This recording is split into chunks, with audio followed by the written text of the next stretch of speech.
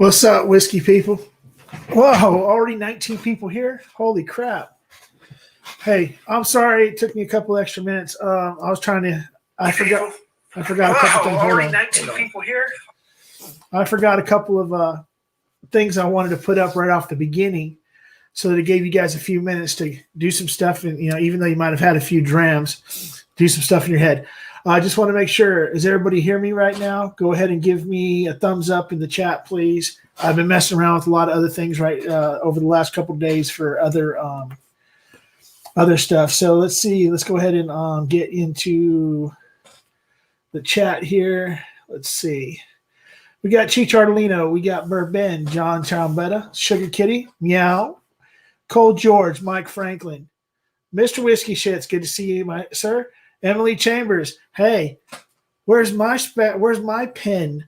Where are my special mints? No, I'm just kidding. I was playing with you, Emily. I would never ask you to do anything like that for me. Burben's, I already said that. No, I'm not dressed like a leprechaun. As a matter of fact, it's really weird. This is the only holiday of the year where there isn't like a whole shitload of extra on the day of stuff to freaking decorate with. So originally the only green I had was this. And then I went to Walgreens and I found this freaking, what do you call it? Freaking bandana. And I was like, okay, well then that'll be my thing. It'll come off in a few minutes because I'll start sweating really bad. But yeah, I went searching. That's why I was actually running late, was because I was searching for like a hat, some stuff to throw up in the background or whatever, but it didn't happen. So shit happens. So let's see. Austin Phelps, Whiskey Samurai. Good to see you. Good. I hope that you got your power back so that you can stay on long enough and not have to dip out because you ran out of power. See Jim Morris, Cohen. Very nice to see you, sir. And I've been drinking plenty of water, sir. But yeah, this is just my salute. I'm a Chargers fan, and this is the only green hat. This is the only green hat that I actually own. All my hats are usually flat billed and black, and they're of a band or a freaking brand, a brand or something like that. So, yeah, this is my Chargers salute to service hat from a couple years ago. Let's see. So that's everybody that's said anything in the chat so far. So let's see. Then did I miss Floydian? Or is somebody using their regular name and hashtag always Floydian06? Okay, maybe. Okay, I'll figure it out. So that's funny. No, I didn't dress like a leprechaun. I thought about it. I thought, how did everybody like the thumbnail? I think that's the thing I get the most comments on anyway, is my thumbnails. It's not really that hard. I'm not using Photoshop or anything like that. I'm actually using Reface and then doing screen captures and then rearrange, taking it to another app I have on my phone for thumbnails, and then doing all the lettering and all the writing and everything else in there and throwing it on there. If there's anybody here that's from my, it's probably in top chat. That's why I'm missing shit. Okay. Yeah. Lava Man. Hey, what's going on? So Jim Morris is Floydian06. Okay, now I know who you are. I know the name. Nick Proman, nice to see you. Mike Stahl, thank you, sir, for helping me out a little bit earlier. I'll be able to I'm going to go ahead and get on that first thing in the morning. Yeah.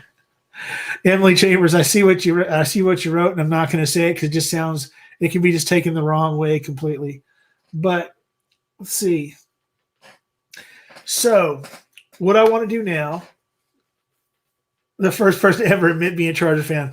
Luckily for me, two of my brothers. One of my brothers is a Pittsburgh Steelers fan. He always has been his whole life. But myself and my two youngest brothers are huge Charger fans. So, and we're San Diego Charger fans. I can't promise that I'll never go see them play in LA, but I have no inkling to go see them play in Los Angeles because they're supposed to be. Even though they started in the 60s in Los Angeles, they're supposed to be in San Diego. See, hey, what's up, Mash and Drum? What's going on? Thanks for stopping by. I know you've had a few drinks, so therefore I don't expect you to be around for a whole really, really, really long time. But what I want to do is, while we got a few people, we got 24 people in here right now, so this should be something really good. So what I did was I found this thing on Facebook today that was popped up, and it is, what's your leprechaun name? Well, since my name's Stanley and I was born in July, my leprechaun name is Silly McNoodles. Now, there's going to be other people that are obviously going to have the first letter of S, and they were born in July, so they'll also be Silly McNoodles. But this is a one day, literally one day, that Silly McNoodles can be my freaking nickname. After today, it's not going to be like freaking Stout Belly over there, freaking Jason. Okay? He's been Stout Belly for a really, really long time. This is just for a freaking holiday. I just happened to find it. So what I'm going to do is I'm going to pop it up on the screen, and then I want everybody to go ahead and start and look up their stuff and go ahead and put it out there. I'm going to mute my mic for a second while I figure out where I'm going to start off at. Before I put that overlay up, what I want to do is I want to go ahead and do this first. So these are the whiskeys that I have, the Irish whiskeys that I have. The one in the sample bottle is the Jameson Bowmore, whatever you call it, 18. But everything else is self-explanatory. I did pick up this today at a thrift store, washed it off all nice and neat and everything else. But it's this little cool glass that says O'Reilly's Irish Cream. So I just went ahead and grabbed it, and I'm going to use it. I like this glass, so I think I'm going to use it for to do some drinking tonight. Of course, one of the bottles is going to be Bailey's. There's some sample bottles, some freaking sample sets, and then I've only got 4 bottles of freaking Irish, so I popped them all out. So I'm going to go throw that up right now real quick, and you guys can go ahead and tell me which one I should start out with.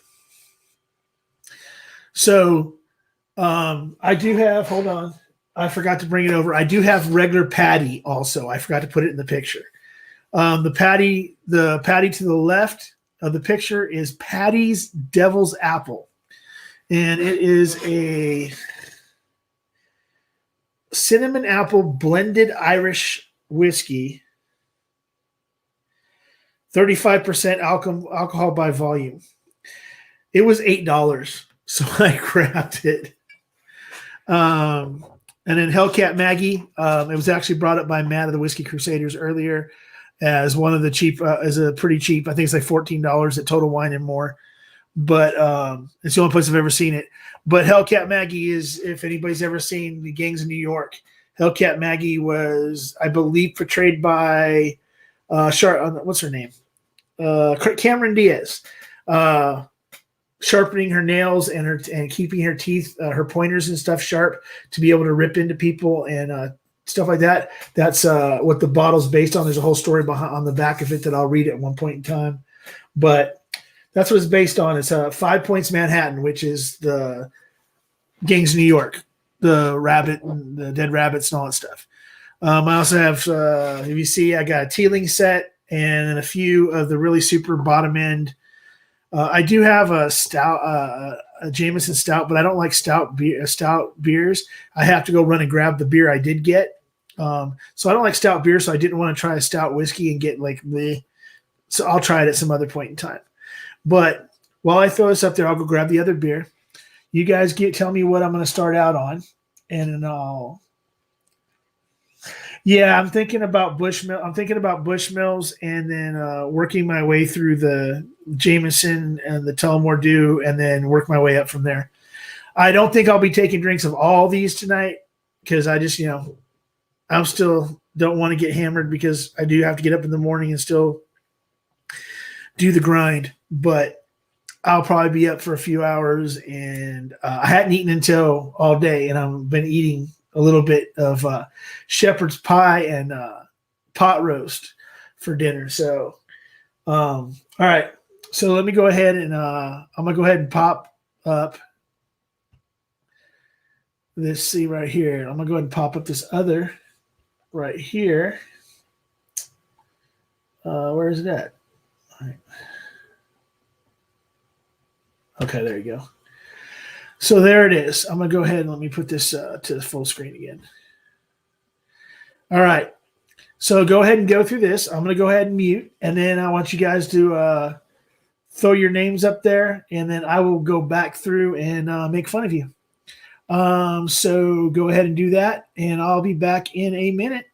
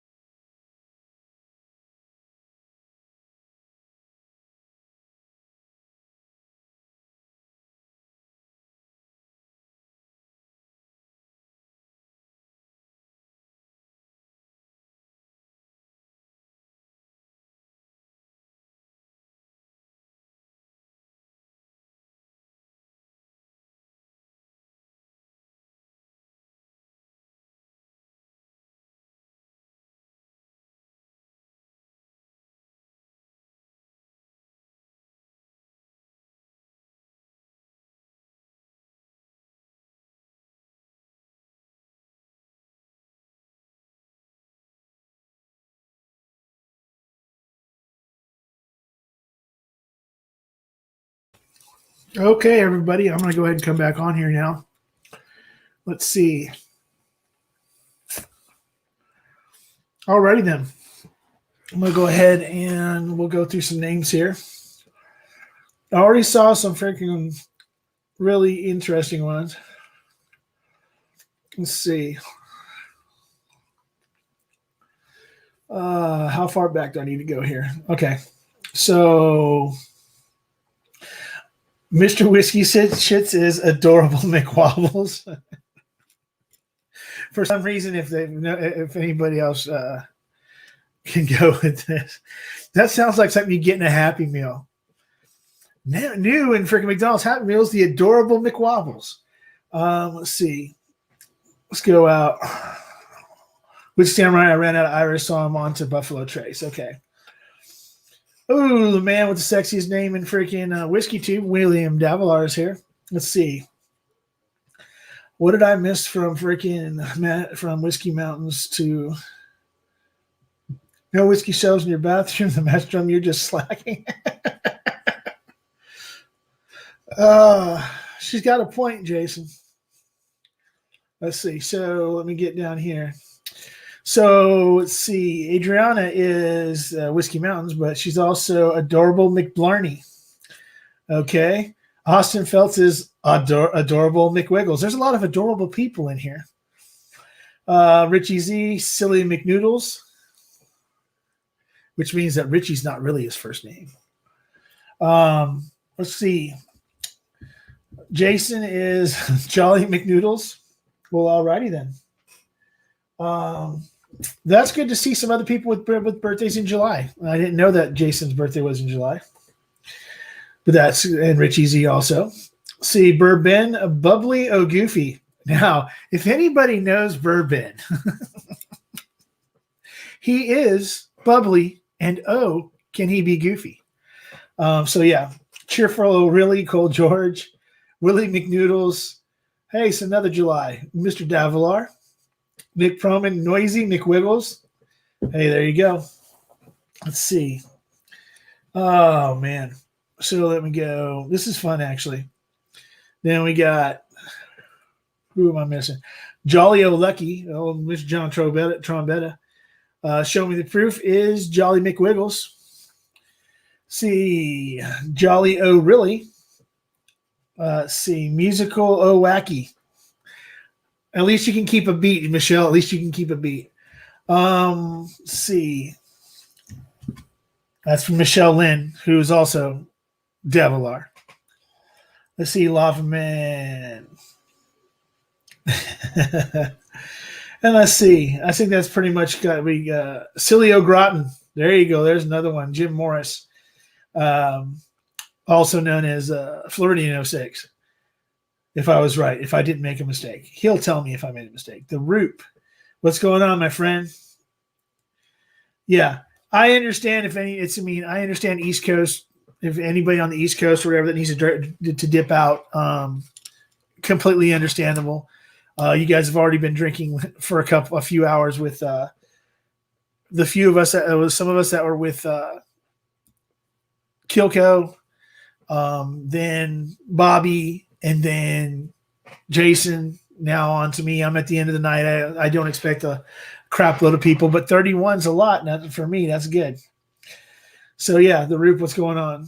Playful McWobbles is the name of the next Irish whiskey that will come out next month. Yeah, there you go. So let me go ahead and get into something here since everybody else is. Yeah, go ahead and throw it in the chat. Let's see, McWobbles, but they don't McFall. There you go, Cilio Groton. Oh no, wait a second. That's okay. So now I'm gonna have to go back and see who was Cilio Groton. I want to think that was. Oh damn it! Was it Jim Morris? Yeah, there you go. Oh, Cilio Groton, I hear you, man. Okay, who was Cilio Groton? Now here we go. Who did I miss? Damn me. Oh yeah, I understand old Cilio Groton. The name as soon as you change your name, it changed through the whole friggin' stream, so I can't figure out who it was again. Damn it. So, whatever. Bubble Bath Bourbon's in the house. How you doing? We're just figuring out our Irish or our leprechaun names. It's still up on the screen for a couple seconds if you want to do that, Nate. Triple B. JJ, what's going on? You can go ahead and do that also if you like to. I'm going to take it off the screen here in a minute. So I'm going to go ahead and Grouchy McMuffin. Yes, that's awesome. But I appreciate everybody coming over here to see Jolly the Buddha McNoodles at the Mash and Drum. Yeah, Jason, I didn't know if you noticed. I kind of ended up losing signal, so I didn't get to see if you saw when I said I've never seen a Mafia leprechaun before, but I did like the gold fedora. That was a easy my safe word. Okay, let's see. So I want to run an idea past everybody here in a bit, Mr. Whiskey Shit. So see.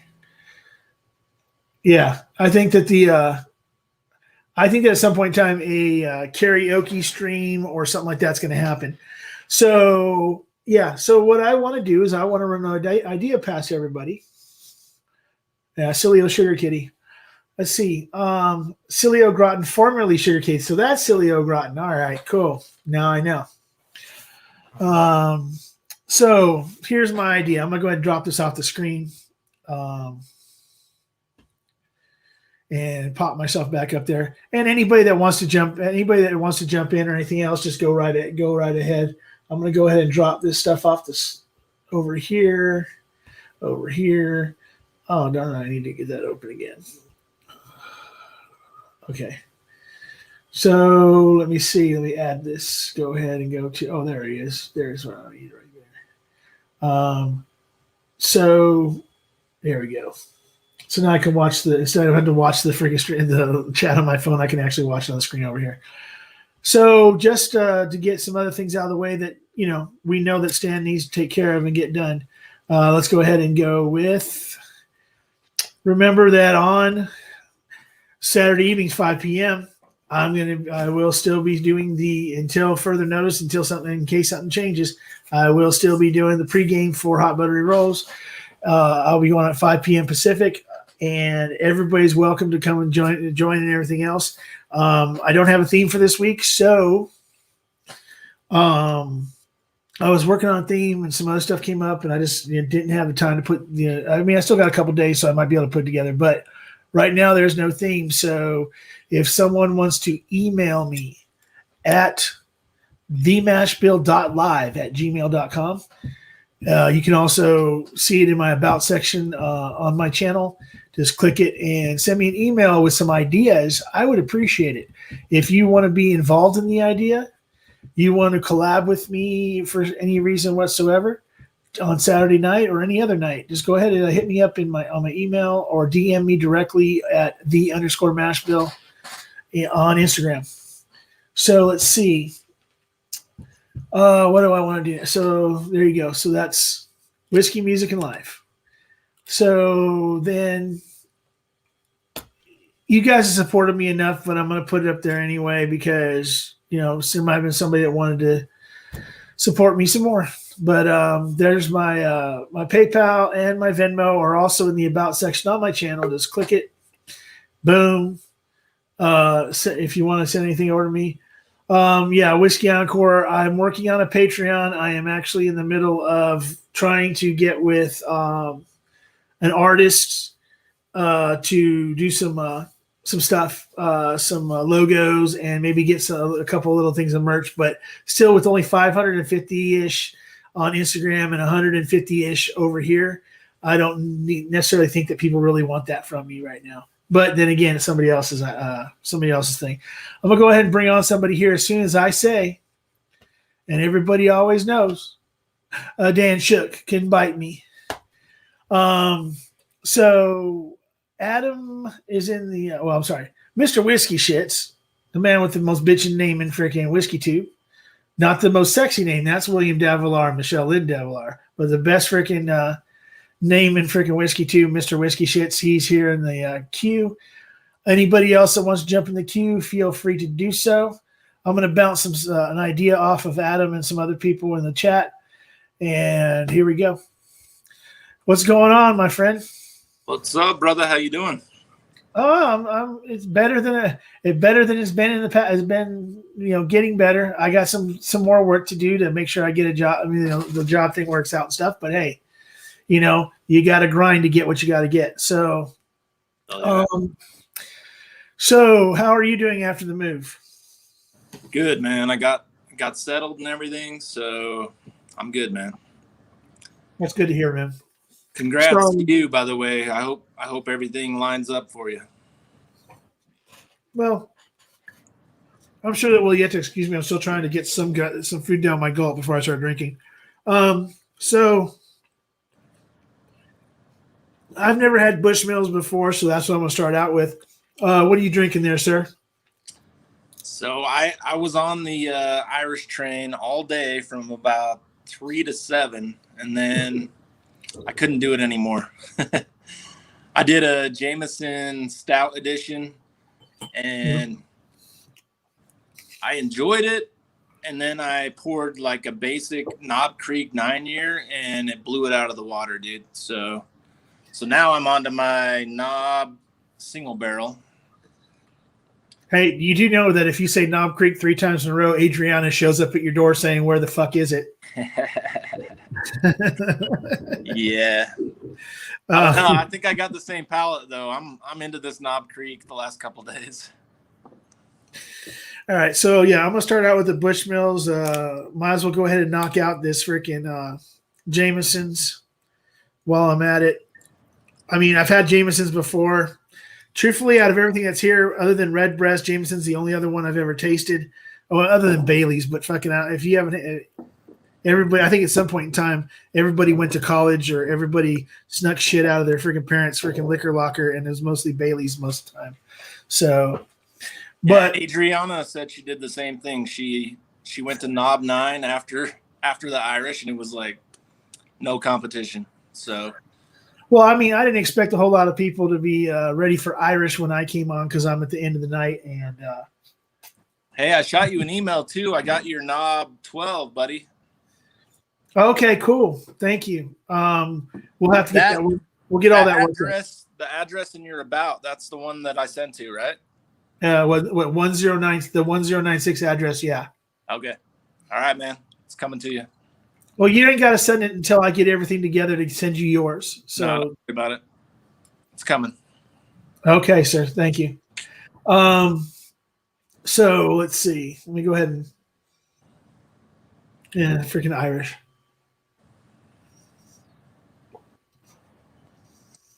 Is this your first drink of the day? Yeah.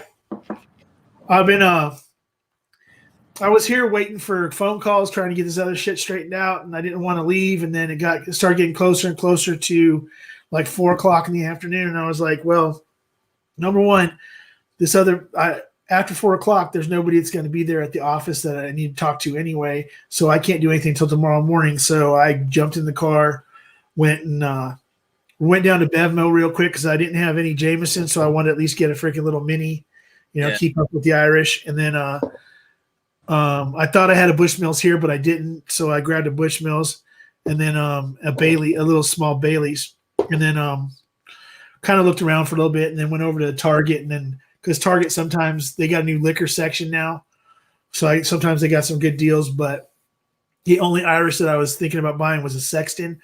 But after listening to Bobby and everybody else's reviews of the smoke involved with this, that has a smoky flavor to it, I'm not really into smoky freaking whiskeys yet. I mean, some really super lightly peated stuff, but I didn't want to take a chance. I was going to spend $25. That I was going to take $25 that I technically, I guess, say don't have, even though it would come out of it would have to come out of some, the channel money that I have, stuck in PayPal and everything else. But I was like, until I know for a fact I like it, I'm not going to do that anymore. I'm just not going to buy stuff just because somebody said it was good. I want to start getting some freaking samples and shit. Yeah. But I already had all the rest of the shit. Freaking the Teeling Trinity pack, this little freaking 3-pack thing of Teeling. It was it's got two small single grain, a small batch, and a single malt freaking little pack. I actually had bought. I think I sent one to. It was Christmas time, and they were like freaking like $14. So I freaking sent one to Kilco, one to Shayla at the Whiskey Central. I think that I sent her one. Yeah, I'm pretty sure I did send her one. And then I had one for myself, and then a couple other ones that I've been playing around with. And then but yeah, so I haven't been drinking all day, so I'm going to be drinking Irish until I decide that I really don't want to fucking drink it. Bushmills, I mean, it's good enough to drink, but it ain't good enough to freaking have me not drink bourbon. Yeah. I mean, I like it. I'm a bourbon guy. That's what today made me realize I'm definitely a bourbon guy. Okay. So so Bushmills, okay. But what the thing was too is that part of it is that I love shepherd's pie, and I love freaking a good beef stew or a pot roast with vegetables and gravy and stuff. And that's like completely like Irish shit. So I went out today and tried to find it so that I could have it for dinner. And all the restaurants I knew that used to serve it don't serve it anymore. And finally, I went into this store out here called Gerard's, which is kind of like a bougie, higher end freaking natural food, fucking all that. They only sell boar's head meats and all that bullshit. And they have like the biggest freaking beer locker I've ever seen. Like there's hundreds of freaking craft beers and shit. And so I went to go see what their prices were on whiskey because every once in a while they got something that's good. And then I went back to where they serve all the hot food, and they had right next to each other freaking shepherd's pie and beef stew. And I was like, okay, load me up. And so having my little Irish freaking food and then when I get done with drinking in a little bit, or I slow down and stop eating food, then I'll make Bailey's like my little freaking, dessert. But let's see, Jameson's. And I'll be trying some new shit tonight because I do want to try this freaking Hellcat Maggie. Because if Matt knows it and Matt didn't say it was total shit from the Whiskey Crusaders, then it might actually not be that bad. But I mean, I know what Jameson tastes like, so. Yeah. Yeah, Lava Man. I need you to hook me up with that hand delivery, buddy, so I can actually try some decent, or at least some semi-decent Irish whiskey. Yeah, so that's the. So I have a regular 12-year and I have a regular cast strength. I thought I had a sample pack, which has a Listau in it also, a 15-year. I think it's what's called Listau, the 15-year one. Yeah. And I guess I sent that to either Shayla or freaking Kilco. So I don't have that sampler. But hey, I've got a couple minis and I got a sample of Jameson's Bowmore freaking 18, which I think I'll move on to next. Well, actually, no, because it's 100 and this one is 110.6 proof freaking Irish. It's a Bow Street. Oh yeah, there you go. It's a Jameson's 18 Bow Street Batch 1, 2018. So my friend John, the Whiskey Neanderthal, he's the one that sent me that, or gave me that as in a sample exchange and stuff like that. But so the idea I wanted to bounce off everybody, and since Adam was usually the one, or Mr. Whiskey Shits, whatever you want, whatever I feel like calling him right now, he's in a lot of my lives and he's on a lot of lives with me. So I brought this up to Brian Kilco today. And he was saying that on his live, which I believe that Mr. Whiskey Shits was in, that he was saying that he had a hard time being able to bring people on to his show and host them and talk to them and everything else because he doesn't know what to do. And because of his anxiety, he's afraid that he'll freeze up and stuff. Well, number one, if anybody watched him with Hot Buttery Rolls, when Hot Buttery Rolls went down, he took over and freaking, made some jokes. He was fucking great at it. Okay. He's like, it's my stream now. Yeah. But myself, okay, right. I'm sorry. So it's a Listau, a 50. The little sample pack is a 12, a Listau, and a 15. It was just brought up by who was it? Oh, Jim Morris. Jim Morris. That Red Breast 15 is just Red Breast 15. The Listau is a non-age statement. But yeah, I don't have it anyway, so But so what I wanted to do, what I told Kilco was, how about we start our own? So you got Hot Buttery Rolls and Josh, you got the Grease and Will, and all this. You got all these guys that do, two people doing it together. Some of them together, some of them remotely apart. I'm on one coast, he's on the other coast. Why not on his Sunday stream or my Saturday stream, one way or another? We can move it, every week, or we can move it once a month or whatever, where we only do it together once a month till he's ready to go on his own to whatever, or just keep it going. The idea is called Mash and Mash and Musing. So me, the Mash Bill, Kilco, Whiskey Musings, doing a show once a week together for an hour or two, say on my stream on Saturday or on his stream on Sunday. I'll go ahead and host it, which in the time slot. So if he wants to do it on Sunday, then I'll just host it. He jumps on, and then when he feels uncomfortable or anything else, he can just jump off and jump back in whenever he feels like doing it. Or both of us host the show. I'll be the mouth. He can be the freaking palate. I can be the freaking the host. He can be the freaking musical entertainment, whatever he wants to do. And then when he's ready to go ahead and take the reins, then I'll jump to the background and he can go ahead and do what he has to do. And then I'll be the Ed McMahon at the end of the freaking couch, or the Andy Richter for those who are too old to know who Ed McMahon was. He was the Andy, what people know now as Andy Richter, the guy at the end of the couch that just, puts in his 2 cents all the time. So that's what my idea is to go ahead, because Kilco is I think that he's the one person on WhiskeyTube that deserves to be over 1,000 by now, and he's just not getting there. And part of that is that he does go live at weird times. I mean, when I say weird times, but really early, so he doesn't step on the toes of other people. But at the same time, he loses the West Coast immediately because during the weekdays, because it's still during the middle. It's still literally 3 o'clock, 2 o'clock, 3 o'clock on a work day. So he doesn't. He's just getting the few of us that aren't working presently, or the truck driver that's off for the day, or whatever. So he's not. He's losing those. Say, like right now, I'm 26 people. I know right now that I have a bunch of West Coasters, but I also have a lot of East Coast guys here too, some Central people and everything else. I know that pretty soon Emily Chambers is going to have to drop off because she's got a life and she doesn't live on the West Coast. I know that Floydian, same thing. I know these guys, between, Rich, I know me, Adam, Richie Z, Adriana. I know we're all West Coasters. So I know that the four of us would be around. Lava Man too. I mean, he's not the West Coaster. He's in Colorado, but he's close enough to the West Coast to only be like an hour difference Nick in the clock. Nick Proman, right? He's a Utah guy.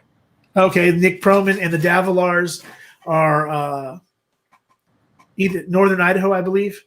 So I mean, it's there is a good. I'd say probably around half the people watching right now are West Coasters.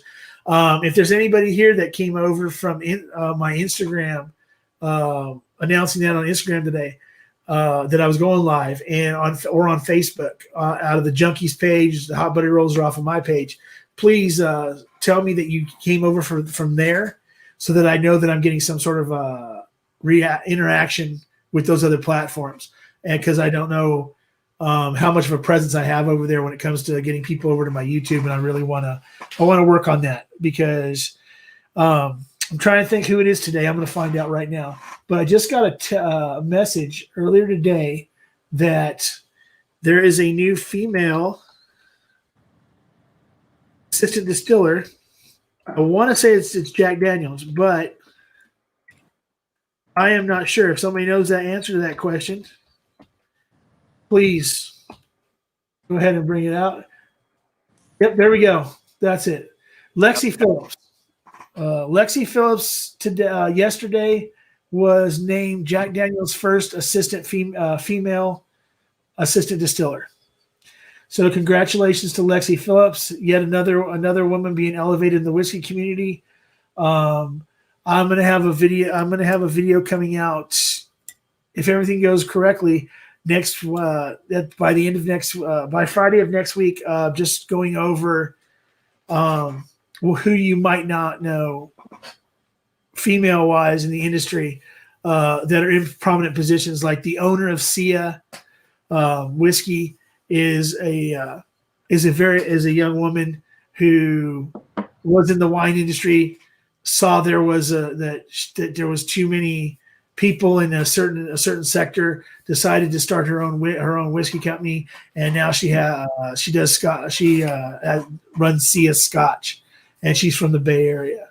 A correction on Nick Proman. He's actually Adriana's husband, so obviously they're both from Utah.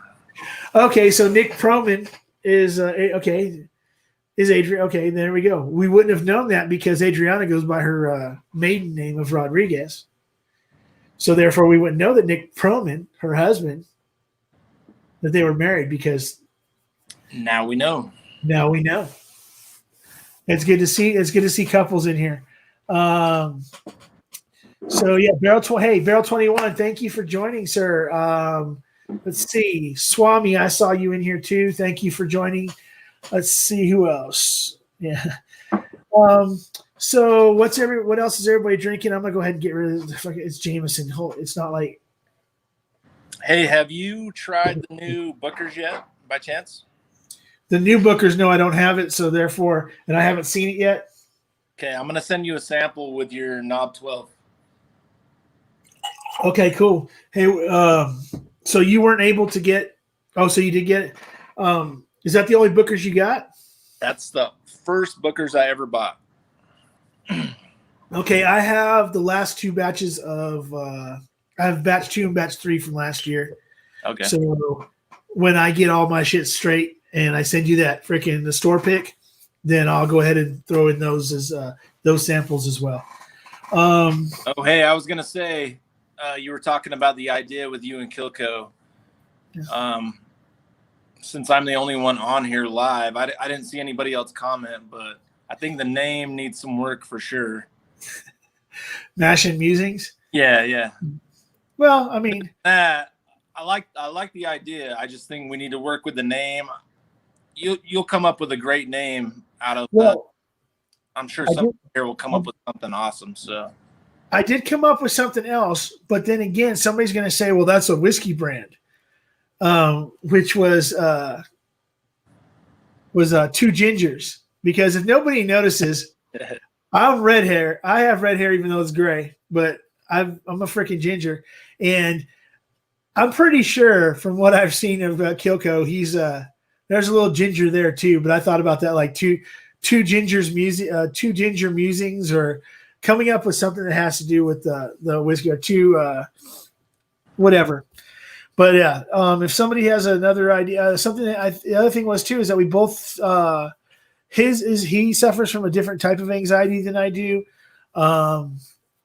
I suffer from depression and obviously some mental health things over the past couple of years. Like I said, I went 50 years with nothing, and then being really by myself for the first time in a long time, put me in a really bad spot in my head, and I never really got 100% out of it. So, but like I was saying, doesn't matter. We're past that. So we have things we relate really well with. So, I was just thinking like you could do even something that's not related to your channel name necessarily, like your Stanley Wagner, your swag, Yeah.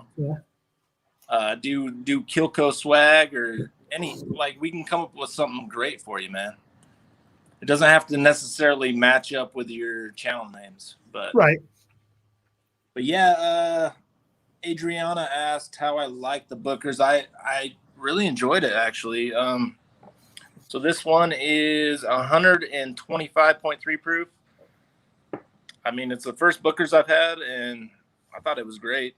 I think that's why I think I mesh up with your palate, Adriana, because like Knob Creek and Bookers, like I love the Jim Beam nuttiness.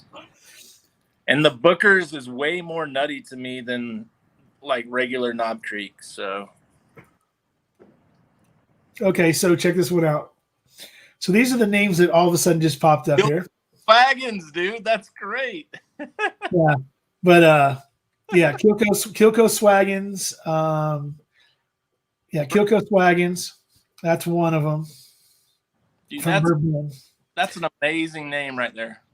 And then so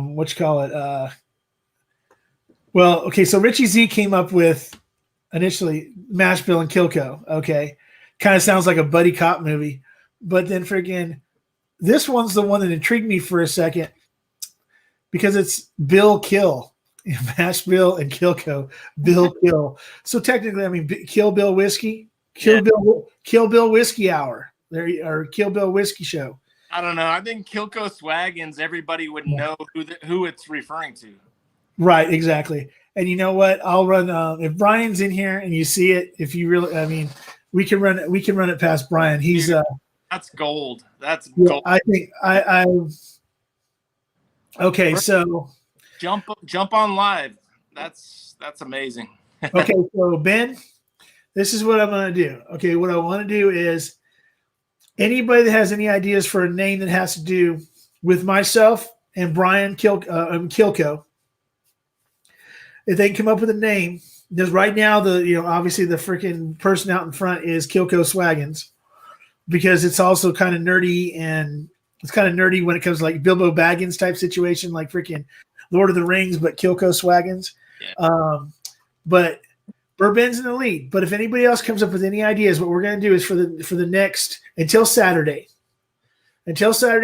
you go ahead and DM me on Instagram at @the_Mashbill. Throw something in the DMs, and you know what? Actually, put the name under tonight's freaking screen. What you call it? The one with me is a leprechaun. Nobody's my thumbnail, huh? Nobody's But hey, somebody might come up with something else. So if you have a name that you want to throw out there, go over to my Instagram and in the comments underneath the thumbnail for tonight, which is actually on my page, go ahead and throw a name out there. We will go until Saturday. Right now, Kilco Swaggins is the best one. Yeah. But somebody could come up with something else. So what's going to happen is Saturday, I will talk to Brian before then. I will try to get Brian to come on Saturday. On Saturday, we will pick one freaking person, the name they came up with. Okay? We'll pick a person with the name they came up with. We'll pick a second person as a backup name just in case for some reason, whatever, it can't be used or whatever the situation is. We'll pick two people. The first person, I will send –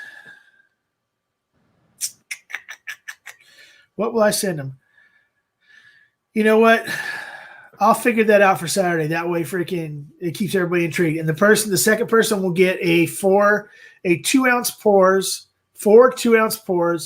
of anything that I got open in my freaking cabinet. That includes old Carters. That includes freaking Bookers.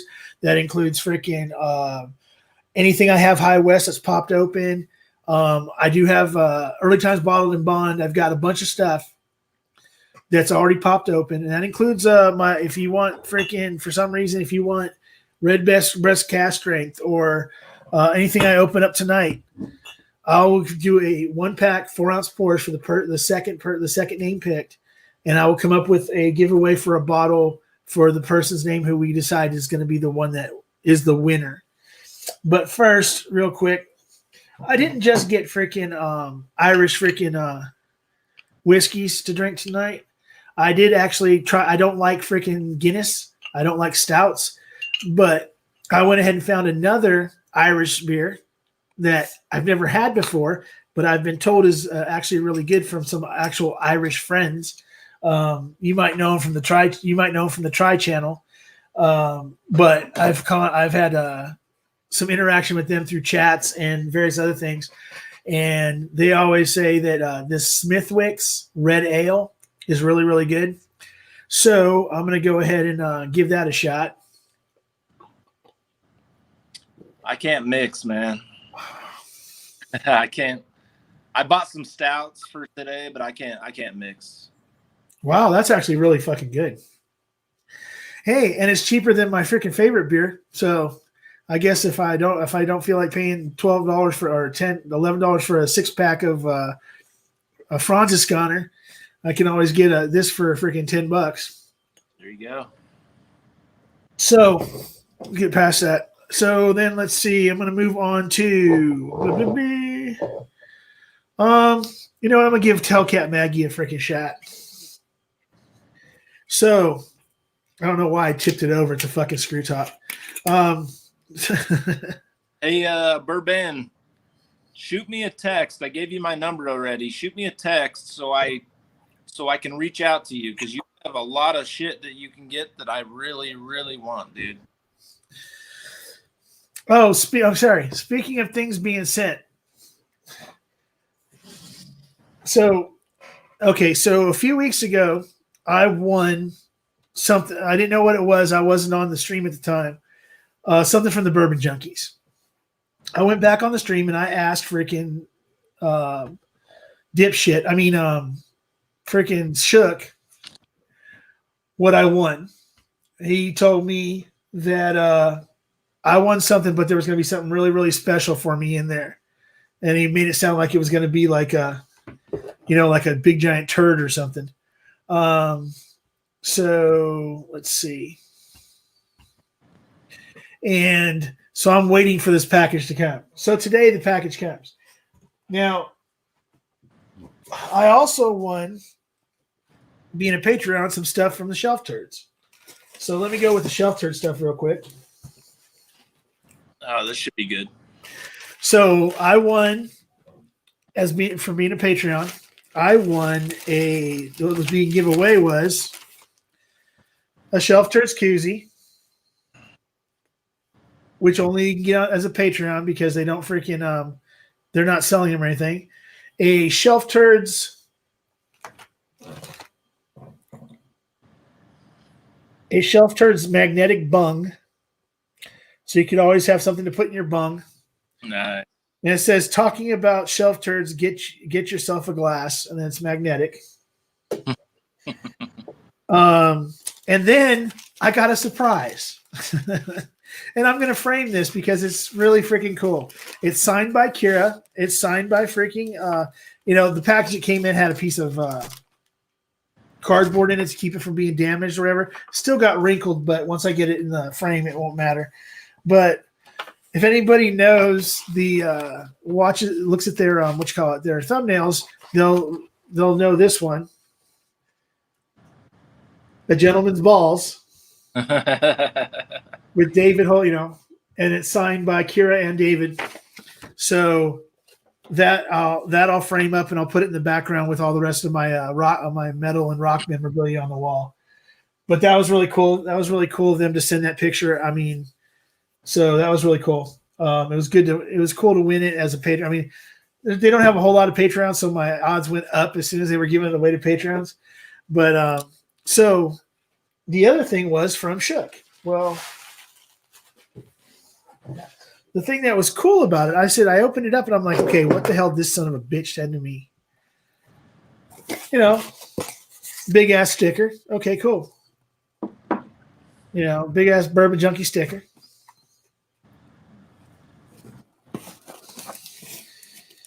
Sent me a Knox coin, which I actually already have, and I already sent one to. I bought two, and I think I sent one to Kilco, and then I have one already. So this will be in a giveaway at some point in time. Let's see what else. Oh, and then I got a card from Curiata today thanking me for purchasing the Mash and Journey freaking bottle, and that it was on the way. So let's see, what else did I get? And then, I had gotten when I bought my bottle of, what was it? Swordfish oil, Bourbon Junkies, Sagamore pick. I had also ordered another Bourbon Junkies Glencairn. I have one, but I wanted to get another one. And they finally, I told Dan that I hadn't got it yet, so he sent it to me. But then he said, this is his gift to me, his special gift to Stan. Well, two things. One of the things that I guess I won 2 cigars. A Kintsugi, an Alec Bradley Kintsugi. Piece of shit. Nope. There. Sorta. So there we go. There we go. So I got an Alec Bradley Kintsugi, and then I got the freaking Bourbon Junkies. Oh, hell yeah. Cigar. Yeah, he sent me one of those. So that's really cool of him to do that and everything else. I guess it's part of the package. I don't know. I wasn't there to hear what I won. I smoke cigars when people have kids. And it's not really smoking cigars. I've never really done it before. I used to smoke cigarettes. I used to dip. Until I had my palsy last year, I was a heavy freaking dipper. Pouches I switched to because then it wouldn't get in my teeth. But I did that for a long time. And then when I couldn't hold the fluid in my mouth, it was kind of nasty to have freaking, whatever. So I quit. So I haven't had any tobacco in freaking 9 months. But I've been trying to find maybe a cigar to start out on or whatever like that. Now, I don't have a lighter and I don't have a clipper, but I guess I'll work on that. But this is really cool because I've been interested in at least trying to smoke a cigar. And I got some friends out. I can't smoke it at my place because the complex is a no smoking complex. And part of my lease is I can't smoke inside either. So this will be something. I might try it this weekend. One of these this weekend. I think I'm going to go up to my cousin's and hang out by the fire pit. My live on Saturday is a good chance it's going to be from my cousin's house. I got a mobile thing thrown together with a different mic and some other shit. So the gift that he sent me was a freaking. I already have one, but I guess he sent me another Bourbon Junkies freaking. Bourbon Junkie Scotch rocks glass.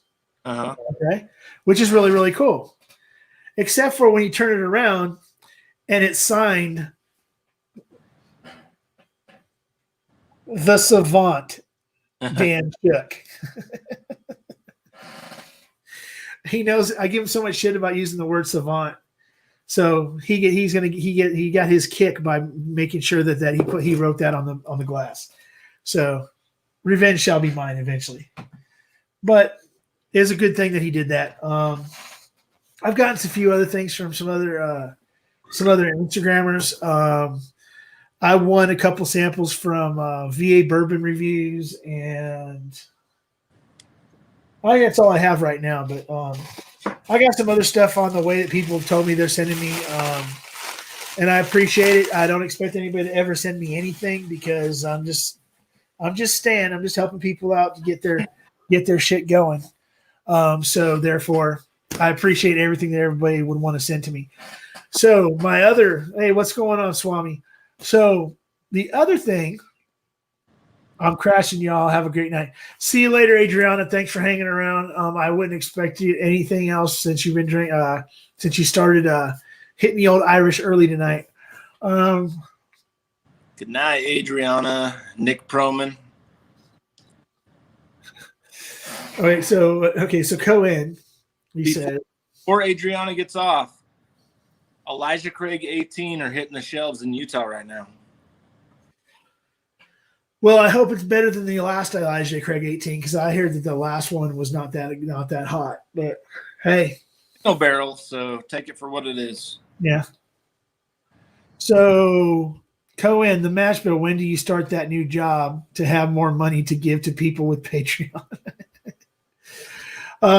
So, like I said, I can do a Patreon, but I have nothing to offer.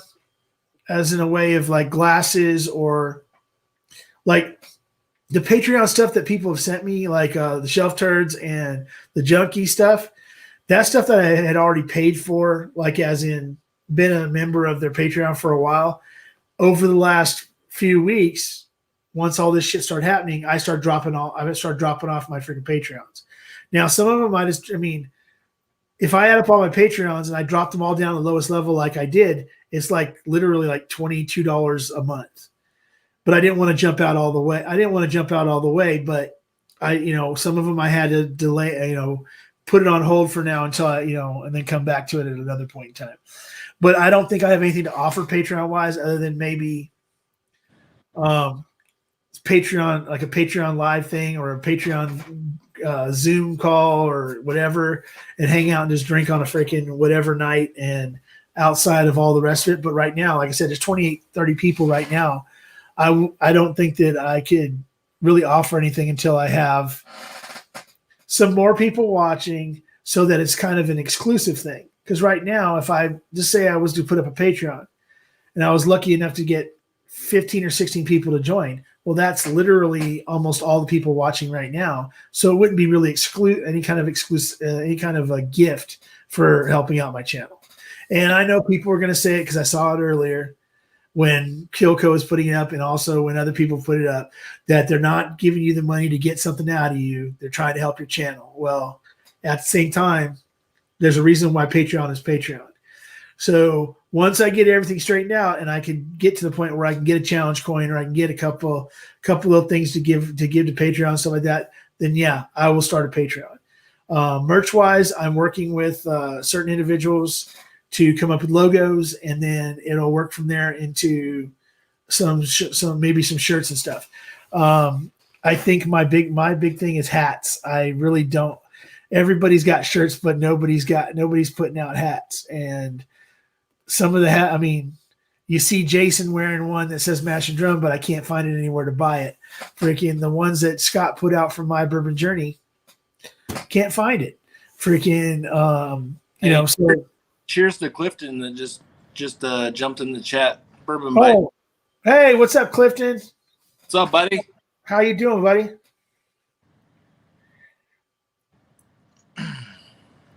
So I'm up to, this is the Hellcat Maggie. So let's go ahead and throw out the story real quick. So here's the thing. So like I was saying, with the shirts, I have an idea. I've already talked to an artist that's and I'm just trying to work out when I could go ahead and reimburse them and everything else, and however that works out. So whether it be in trade or whatever, but I'm coming up with a logo, trying to come up with a logo, and I want to do at least one shirt, but only old people will know what this is.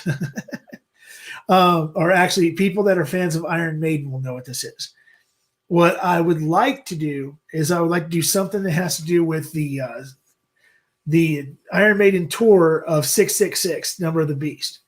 It has Eddie doing a puppet with the devil, like he's puppeting and there's a devil there. I want to do something where it's me or any kind of figure that would be puppeting two things: a Glencairn in a bottle, but it looks like an old school 80s concert t-shirt, and instead of saying Iron Maiden, it says the mash bill in the Iron Maiden font, and then coming up with a tagline that would be something along lines of Number of the Beast. Something like everybody has this really cool tagline. Like freaking my friend Hood Sommelier has "The truth is barrel proof." The freaking junkies have "The proof is in the pour." I want to come up with something that would be like along the lines of Number of the Beast, but I want to do something that's like an old school, like 80s faded freaking rock shirt, because that's what I am. That's outside of whiskey. That's what I love is freaking metal, and just work off of that, and then maybe just do some regular logo t-shirts. But I want to do at least one like rock tour t-shirt because I've always thought that was cool. Dude, Bourbon wants a Kilco Swaggins hat, so there you go. Okay, and then I got to work on Kilco Swaggins as soon as Brian approves it. So Hellcat Maggie, that's interesting. That's actually better than Jameson's and fucking Bushmills both. Let's see. Is it pot still? It is. It just says, see, a unique blend of finest Irish craftsmanship and American know-how. County Louth, Ireland. Let's see. Well, let me go ahead and read this.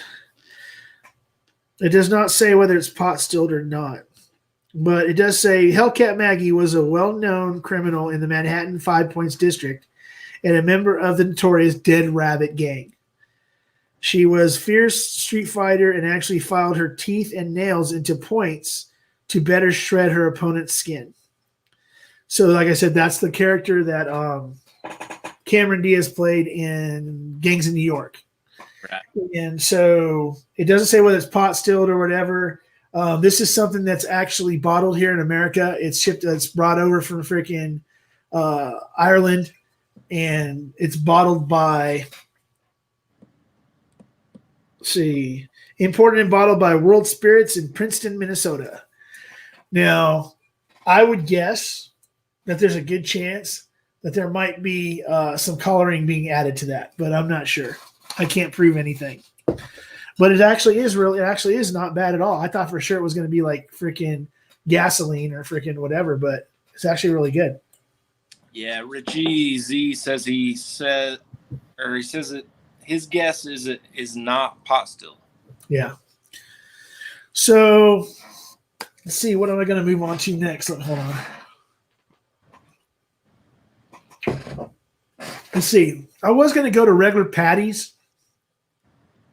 which I still could, but it's going to be a neck pour, and I've got a feeling that from what people have told me about Paddy'S, it's going to make it really bad. I'm going to wait for the cinnamon apple till the end.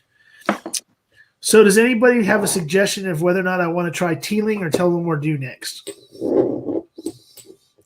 I'm saving the best for last. The red breast is going to be at the end of this shit. Yeah, what's the proof on the Teeling Tullamore? Okay, well, it's Irish, so it's probably somewhere around freaking 84 or 90. Let's see. Yeah. Hey, Clifton, have you been lurking on every channel tonight or what? Sounds like you've been in the chats, just not chatting. Yeah. Yeah, so the Tullamore Dew is 80 proof, and the Teelings are, let's see. Prescription bourbon says Teeling. Yeah. They look like 45. Well, I probably should read the back. That probably tells me everything I need to know. Yeah, they're all the Teelings are at 92. Cohen says Teeling is better, so do the other one first. Okay, well then I'll do Tullamore Dew real quick then. Thank you very much, sir. So, Lifting. Tastings are cool, man. I wish we did those in Utah, but no. So, hey, so I missed out on that High West bottle last week, right? Yeah, I heard. I'm very upset at you. Hold on. This Saturday they're doing another one. Tell me it's Rocky Mountain Rye or freaking It's High Mountain Rendezvous Rye again. Yeah. And it's finished in a, what is it? Robert Mondavi Fume Blanc barrel for 1 year. And it is 96.8 proof. So I am planning to be at the distillery like an hour and a half before they open to get at least a bottle, if not two. Cool. Yeah, get yourself a couple bottles and then I'll just take a sample of it because like we've already discussed off air. I'm not in the even though I'm a High West whore, I am right now not in the a position to be buying bottles. Yeah, man, I'm disappointed I didn't get that last one, but hey, 1 week later they released another one. That's crazy. Usually it's like a month between releases, so so the one thing I'll tell you one right now is that when they do their release of Rocky Mountain Rye, the next one, or if they release a Mountain, was it High Mountain? I can't remember what the other one is. It's the other, but there's a few limited releases, or they've quote unquote discontinued releases, but they all of a sudden pop up out of nowhere. If they come up with the Rocky Mountain Rye, and you can get it, and I can get it before Dan Shook, and freaking rub it in his face because he told me I couldn't have a sample from him, then we can get something worked out. I might have to trade you a couple bottles just for doing that for me. But hey, I do have some other really cool shit. I got an email last time they did the Rocky Mountain Rye, so that was before they did their review of it, right? Right. He was actually drinking straight out of a Rocky. See, the thing is that it's really cool that he can do that, but he was drinking straight out of a Rocky Mountain Rye bottle on his live the other night. And then I asked him the question, do you have any other Rocky Mountain Rye or High? I can't remember what the other one is. Off the top of my head, High Mountain or whatever it is, Mountain High, whatever the hell the fuck it is, that doesn't have your spit in it that I could get a sample of. And he looked right in the camera and said, nope. And I know that he has another bottle because he always brags that he has another bottle, but he's just telling me that I, Stan, his mortal enemy, is not allowed to have a sample from him. So. But so these are the other two of the other things I picked up today. I don't like Guinness. Like I've said that already. That's why I'm drinking that other beer. But I couldn't pass up on Guinness thick cut potato chips. Don't know. I'll figure it out. That's going to be interesting. And then the other thing is this is something I'm going to probably do on Saturday. I'm not going to do it tonight, but we might do some other little giveaways, some samples, or if other people want to donate stuff, we can use this as the way to do it so that we don't have to track super chats. Well, actually, we'll still track super chats, but this one will be special for the first person who answers in the chat when I do this. This is Guinness Pub Quiz cards. So it's not just about Guinness or anything. It has, gives you a sample in here like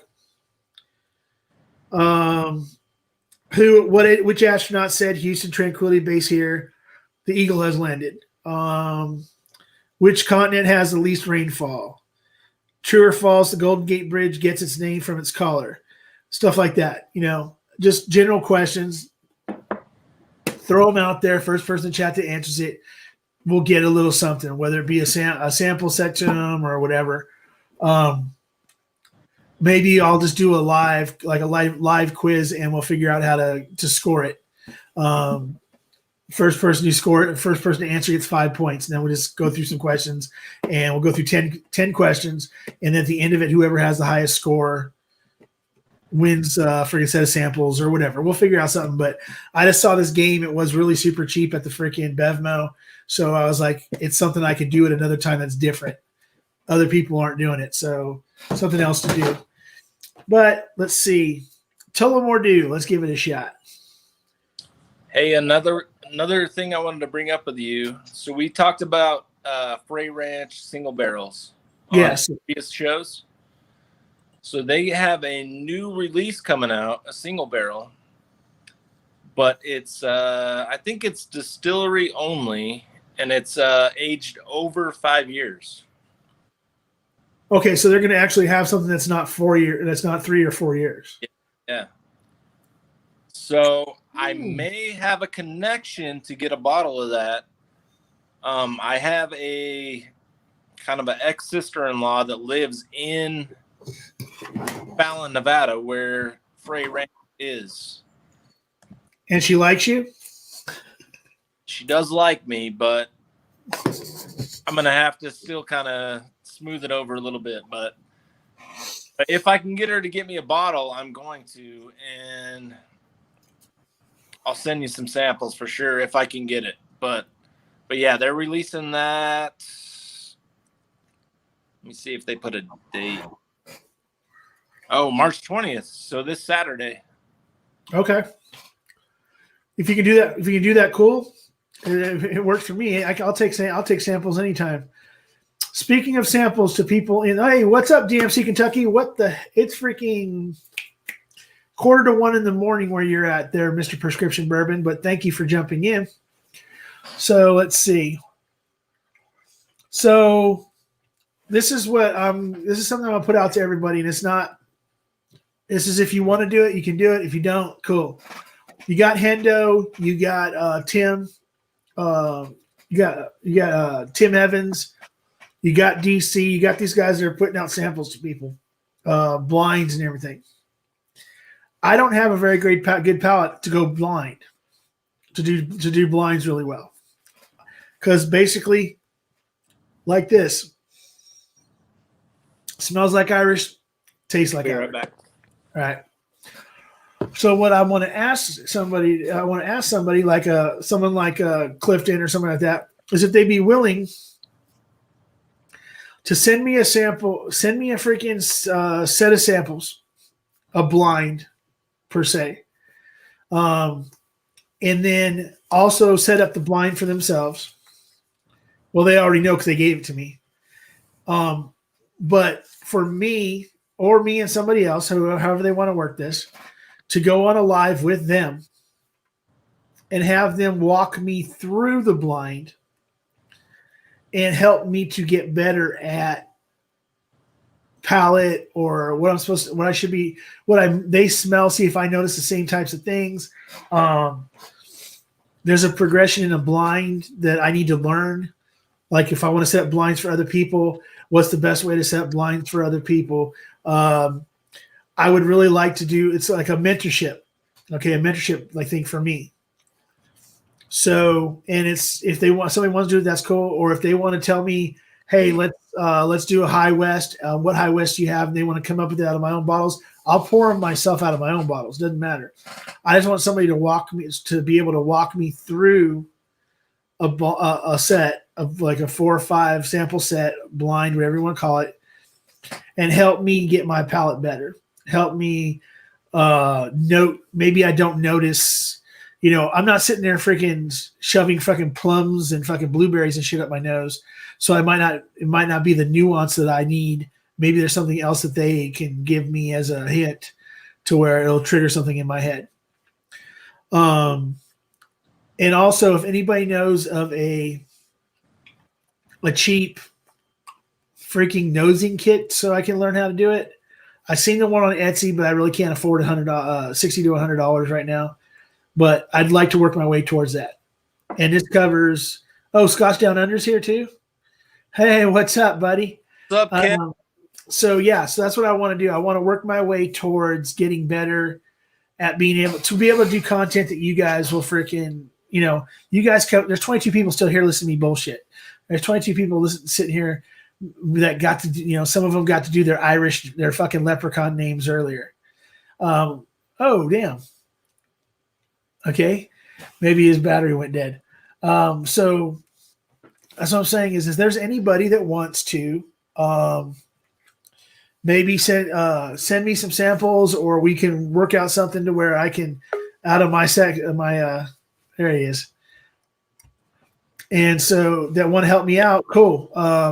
If there's anything else that you want me to promote for you, as long as it's not like the Colonel Sanders OnlyFans for Clifton, as long as it's not that, if you want me to promote something, or there's something you got coming up that you just want to get more word out about, or whatever, if there's a person you want to shout out, just hit me up in the DMs, hit me up on my email, and I'll get it out there.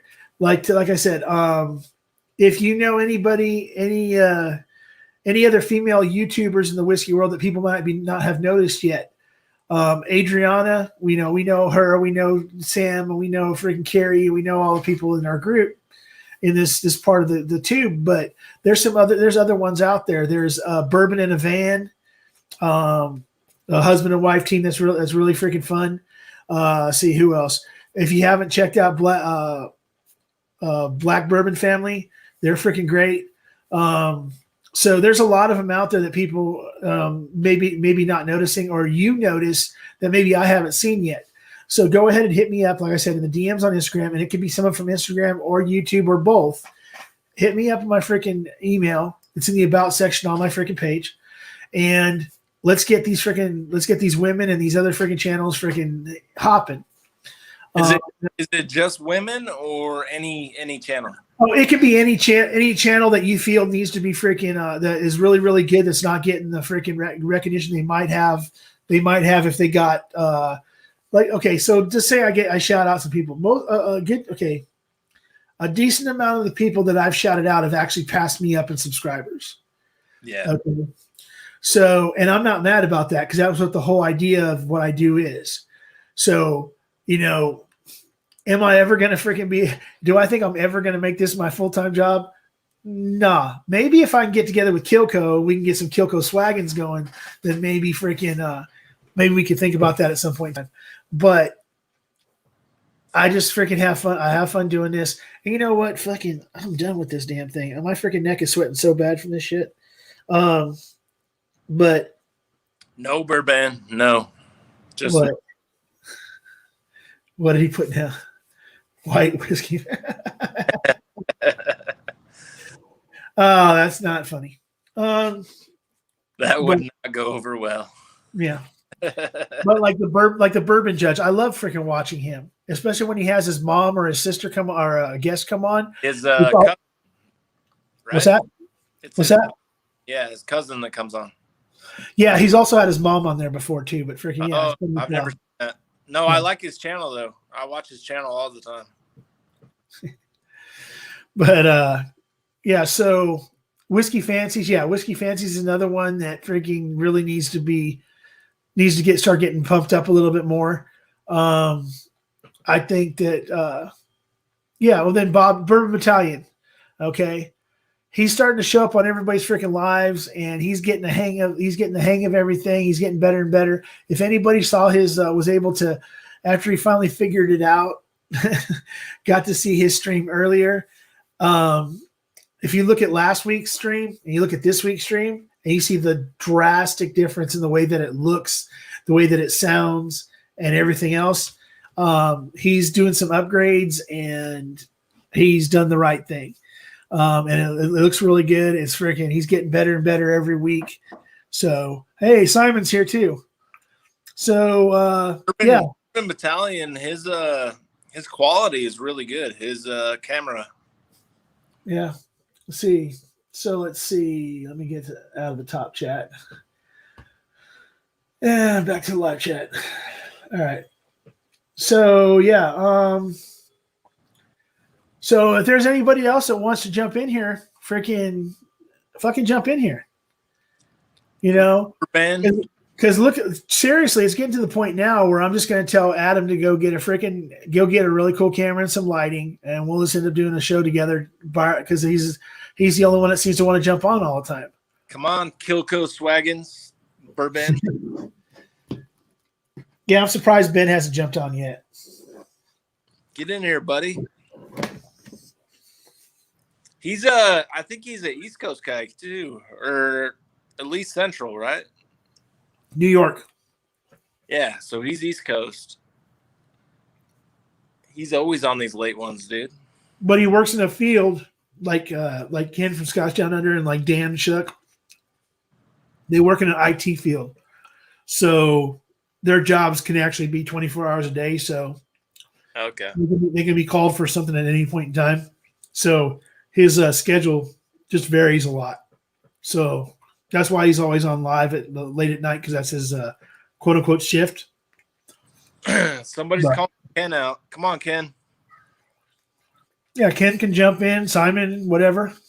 Cohen, I'm in Utah. We get bookers. We get Elijah Craig. We get them like right when they come out. So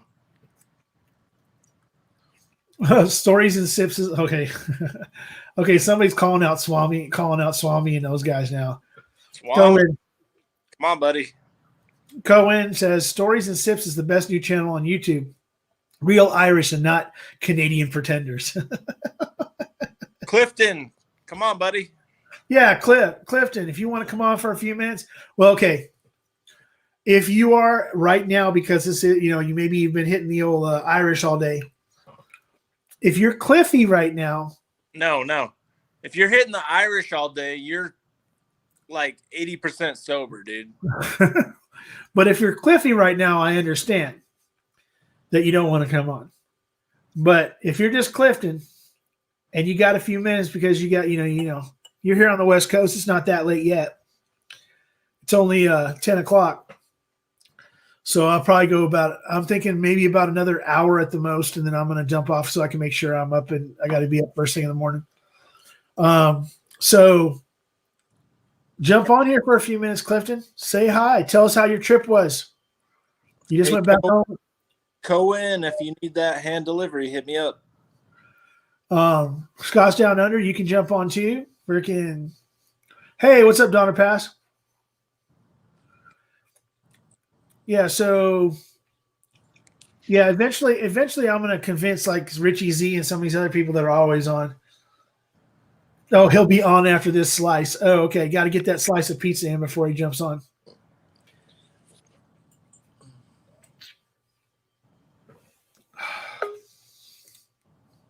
But here's my man that loves that natural filler. What's up, Lava Man? Hey, Lava. How's it going? What's up, buddy? Hey, nobody else was jumping on, so figured I might as well. Yeah, why not? Hey, happy to have you. Yeah, Clifton's saying that he's recovering from a cold before he's recovering from his cold because he's got to stream tomorrow. His hangover from when his mom drank him under the table is what he really means. That's what's going on. Come on, Clifty. Get on and defend yourself, buddy. Hey, so Clifton, I definitely want to work out something to do a live with you. Like you said, you might be open to something next month. So we'll figure something out. Maybe you don't. Maybe you come on the late show on a Wednesday or one of my shows on Saturday, because I'm sure you got a pretty set schedule and stuff like that. So we'll figure out something. And then Let's see. So right now I'm in the works of doing some stuff on Instagram with some other people that want to do some collaborations. And also, and if anybody knows who they are, VA Bourbon Dogs. They just had a conversation with them the other day. The one guy, there's 3 of them. So he said, you're never going to know if you go live with us, you're going to get one of the 3 of us, and you'll never know. And I'm like, okay, so DMC, you're not connected. You might want to check again, buddy. So I'm trying to work out something with VA Bourbon Dogs over on Instagram. I asked him if they'd be willing to do something over here, and he said that he talked to the other guys, and then so I'm trying to get some of the Instagram people to come over, and so you guys can get introduced to them. And but if not, go check out VA Bourbon Dogs over on Instagram. Go check out Dan Kids. Anybody knows who Dan Kids Chugs is? 2 o'clock Chugs. Go check him out. He's heavy bourbon over there on Instagram. Hey, what's up there, DMC? Hey, how you doing? What's up, brother? So, welcome. Anybody that doesn't know that man in the corner, his name is freaking DMC Kentucky. I'm not at. He can tell you his real name if he wants to. Luckily, I was privy to it because I had to get it to send him something. And but he has a channel here on YouTube called Prescription Bourbon. He also has a channel on Instagram. Right, with Prescription Bourbon on Instagram also, or is it DMC Kentucky on Instagram?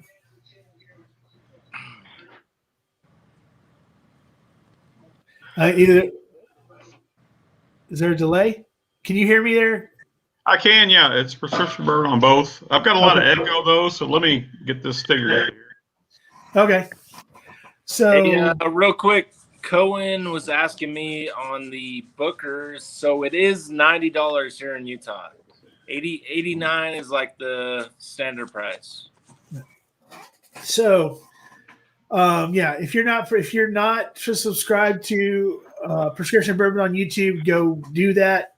You can dip out of here and come back, or dip out of here, hit the freaking like over there and the subscription on subscribe to him, and then I'll see you the next time if that be the case. You do the same thing over there on Instagram. Let's see. And the same thing for Bourbon Bites too. Clifton, even though he's becoming more and more freaking, famous and interviewing all these distilleries and everything else, I'm just kidding, Clifton. You could always cheers. Go. Cheers, Bourbon Bites. Yeah, cheers to Bourbon Bites. Hold on. I got to move on to my next one, which is going to be the Teeling. See. Anybody that's ever had Teeling can tell me which one do I want to start with, single grain, small batch, or single malt? Yeah, small batch sounds good. Yeah, small batch. So tell us a little bit about yourself there, Mr. Prescription Bourbon. Are you an actual doctor, or you just made that stuff up? Or you just like the freaking whole No, that's just my channel name.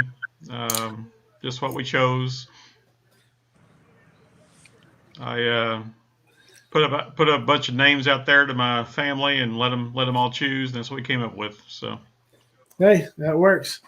But hey, that's my preferred medicine too, man. I hope your pharmacy is well stocked, sir. I hope it is. Yeah. Yeah, you've been getting some really. I've started seeing some pictures of some really cool bottles that you got a hold of now, and yeah.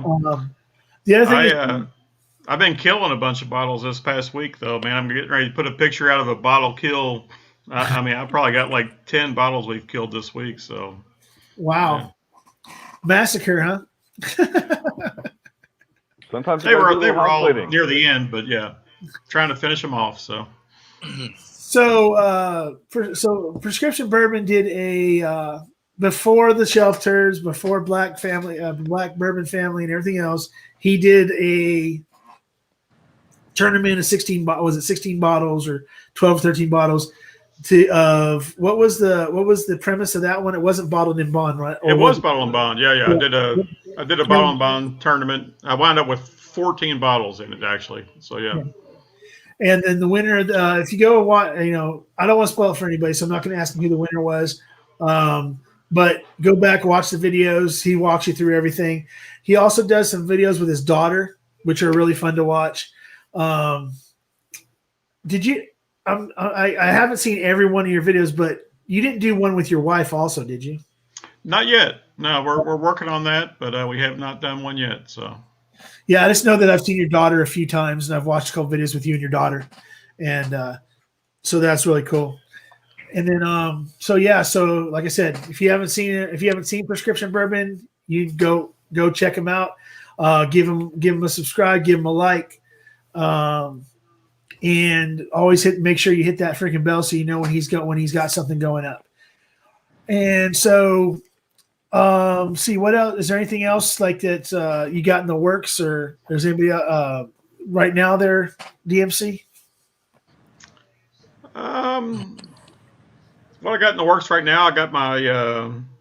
I'm working on my top 10 bottles under $30 and top 10 bottles under $20 videos. So I got multiple videos of them coming out soon. So. Now, hot take coming out real quick right here. I hate Evan Williams bottled and bond.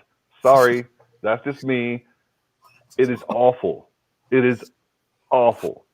It's polarizing. I think some people like you don't like it. Some people do like it. I like it. I like Evan Williams bottled and bond, but yeah, there's better stuff out there though, no doubt. So. I mean, obviously, but so many people are, the budget hitter. I'm just like, I can't do it. Like, I can barely do it in Coke. It's really, I just can't.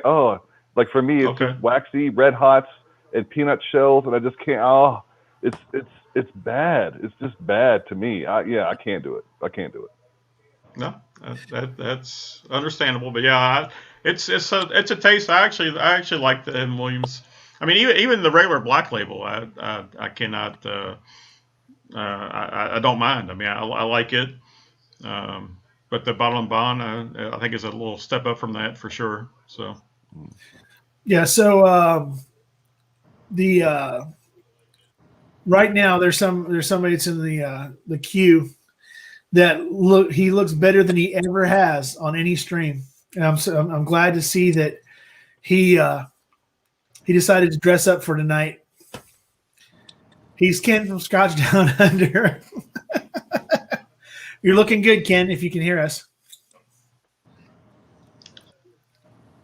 He's not wearing the muscle shirt or the tank top or whatever. I guess it's too hot down there. Yeah, he might not even be there right now. Who knows? He's got his it just popped up and this is, so I was like, throw it up there. So, DMC, I just was wondering, are you strictly like bourbon, rye, that guy, or do you dabble in scotches and Irishes, or?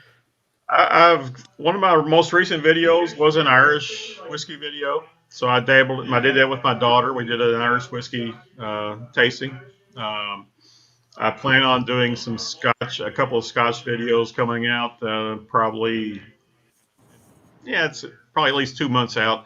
But with my wife, that's you asked about my wife. I am primarily just bourbons and American ryes. We did the one Irish this year. We'll probably do another one next year. Do one every year, I'm sure, if this keeps going.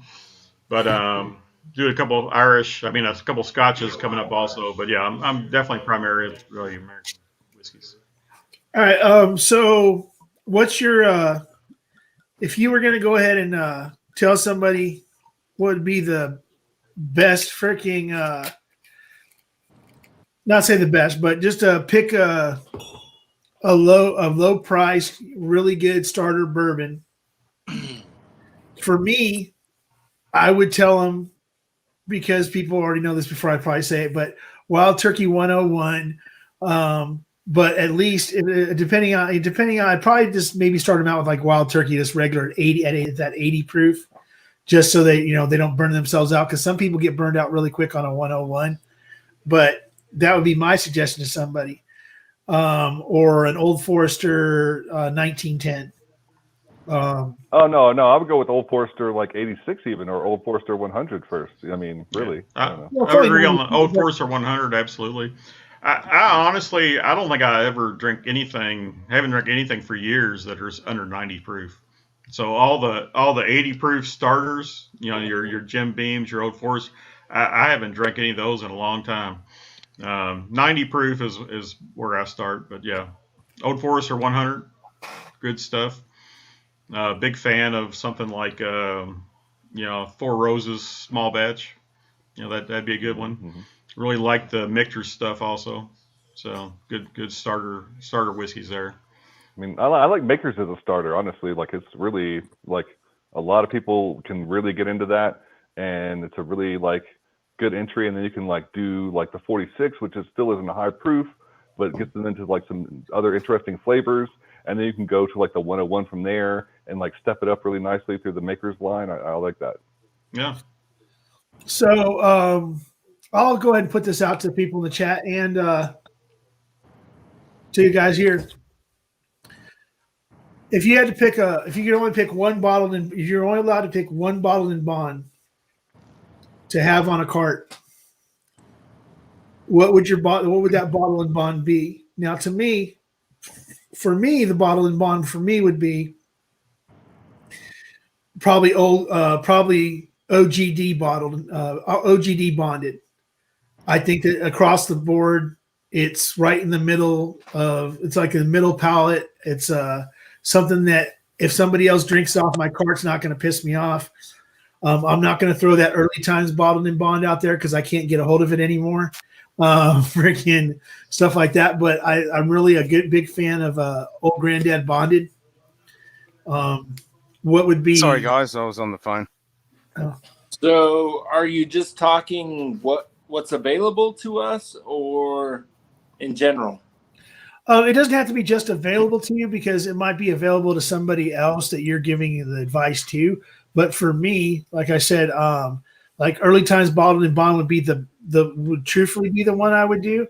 But because of the fact that it's so hard for everybody to get a hold of, it's not something I want to throw out there. That's why I go right to either either Overholt bonded or freaking or freaking Old Granddad bonded.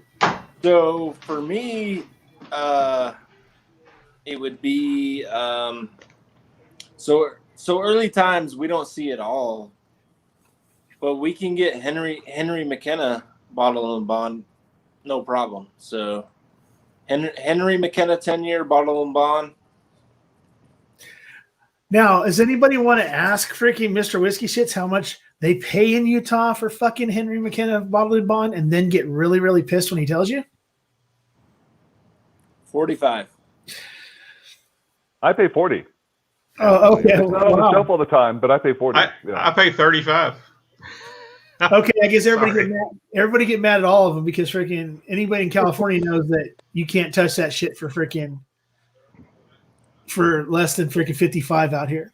And literally at a minimum. That's how I paid for. I think I paid 55 for mine. Mine is definitely Early Times bottled and bond, because it's on the shelf here for $25 all day. I've got a case of it in the closet. I'm bunkering it. I'm sorry for all the rest of y'all, but man, like that's what I'm on. That's what I'm on. Hey, Lava man, all that stuff I want from you, man. That's another thing.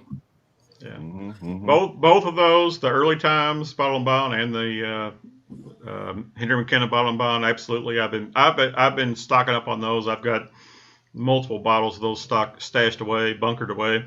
But I'd go with the E.H. Taylor small batch bottle and bond would be my choice. So, okay, I'm gonna throw it out there to anybody that's in the chat, and you can pass it on to whoever you want. If someone can get a hold of, okay, so right now I have some other people that are sending me bottles, and one of them is getting ready to come on here in a minute. But if anybody out there, because I'm having a hard time getting a hold of it now because for some reason Bourbon Outfitter doesn't have it anymore and Justin's won't ship. I'm looking for another bottle of JTS Brown. I'm looking for a bottle of JW Dant. I can set you up on both those, Stanley. Okay. I was looking for glass bottles of both. I know that JW Dant is readily available in a 1.75, but the 750 is really hard to come by. No, I can get. Oh, yeah, I can get both those in glass 750s, no problem. Okay, we'll talk because that's what I'm. Bourbon Beginnings brought up 1792 bottle and bond. So I actually got a store pick of that, and I love 1792, but the bottled and bond store pick, I was not impressed, honestly. I got a store pick of 1792 full proof that was significantly different from the regular full proof and was actually quite good. Yeah, and I've had a full proof store pick, and it was great, you know. And I love 1792 otherwise, but that bottled and bond store pick was not anything special. All right, I'm gonna go ahead and bring on a couple more people. So this is where we step into the shit show part of this show, because we're gonna bring on someone that's got a sign hanging. He's holding up a little thing he wrote on in front of him. I'm afraid to freaking click it, but you know him as Ben Tablib, or you might know him as Bourbon. Sir, oh, I can't see it. There's no light. Kilko Swaggins, okay. Yes. And then just a second, I'm gonna go ahead and bring in. We all knew him as Floydian 06, but now his name is Jim Morris. What's going on, Floydian? Hey guys. Well, his name was always Jim Morris. What's up, brother? Yeah. Well, okay, yeah, it was always Jim Morris, but And I got tired of hiding behind the handle. so oh wait, damn, somebody else too? Shoot. All these people, 25 people still in it. We're gonna try to get Ken on here one more time. It looks like Look with that. looks like there's no flames this time, but all right, Ken, are you there? Put the fire out. Well, I hope Ken's there. Let's see. What is? I'm trying to figure out my lighting situation over here. It's not As soon as I working. get pulled in, I got no audio, What and do then you I mean try and it's change not the working? audio, and I get nothing. Bourbon, don't give me that shit. We hear you, had Ken. the freaking lights on right before freaking you came on to show me that Yeah, and then I look like a ghost here. Yeah, we heard you there, Ken. Yeah. Okay, that's better. I was gonna say you looked like shadowy Jerry Garcia. Now there. it looks just like white. Can't get the angle right. Ken will be back. He's trying to figure out how to get his freaking everything going. He's having trouble getting it up. We know. He works off of OBS Ninja on most of his stuff. So when he goes to jump on StreamYard and everything else, sometimes he has Boring. He's melting down his video card as we speak with all the overlays. Yeah. Hey, Mr. Whiskey Shits, is that Redemption that you just put up there? Yeah. What was that? Yeah. You got it, man. Nice. Redemption 10-year Which one? barrel Yeah. proof. It is 114.4. Nice. Okay, Ben. It's time for you Fantastic. Ben, it's time for you to flex. I'm sorry, you're working right now. You probably aren't drinking, but let's just say you were having a dram. What would you be flexing this evening? Flexing? I don't flex. The hell am I drinking? I'm drinking Willet Pot still right now. What? Did you lose a bet? No. So something I found out when I was in Kentucky, when I was at Willet, about a year ago, they threw away the old recipe. And if you find a Willet pot still, if it has no stickers on it, it all has to be engraved with the gold lettering, then that's now a weeder.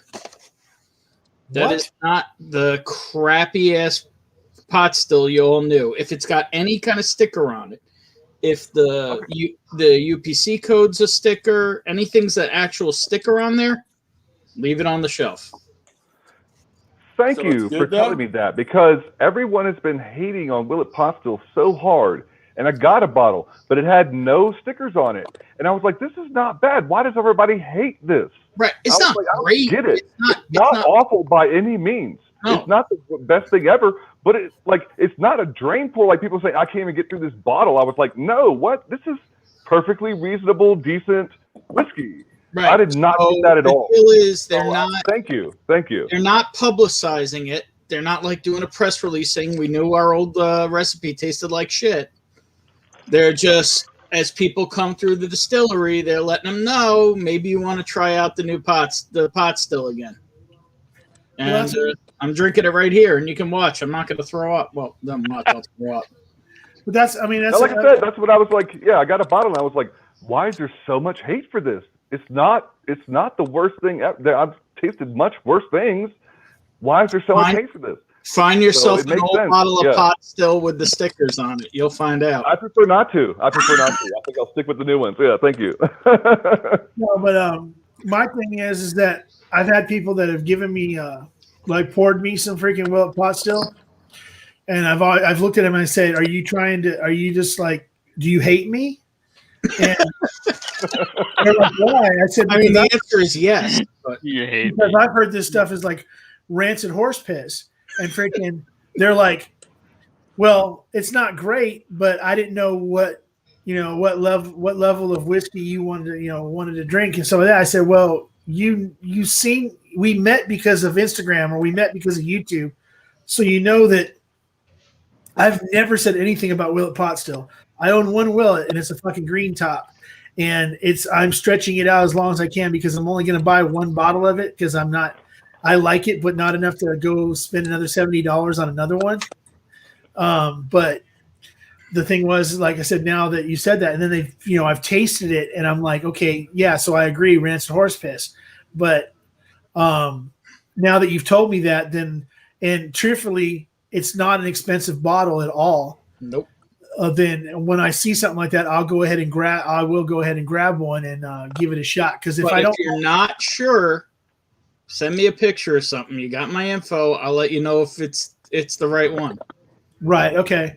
And then the thing is too, is that, like I said, if I get it and if I end up not liking it, guess what? Somebody's going to get it as a freaking sample and a surprise sample, and they'll be all right. Look, it's not the end all be all, but I mean, if you just could it be a daily? Yeah, it's just a sipper. It's nothing. You're not going to find miles of depth in it or anything, but it's bourbon. All right, so that's how I felt, but I was so confused by like just all the hate about it. I was like, "What is going on? It's really not that bad." And so it makes sense that it's something different because, yeah, like I got the one with like there's no stickers on it, it's all etched, and I was like, "This is, I mean, it's okay." Like I don't understand the hate. Now, I got to ask Stanley, why do you think I flex? I'm generally a pretty cheap bourbon drinker. No, I'm not saying you flex, but I know I'm just saying that. You just made a trip to Kentucky. You did get you did get yourself a couple little freaking hit little bit. Hey, you want to see something I bought yesterday? Hold up. Yeah, hey, you got a couple little low level beers. So I'm going to go ahead and bring on somebody else. We didn't get Ken to be able to stay on for very long, but we're going to get his buddy, and we're going to see how long he stays upright. Let's go ahead and bring on freaking. And if anybody doesn't know who it is, you'll know in a second. It's Simon. He's hitting the water now, so he's making sure that he doesn't fall over on his side. No, yesterday was a bit full on. What's up, man? Cheers. Fucking cheers. Shane talked us into doing car bombs. What? Oh, yeah, Shane, you and your decanters over there. What, you guys did that this morning on the stream earlier today, or? Yeah, earlier, or it would have been last night for us, but probably I think in the morning for you guys. That is literally. What the fuck is that? Yeah, too much to think about. This is my first birth year decanter. Hell? It's an American Legion Pelican. From Davies County Distillery. So, straight bourbon from 1978. So it was your first birth year. So when was your second birth year? I just bought this yesterday. No, this is the first old whiskey I've gotten that is confirmed from my year of departing the womb. No, it's just the way you said it. You said, this Yeah. is from my first birth year. And I'm like going, okay, so when was your second birth year? And by the way, what I'm trying to drink right now is Willet Pot still? no. It's this thing. Yeah. I thought you were working your way through the Tealings. Paddy's Devil's Apple. It is a cinnamon apple, low proof Irish whiskey from Paddy. You could have drunk that one first.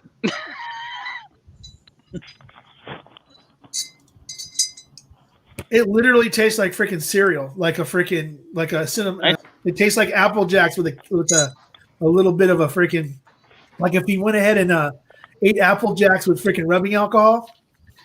Yeah. I'm going to file that under things I don't want my whiskey to taste like. Yeah.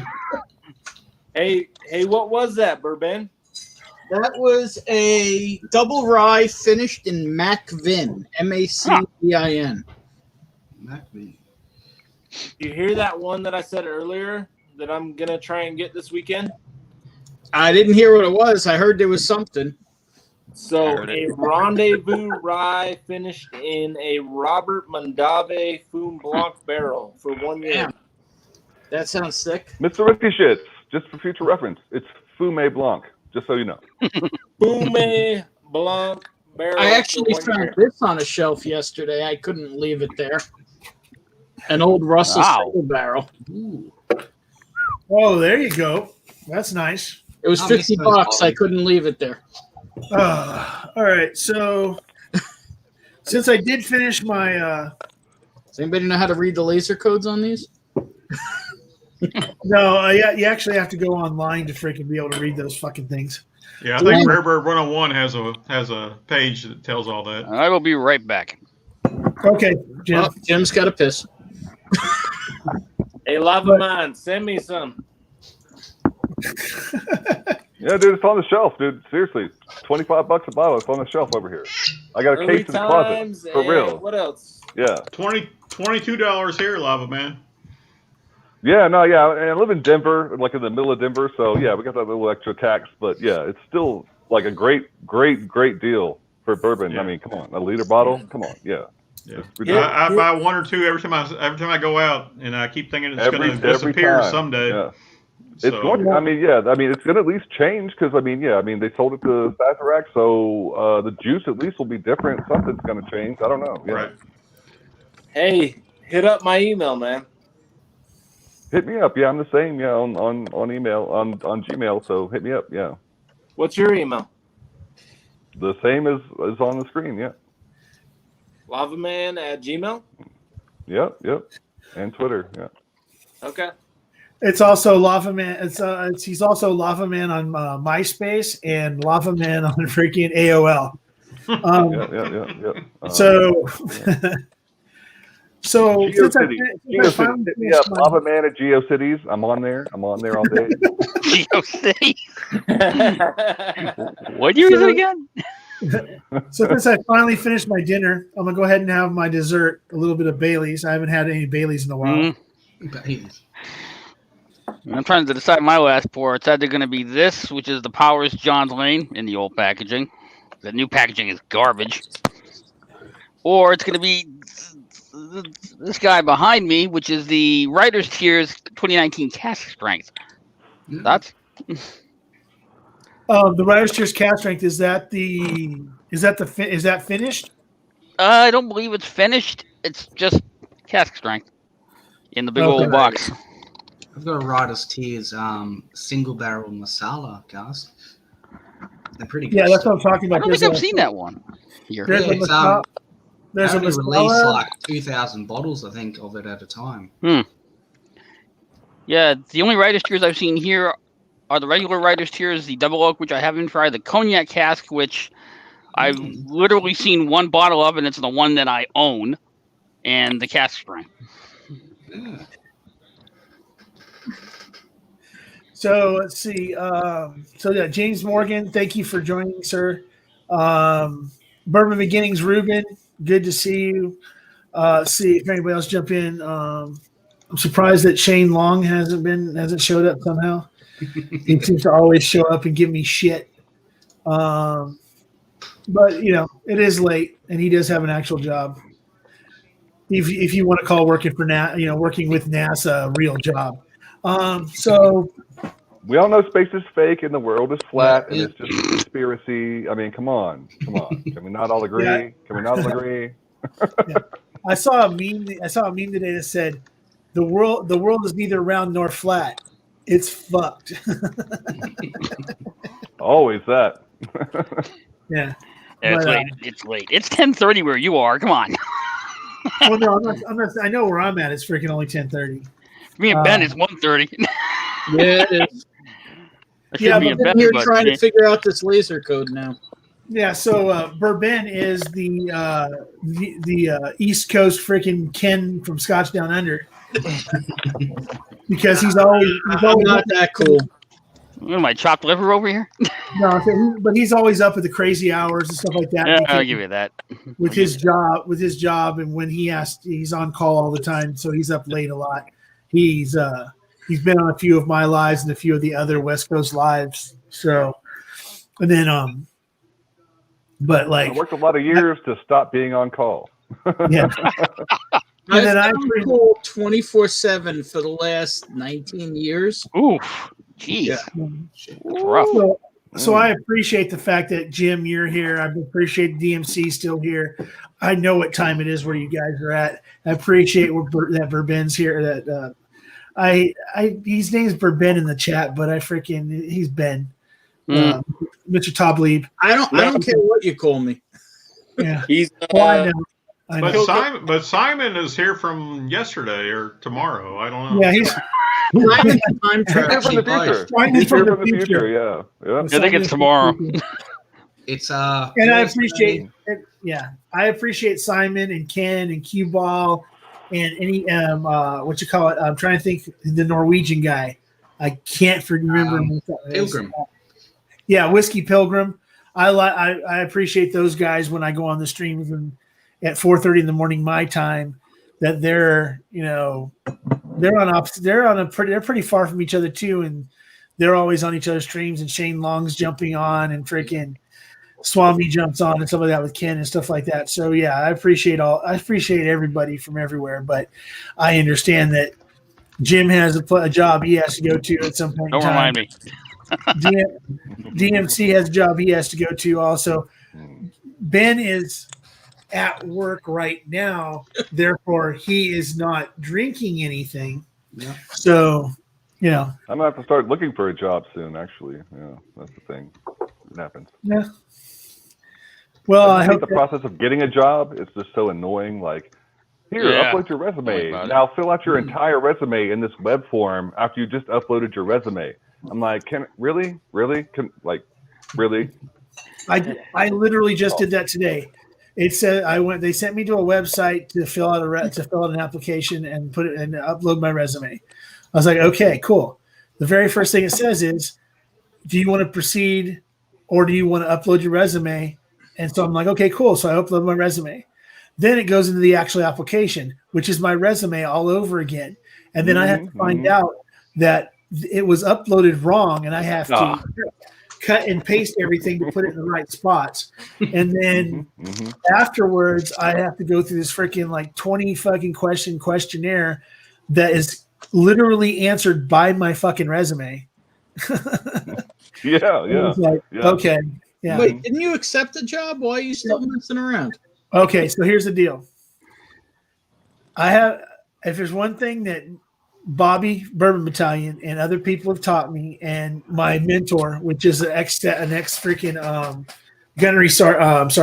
master sergeant from the Marine Corps, was that, guess what? Never count your chickens until they have hatched.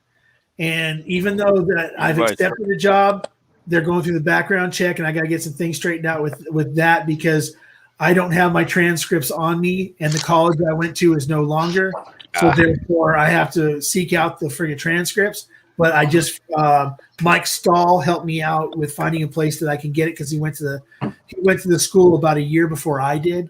So we're So that should be able to get worked out. But all I have left is the background check, which I've never been to jail. I don't do I've never done anything freaking to that point to where that's going to hurt me. I have to get the education thing taken care of, and then I don't partake in natural fillers. I haven't since I was 18 years old.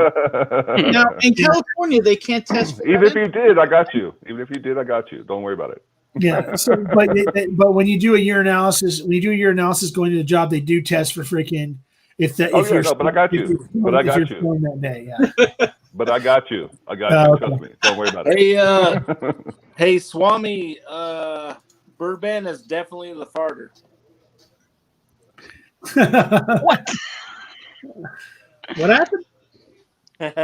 Read the chat. Well, okay. I'll pop it up there. It says, wow, is that a panel where I'm watching the clumps from Nutty Professor? Shut up, Swami. I'm guessing that Bourbon is the farter. We tell you both. Fuck Swami. You know what? No matter what, you, he's still Canadian. We don't care. Yeah. So there's no greater slur than calling somebody Canadian. Yeah, so I'm continuing. I'm continuing with interviews. I'm continuing with testings for other jobs, so that if for any reason, for some strange freaking reason that this job falls through, I've got other things going on. So like tomorrow, I'm interviewing with Budweiser.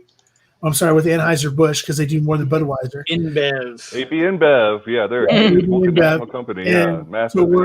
To work at one of their canning actually the plant that I want to go they want me to go work for actually makes the tops. Their whole job is making the tops for cans. It's really weird, but so that's in the works. And then I'm also I've already passed the test. I got 100% on the test for Tech 2 for Amazon, but they asked me to take the test for Tech 3, so I'm taking that on Friday. And if for some reason I was to pass that and they were to hire me, it would also be the exact same pay that I'm getting at the job I accepted. So there's something that awesome. So I'm keeping things in the works. I'm still.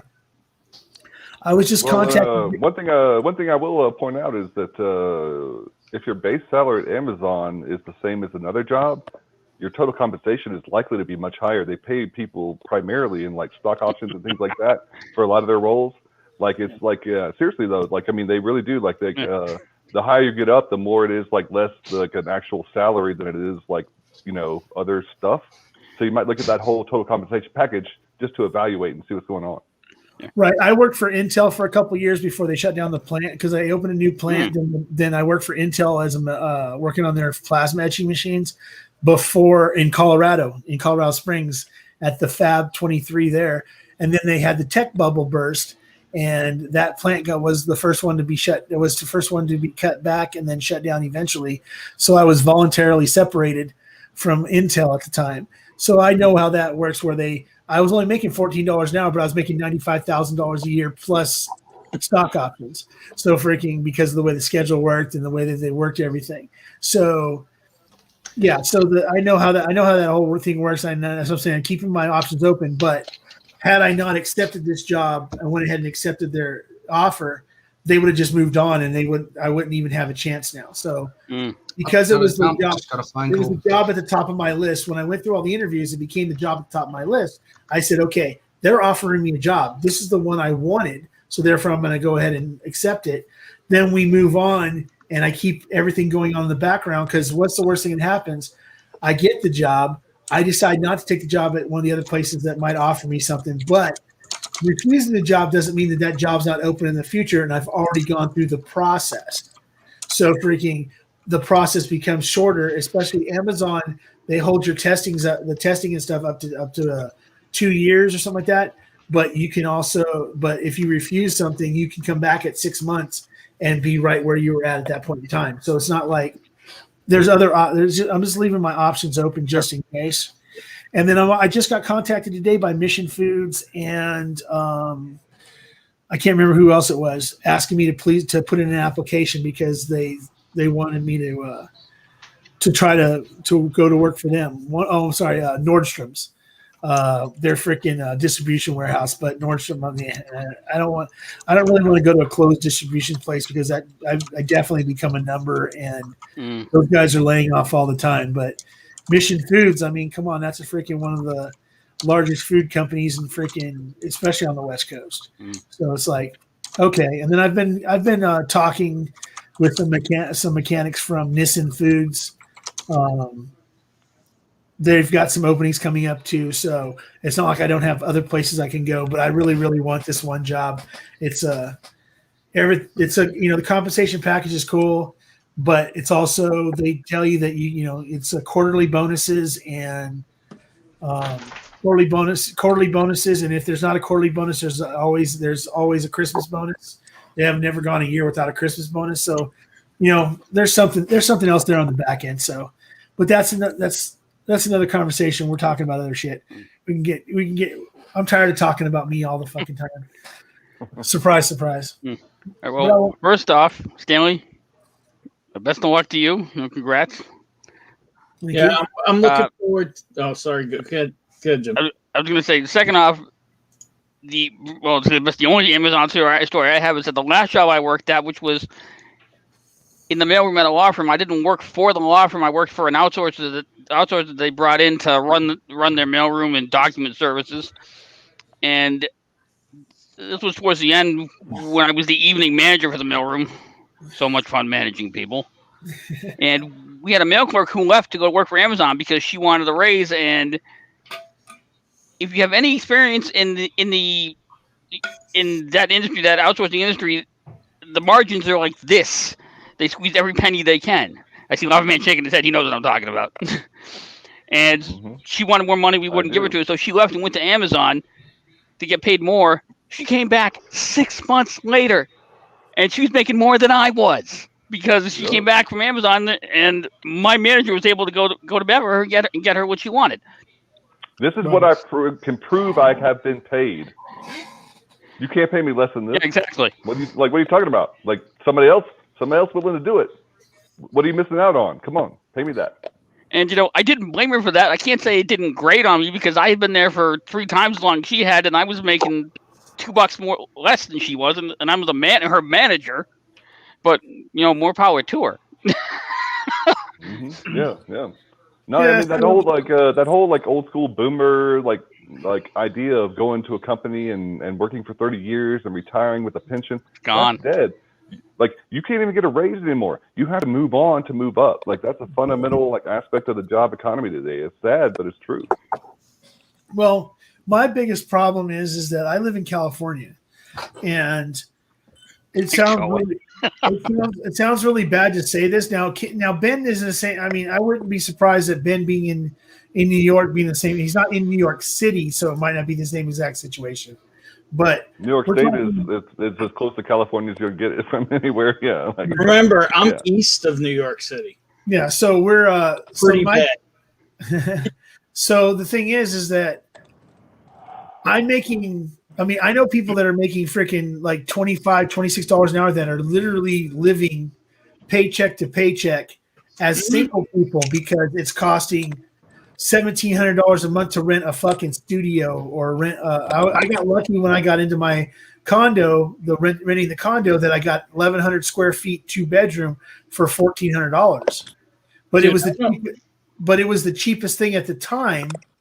And it still is the cheapest thing until my landlord finally decides, oh, well, luckily I signed when I signed my lease and everything else, we can only go up a certain percentage. So it runs usually about $60 a year. It goes up. So, but, so that, the cost of living out here, someone that's making mid-20s that doesn't have a wife with a second job coming in, sometimes they're barely making it. And then I know people like I was making $36 an hour at my last job.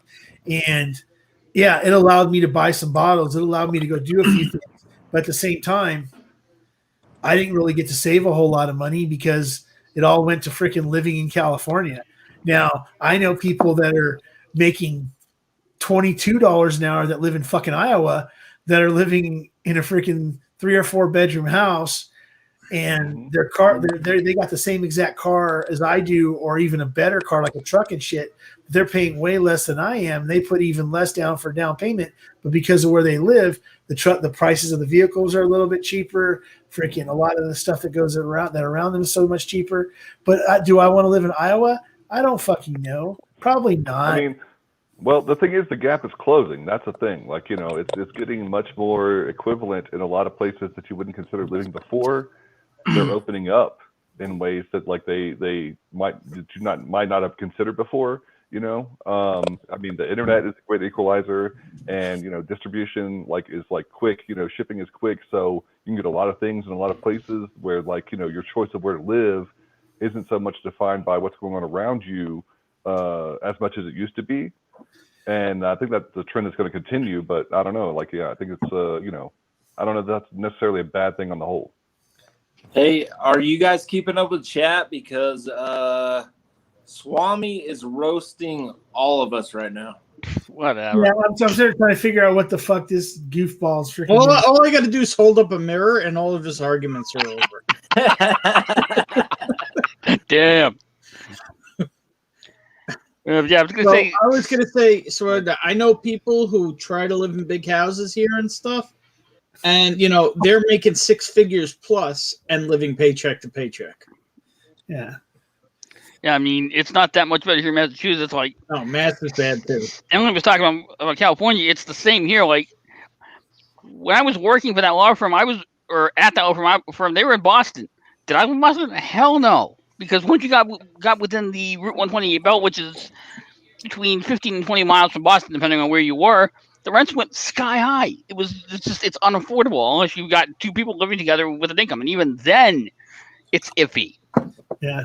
And when you get into Boston, forget it. I'll put it simply. Me and Jason Busey pretty much do the same thing. Yeah, and right. And then Dan Shook and Ken, the same kind of thing. Right. They live in the middle of nowhere, and they're throwing money around like it's nothing. So here's a 1,000 square foot condo, and I'm second guessing my bottles of bourbon. Yeah, I hear you. And I drive a 10-year-old car. So, okay, DMC, just real quick, DMC. do you know who Swami is? Yeah, I do. Okay, so Swami. So first, before Simon dropped off, he put Simon is Australian for spaghetti because his last name's Del Vecchia. But then the next thing he puts is DMC looks like Chris Farley if he was a homicidal maniac. DMC looked like Steve Earle. I thought that's what I'm saying. Steve Earle. I like the. Did you see what I wrote to Swami? No, I didn't see what you wrote to Swami yet, but I do see that he freaking put. Let's see, what's the next one he put? The next one he puts down is Jim looks like he ate the Dropkick Murphys. Thanks. Yeah. And then he says he's just busting balls that you guys know that he's fucking with you because people were giving him shit or whatever about it. But yeah, Richie Z's dying. We love you guys. Freaking Richie Z's freaking losing it. Going. Holiness Richie Z's the wrench out there, the moderator. He's just loving it. Looks like he's wearing a Groucho Marx nose, eyeglasses, and mustache. Time him out, Richie. Time out. I was looking at Cohen. His Holiness Swamio needs to look at all the sugar he is drinking in that rum he loves. Richie now needs to join us on the chat, dude. No shit. Richie, get in here. Who does? Richie. We've discussed it. Me and Richie have discussed it before. He doesn't have the means to freaking do it. I'm trying to get him to freaking do it. He's going to come on one of my lives one of these days. He doesn't have the means for audio. I just think it's his phone. Like he's probably, I don't know if he's just using an older phone or if he's just working off his laptop or whatever he's doing. But he just said that he didn't really have the means of coming on and stuff like that.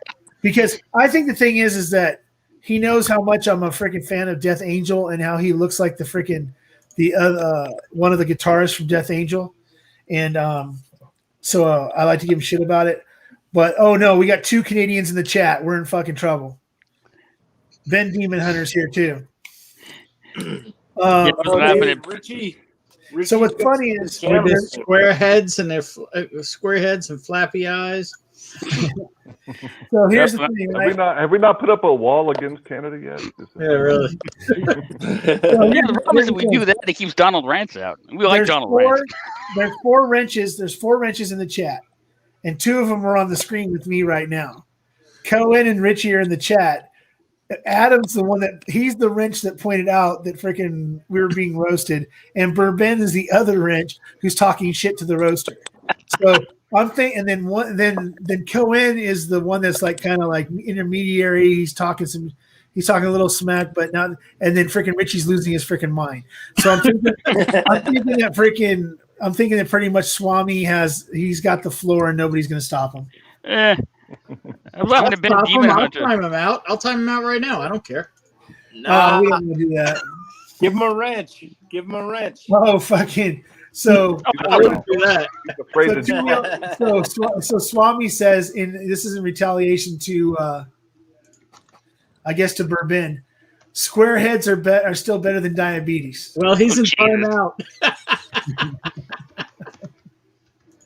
I was laughing at Ben Demon Hunter, who's like, please forgive Swami on behalf of all Canadians. He's a Quebecer, and which brings me to my best joke I've ever made on Swami, which is, yeah, Swami's from Quebec, but he's the kind of Canadian even the French Canadians don't like.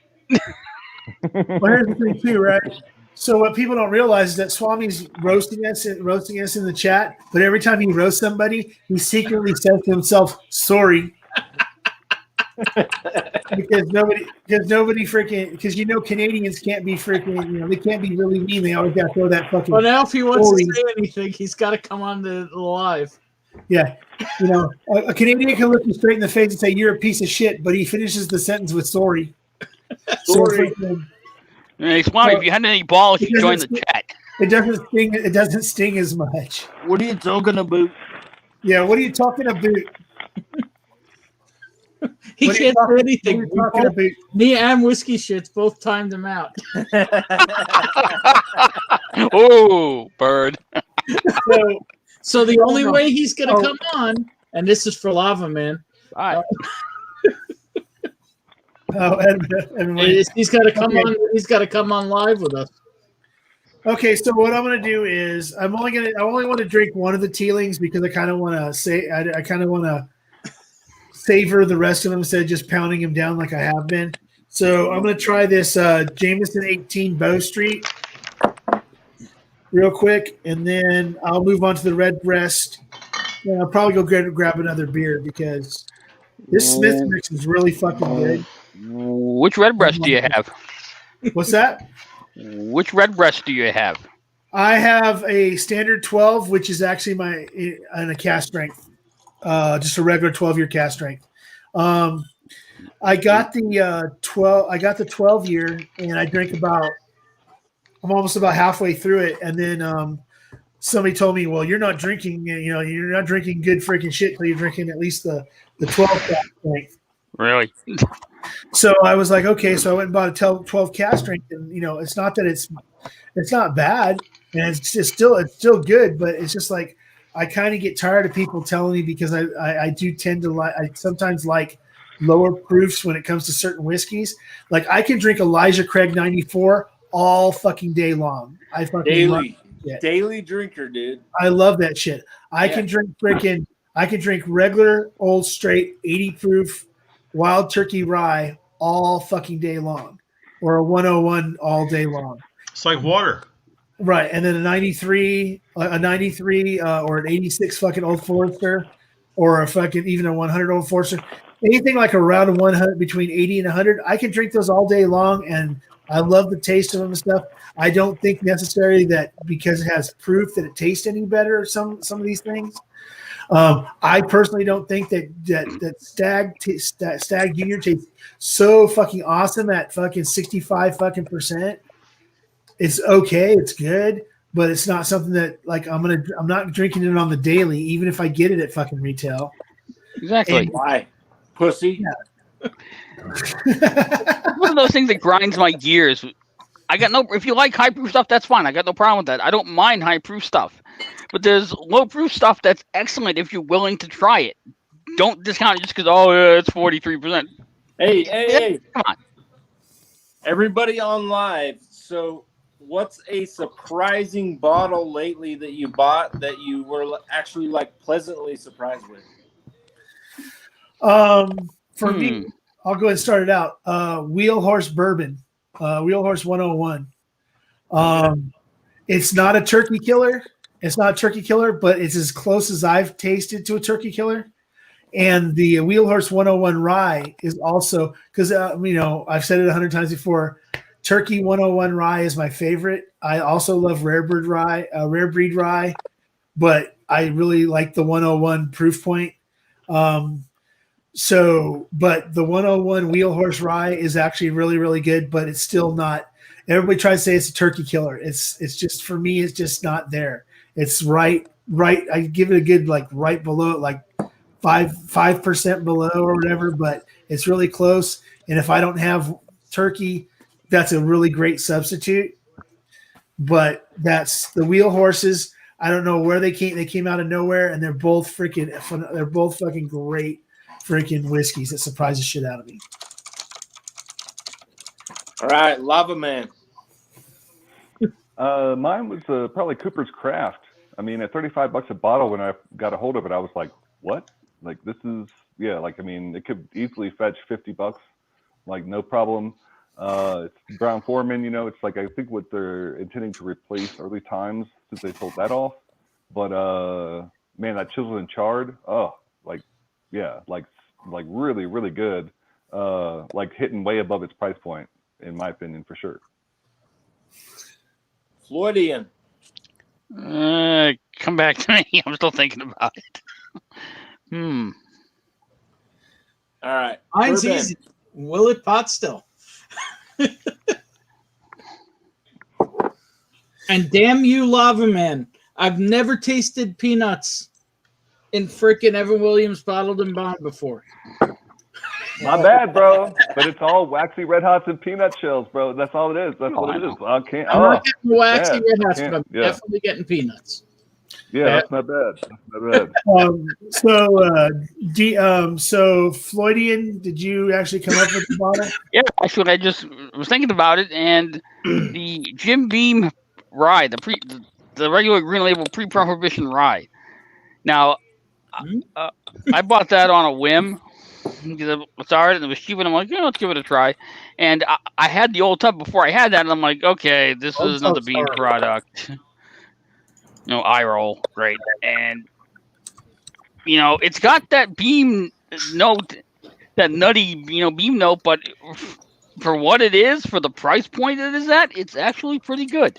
So are you talking repeal batch, or are you talking? I can grab the bottle if you want, but I'm talking the Green Label, the regular Jim Beam Rye pre-prohibition. Oh, okay, yeah, I have one. I haven't. I do have the pre-prohibition white label, but I haven't opened it. Yeah, but I haven't opened mine yet. I actually have. I collect every time Beam comes out with something new that I don't already have. I get the bottle of it because I started out with Beam, so I have white label. Surprisingly enough, the one bottle that I have that I really, really love, and it's actually a flavored whiskey, is Red Stag. The black cherry is just a really good. If I just want something real quick that's got a good, decent flavor to it with that cherry, pour me a couple of ounces and it tastes really great in Diet Coke.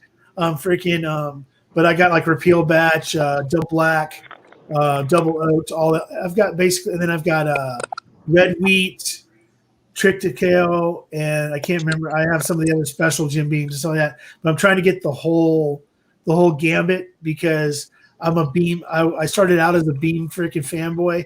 I'm more of a Turkey and Old Forester fanboy now, but I really do still like to go back to Beam every once in a while because it kind of resets me and says, "Hey, guess what? You went back to shit, so now this stuff even tastes better." No, I'm just kidding. Jim Beam's still great, and plus I love Booker's, and I love everything that has the whole Beam nutty profile to it. Lava Man is my fucking peanuts, but damn it, I don't mind a good freaking peanut. I mean, Now- I don't either, but like, yeah, that Evan Williams Bottom and Bond is just it's like a when you Oh, put no, I like, understand. salted peanuts in the Coke, you know, Yeah. like when you're young, like that's it's just a little it's a lot. No. It's a lot. I mean, for me, I'm going to disagree with you a little bit on the Evan Williams. I don't mind that. Is it great? No, it's not great Drinking it bourbon by right any now. stretch, but it's not awful. single barrel Evan Williams is actually really. I like single barrel Evan Williams. I don't mind bottled in bond. Oh, yeah. 1782 was it 1782? Evan Williams is actually really good too, for what it is. 83. Or 83. Okay, I'm sorry. Freaking those bottles are actually for the price point are fucking great for the price point. Is it something that if they were $10 more I would buy? No. Hell no. They're not at that fucking point. But they're also Evan Williams, right? It's just like with the 1792 products. I'll buy them at retail maybe $10 or $15 more because I like 1792. But I'll pay premium if anybody can get me a port. If anybody can get me a fucking port, then I'll be, because right now I think I'm too short. I think I'm short a port and an actual original Ridgemont Reserve. You have sweet wheat and high rye?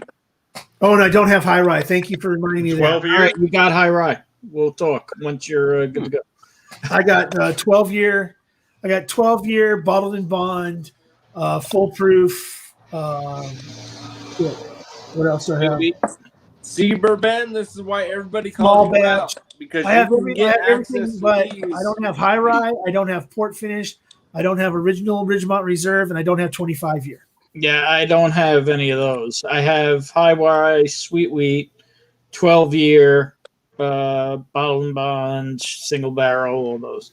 Oh, I was going to say, when you're on your 225th, that's the one. Not yeah, I don't 25th. have that one either. But when you're when things are flying right, I know a place that has Beam Distiller's Masterpiece at MSRP. Wow. Okay, cool. All right. Hey. yeah, It's still a $200 bottle, but right, but there's a difference between paying freaking $200 for that and paying freaking $700 that it's going for on fucking secondary right now. Hey, let's stay on topic here. Okay. Prescription bourbon, what is your bottle? I would say Woodinville. It surprised me. Which one? Just Just just the standard Woodinville. if That's you the Like only the one I've 90 proof, tried. like the on the shelf 90 proof version. Yeah. Yes, it wasn't finished. It was just the 4-year 90 proof, I think. Really enjoyed it. if you can get your Surprised me. hands on a pick, Woodinville picks change your life. Oh, I've been reading about those, but yeah, just the standard Woodinville. I really enjoyed. Was surprised with. Well, yes. I'll take that advice. I'll pick one up. Like I see the regular ones on the shelf, but everybody talks about the cast strength and everything, and I was like, well, I can't find those. So what, is it worth getting out? I'll definitely pick up the regular 90 proof then. As long as you like oaky, it's definitely woody. There's definitely a lot of wood to it.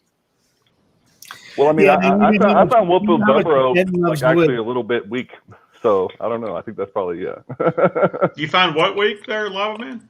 Woodford Double Oak. Okay.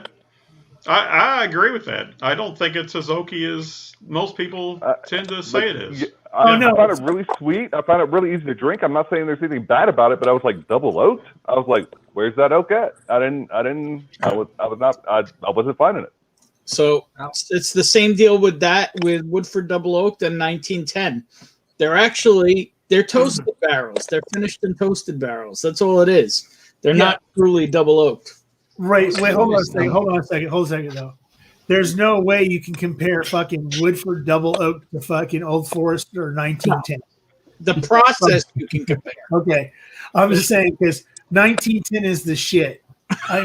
People say 1920 is better. I completely disagree. I think 1910 is better than 1920. Hey. And a 1950 is literally the perfect fucking bourbon across the board. Hey, can the Double Oak store picks beat out a 1910? Nope. Not in my experience. I've got two of them sitting here right now. One from San Francisco Wine Company, and another one. Wine Trading, and another one from freaking Bevmo. and neither one of them stand up to a freaking bottle of 1910. I've got a double oaked here that tastes like bubble gum. Swags is ready to fight. I'm sorry, freaking everybody's always giving me shit about loving 1910 and not 1920. I'm a fan. No. I like the Bro, honestly, I'm the same. I think 1910 is better than 1920. I honestly love do. them both. I'm in the same group. I really And do. okay. And the Yeah. perfect Simon, it's your turn. Simon doesn't know shit about bourbon. What are we doing? Well, you know what he's gonna say. He's gonna pull out a horsey. Oh yeah, no. But he gets like 2019 Blanton's. shit down there in No. Australia. He's getting Before Simon said- vintage stuff down there. Yeah. Before Simon says- That's before the Simon interesting says thing. something, Simon can flex on every single one of us, make every single one of us freaking cry because he just got a bottle recently that I saw. I believe that freaking Lava Man and freaking Whiskey Chits might not also already know about this, but he has a bottle that just came to Australia. Now listen to this, okay? What is the latest batch of Stag Junior that we have here in the States? 15. Guess what the latest batch of Stag that Simon just got that just came to Australia is? Batch 5. Wow. Five. So guess Five. what? Oh, Make sure that Simon becomes one of your best friends, because at some point in time, that batch 9 and that batch 12 is going to show up, and the only place you're going to be able to find it is to go all the way to fucking Australia to get it. There's apparently a lot of whiskey on a slow boat to Australia. Yeah. And if you guys want any of the Blantons, I can send it to you guys. Yeah, I mean, Australia's like Japan and freaking Poland. They get all the freaking Blantons. They get the gold. They get the freaking. They get the gold. The greens. The freaking reds. What's it called? The noir. The fucking black label freaking Blantons. I know that you can get in freaking Australia and Poland right now because I've been doing a lot of research. But that freaking. You can actually spell out Blanton's. But you've also got. Don't you also have a no? Do you have the same Russell's Reserve that Ken has, or No, I've got store. We actually starting to get the store picks, wow. Nice. Cool. which is because over here in Australia, like all the whole store pick thing is still pretty uncommon because it's Australia, but they are starting to arrive now. let's see it. Yeah, I mean, Which and one? it's kind of crazy that that yeah, you start go ahead. wild turkey. Go ahead and flex some bourbon. Go ahead and flex some bourbon on us, there, Simon. No, I think you guys will put me to shame. I mean, apart from the Blantons. Yeah, I mean, I'm just gonna say you say that, but all you have to do is go Blanton's Gold. We go, because Blanton's Gold exists here now, but Really? good luck finding it. No, I'm gonna jump in my car. 15 minutes, I'll have a bottle. But All right. Stanley was talking about what he got into bourbon with, and I find that an interesting question because a lot of people don't talk about that. And I'll freely admit the first whiskey I ever bought was Grand McNish, the green label. I didn't know what the fuck I was doing. I just there's nobody in my family who drinks whiskey. I'm kind of flailing about on my own here. Well, bourbon was bourbon was actually my first thing into whiskey as well. And it was the Rare Breed was the first ever bottle of bourbon I ever had. Yeah, but that's at least good. I was like, I want to buy something that's not too expensive. That looks good. But think of it this way, right? His introduction. Okay, he's in Australia. He's in the, and then he, like we know Ken with the scotches, and everything else. His introduction into whiskey was fucking Rare Breed. What one was it? 112.6? Is that? Oh, it was the old one. The what was it, like 54 or something. Oh, that's right. You guys. Oh, so 108. Yeah. So the thing is that the other thing in Australia, the Russell's Reserve that Ken has is 55, just like ours, 110. Yeah. And 750 mil. But his beam is actually, was it 30, 36? So it's like 72 proof. Yeah. What? No, 37 there. Yeah, 37. So it's freaking 74 proof. So it's not even at the freaking lowest level. And not only that, all of our standard Woodsford makers and what's the third popular one? Woodford makers and Buffalo Trace, they're all 80 proof. Cool. Yeah, so that's the downfall over there. But then again, there's the other end of it where the slow boat to Australia gets them freaking batch times. Got that stag and that Blanton's. All right. What am I missing there, Whiskey Shits? Thank you for freaking watching the chat for me. What am I missing? No, not the chat. So I got a surprise bottle to present to everybody. Okay. This is your surprise bottle, right? Surprise bottle from the last 1 to 2 months. Is this something I already know about that was in pictures of halls that I just I'm not remembering, or nope. If he pulls out Dickel, I'm leaving. Nope. Okay. All right. So Dickel, I'm leaving. Oh, it's Dickel, but Ben. the Bibb and Tucker 12-year single barrel. I've heard mixed things about Bibb and Tucker. Yeah, I've heard mixed reviews about it, but then again, see, the thing is that okay, so this is my take on Dickel in general. Just gotta jump out for a second. I understand the whole freaking Flintstone vitamins thing and everything else. That's fine. Guess what? I used to fucking eat Flintstone vitamins by the fucking bottle when I was a kid, so it doesn't really fucking bother me a whole lot. But at the same time, you probably like the taste, Stanley. But here's the thing. I've tasted some of the store pick single barrel Dickels, the freaking low proof store picks at Bevmo, whatever. I've done a couple. There's a store pick for freaking one of the places out here. I've went and tasted. It still has that hint, but it's not as bad as it's been in other things. Now, Bibb and Tucker, from what I hear, it is hit or miss. If it's a freaking store pick, it's a hit or miss. But at the same time, you know, some people like Dickel, some people don't. The first freaking whiskey I had, I used to drink Dickel straight black label, like the old school bottle of black label Dickel, freaking straight out of Alabama when I was in freaking the military, because my friend was from Alabama and we got shipped literally cases of it from his mom. So that's what we drank because I won't say we were underage, but all right, Stanley, let me talk for a second. He's got one right there. I've tasted those store pick freaking Dickel. They're not bad. Right? They're not bad at all. But I'm not going to drink Dickel straight out of the bottle anymore. This one tastes like pickles. Okay. Yeah. So see, the Dickel pickle. It's the Dickel pickle. It's the Dickel pickle. Bibb and Tucker. This is Dickel juice. It's 12-year-old and it's a single barrel. But it's not a store pick, and it's only 99 proof, but it's really, really good, actually. It's not classic Dickel. It's not the Flintstone vitamin. It's really, really good. Like, that's the most impressive bottle that I've opened in the last 2 weeks. Look, honey barrels of Dickel exist. I've tried the Old Carter from Tennessee, and it's delicious. Granted, it might have helped that it was poured for me by the Carters while I was in Kentucky, but it was delicious. But I also have tried a Bibb and Tucker 12-year. Go off. Anybody who's going to go down to Louisville, I can hook you up with the contact info. I have Sherry's number. And I'm there right now.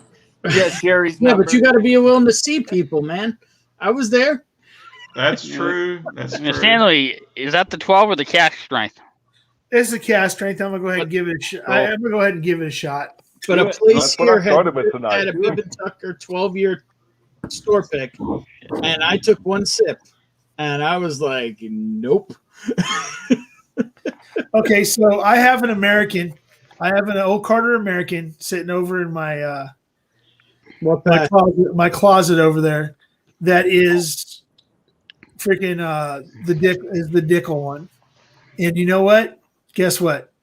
It's not bad at all. I have a freaking old Scout that's Dickel and freaking MGP blended, and it's the 107. It's the old Old Scout 107, which is a store pick for freaking Bevmo.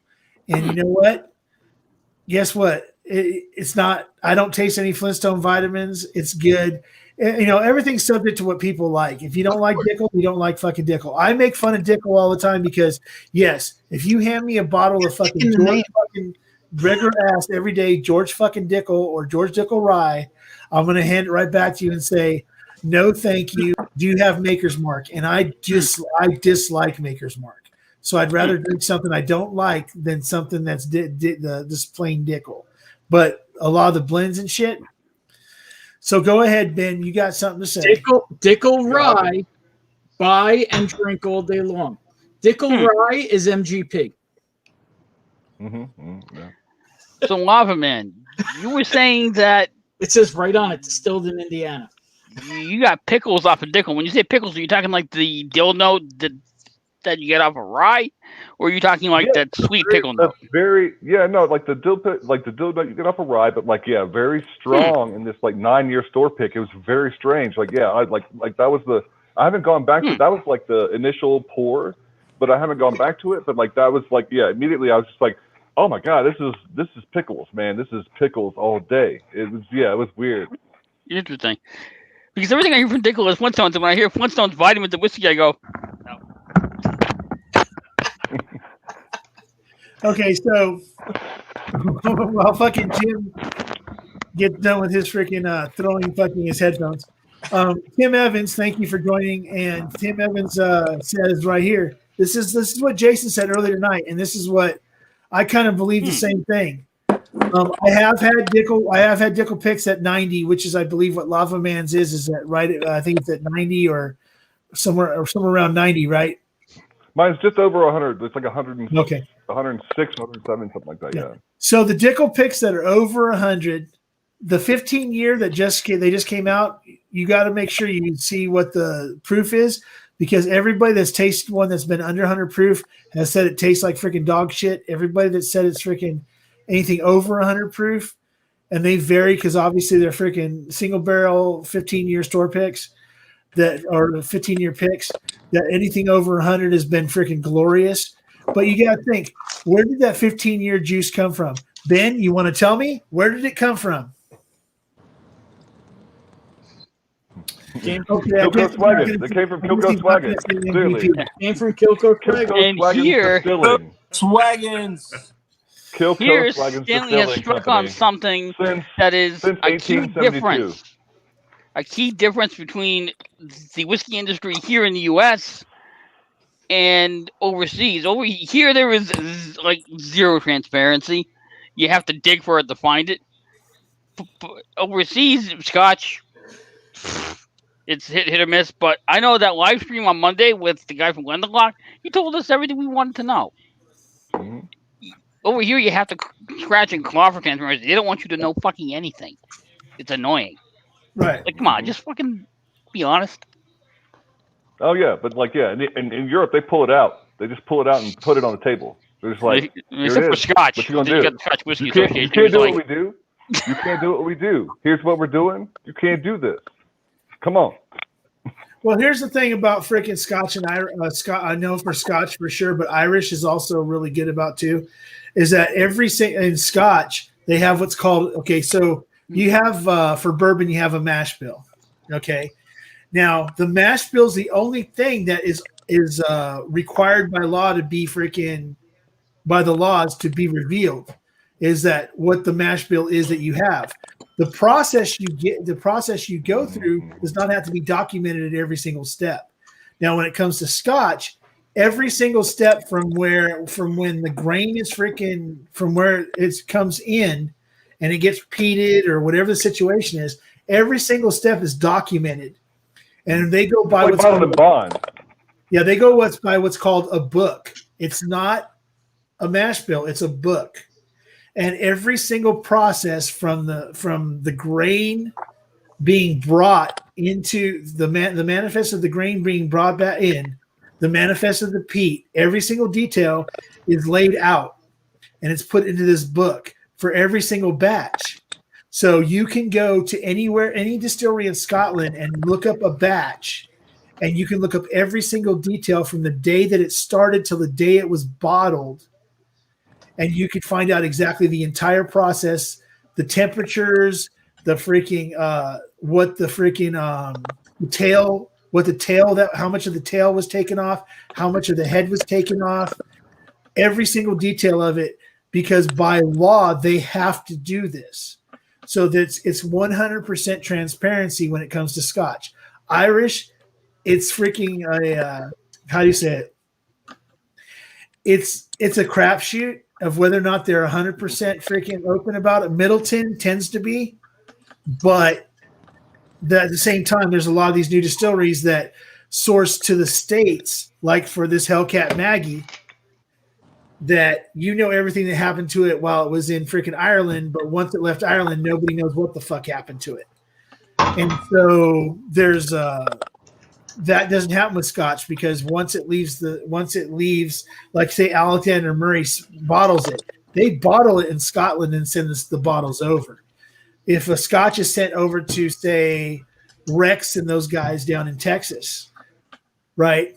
They're getting a spoon. They're getting a spooned freaking Scotch. That now where there was one teaspoon of something else that wasn't Scotch, whether it be neutral grain spirit or whatever, was put into it so they could ship the tote over so it could be bottled here, but it can't be called Scotch. It's now called it's just a single malt, or it's a pot distilled whatever, and then they go through a second distillation in Texas and do what they do to it. But now it's not. They can't call it a Scotch, even though technically it is a Scotch, except for they put that 1 teaspoon of White Dog in it to make it not Scotch. Well, or like any finished bourbon is not bourbon because we did a little. That is so stupid. Mm-hmm. Yeah. I'm sorry, that just annoys me. It's like with Scotch, they can take any Scotch and put it in a barrel and finish it. How is bourbon any different? It's bourbon, regardless of what you put it in. Yeah. It's still bourbon. It came to be through the same process that all other bourbons did, and then you did something later. How is that not still bourbon? Yeah, that's crazy. Yeah, it is ridiculous. Yeah. So Adam's doing whatever he's doing, taking a piss or freaking, he's getting ready to flex some other freaking bottle that he's gotten or whatever. Yeah. So Adam and I have become friends over the past month and a half, 2 months, through the lives and stuff like that, through some emails and everything else. Really cool guy. He just moved to Salt Lake City. That's kind of why he wasn't really active last Saturday with me, was because he was in the middle of a move and everything else. But he's kind of become I'm not gonna say sidekick. He's become my second on my live streams because he always is the first one to jump in. I'd like to thank him for doing that, keeping an eye, being that second. That's while I'm talking to Jim, I'm talking to Bourbon, I'm talking to Lava Man and DMC. While I'm hosting a show, that he's keeping an eye on the chat and keeping me aware of what's going on. And I appreciate you for that, Adam. And you're always welcome to come on. And you don't have to do that if you want to, Cole. But you know how much I freaking love you, brother. You're freaking great. And don't forget, you will not be forgotten once freaking. What's the name of that again, freaking Ben? I know you're glad. I saw him reaching for the freaking envelope. Kilco Baggins. Yeah, once Kilco Swaggins goes up, then freaking Adam will always be a part of what I do. The Kilco Swag Whiskey Hour. Especially here on Wednesday nights. It's freaking, as long as Adam wants to be around, if Mr. Whiskey Shits, I'm sorry, I keep on throwing out your real name. But freaking too late now. Yeah, when Mr. Whiskey Shits wants to come on and stuff like that, he's the first person. Well, not to be mean to anybody else, but he will always be the first person welcome to come and jump on. Sure. Lava Man, that's another one that's been on here a lot with me lately. He waits and says if anybody else comes on. If they don't come on, he goes ahead and rolls himself a nice freaking naturally filled cigarette. jumps Keep on it nice and organic and local, and I gotta keep it. I gotta keep it right. Just chills out and stuff like that. And if he gets in a situation where he needs to take his face off the screen to take care of whatever he's got to take care of filling whatever he has to fill, then to each his own. And then Jim, I appreciate you jumping on. Freaking, always have. It's good to have somebody else besides Ben that No problem. that keeps their foot in the freaking news of the day and knows a lot about histories and stuff like that to be able to help me remember or also help me learn about stuff that I don't know. DMC, freaking, can't tell if you have a full beard because I freaking let me go to full freaking screen here. You got like some sort of mutton chops going on. It's turning white. It's turning white. It used to be red. It used to be a red beard, but yeah. It looks like mine's turning brown. Mine's turning brown. I don't know what happened. It's crazy. Yeah, Mr. Epic beard over there. It looks like mutton chops, so I'm freaking jealous because freaking mutton chops, freaking you got the Lemmy freaking old school James Hetfield freaking thing going, that Elvis thing going, freaking the mutton chops. That's freaking, I'm jealous of that shit. Then you got freaking you got Gandalf over here in the fucking upper right. If anybody, freaking Lava Man. You showed up, Pat.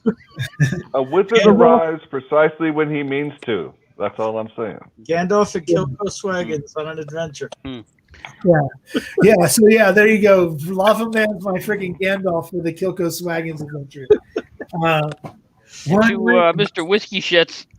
I know, Mr. Whiskey Shits, Adam, whichever you prefer. I know I always joke whenever you pop up. Oh, it's Mr. Whiskey Shits, the least family-friendly handle on Whiskey Dude. But you're always one of the first to hop on the chat, and you seem like a really chill dude. So, thumbs up to you. Cheers, buddy. Thumbs up. And then, and Jim, fellow Pink Floyd fan. I appreciate it, man. Right on. And there you go, freaking. That's another thing too. Is that's one of the things that I really freaking like about this particular, not just the community, but this particular I'm gonna say my particular channel, but people know how much I love music in general. But I'm a metal guy. I'm an old school rock guy. But I love everything across the board. But we can go like this is almost 3 hours, and other than Prescription Bourbon bringing up that Jim over here is a Floyd fan, and that he looked and Swami saying that he looked like he ate the Dropkick Murphys. Freaking that the music hasn't been brought up.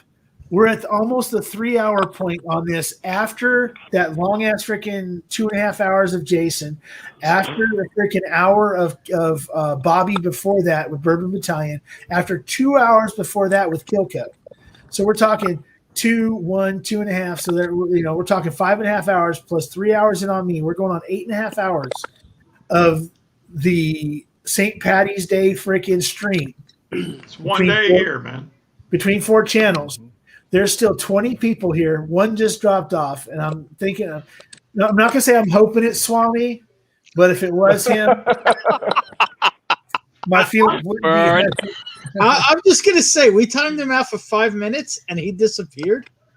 No, he didn't disappear. He's popped up. I've been watching the chat. I didn't see him. Yeah. But it's good to see that. I don't know if Shane Long, if you're for some reason in here, please pipe up because freaking I just noticed that Scotch Out Under said, "Did you catch Shane playing Wish You Were Here last night?" Hey, he played Wish You Were Here again. Son of a bitch. Freaking so on the 20-hour stream, which nobody will ever be able to see because YouTube said, "Fuck you, Ken, you can't save this." Shane Long, literally right as soon as freaking Ken broke his own record, like at the minute. Wow. He freaking started singing "Wish You Were Here" and playing it on the guitar.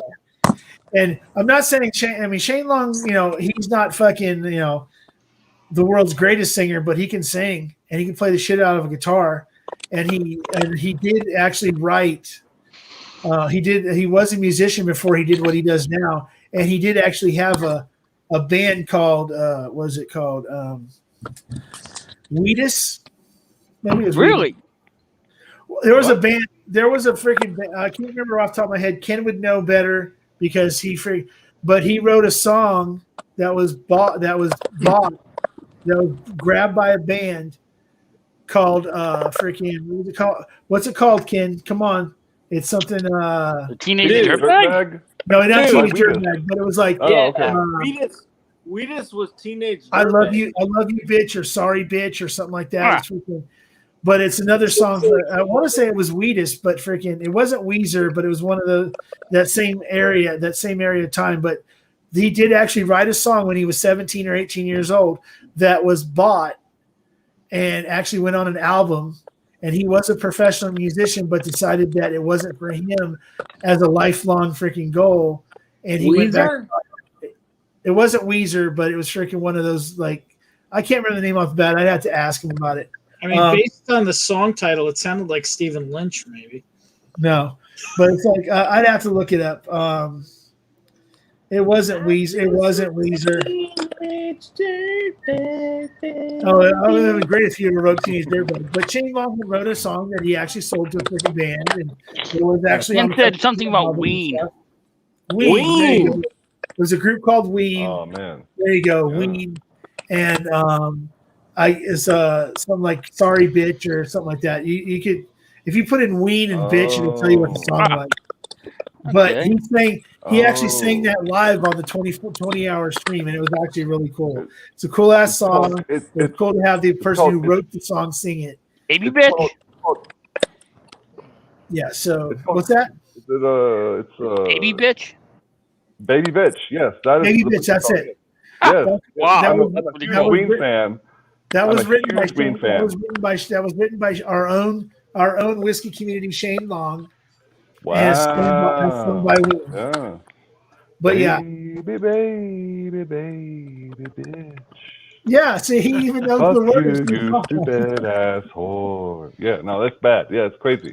It's a good song, though. It's fun. Yes, I love Ween. I saw him at Red Rocks a couple years back in the Before Times. Amazing show. Ween, incredible. Like some of the most underrated musicians on earth. They make crazy, like hilarious songs, but the music is insanely good and well done. Well, okay, so since DMC had to say something about Pink Floyd, so now we're working our way through freaking talking about music now. So that's the thing too, is that people don't realize is that groups like Ween, groups that like Fountains of Wayne and freaking who is it, Bowling for Soup. Those three bands just alone, outside of the funny songs that they sing, what is it? Freaking like Bowling for Soup. All their songs are hilarious, but people don't realize how actually talented as musicians they are. When you go see them live and stuff like that, groups like freaking I'm trying to think. Even like groups like Fall Out Boy, groups that people they blow off as being freaking these bullshit freaking tweener bands, blah blah blah. The talent that's in these bands, the fact that like I'm sorry, the song "Sugar I'm Going Down" by freaking Fall Out Boy is a fucking excellent fucking song. The thing is that it got so played so much and burned people out so bad that people don't want. That's what I'm trying to tell people. That's what I'm trying to get out there is that there's no music, no matter what it is, that's bad. There's something good. There's an element about it that's good that you can relate to, whether it be the drum beat, whether it be the words being sung or spoke or rapped, whether it be just the ambience of the song, the tempo of the song. If it gets you moving, you could hate the song. But if it gets you kind of like in a groove and stuff like that, that's the good part about it. It's getting you in that groove no matter how shitty you think the song might be. If you're bopping your head to it, but you think it's a shitty song, guess what? Not a shitty song because it's making you move. Now, there's a term for that. And psychotic? It's one of those things that actually connects us to the previous generations, and it's called guilty pleasure. for our parents' generation, the guilty pleasure would be the Bee Gees. No one wants to admit they like the Bee Gees, but I do. a lot of us go, "Oh yeah, the Bee Gees are great. It's my fire. guilty pleasure." For I our love the generation, Bee Gees. the guilty pleasure is American Fallout Boy. Back. Now, I'm gonna bring it back locally. It's the Used. Okay, thank you for bringing up that band because that is the band. Okay, so I wasn't a huge fan of the Used for a long time. After they disappeared, I started listening to them, and I actually started liking them a lot. The band Dragged Under, which is my friend Tony Kopiaki, and anybody on YouTube that follows any guitar guys, Fluff, his name's Ryan Bruce, Riffs and Beards on YouTube. They are two of my friends. Actually, all the people in the band are my friends except for their new guitarist because I haven't met them. But they're people that I know. And Dragged Under. My first actual, official allowed to be in the pit taking pictures of bands and stuff was because Dragged Under opened for the Used on this tour. They did their reunion tour they did before the pandemic.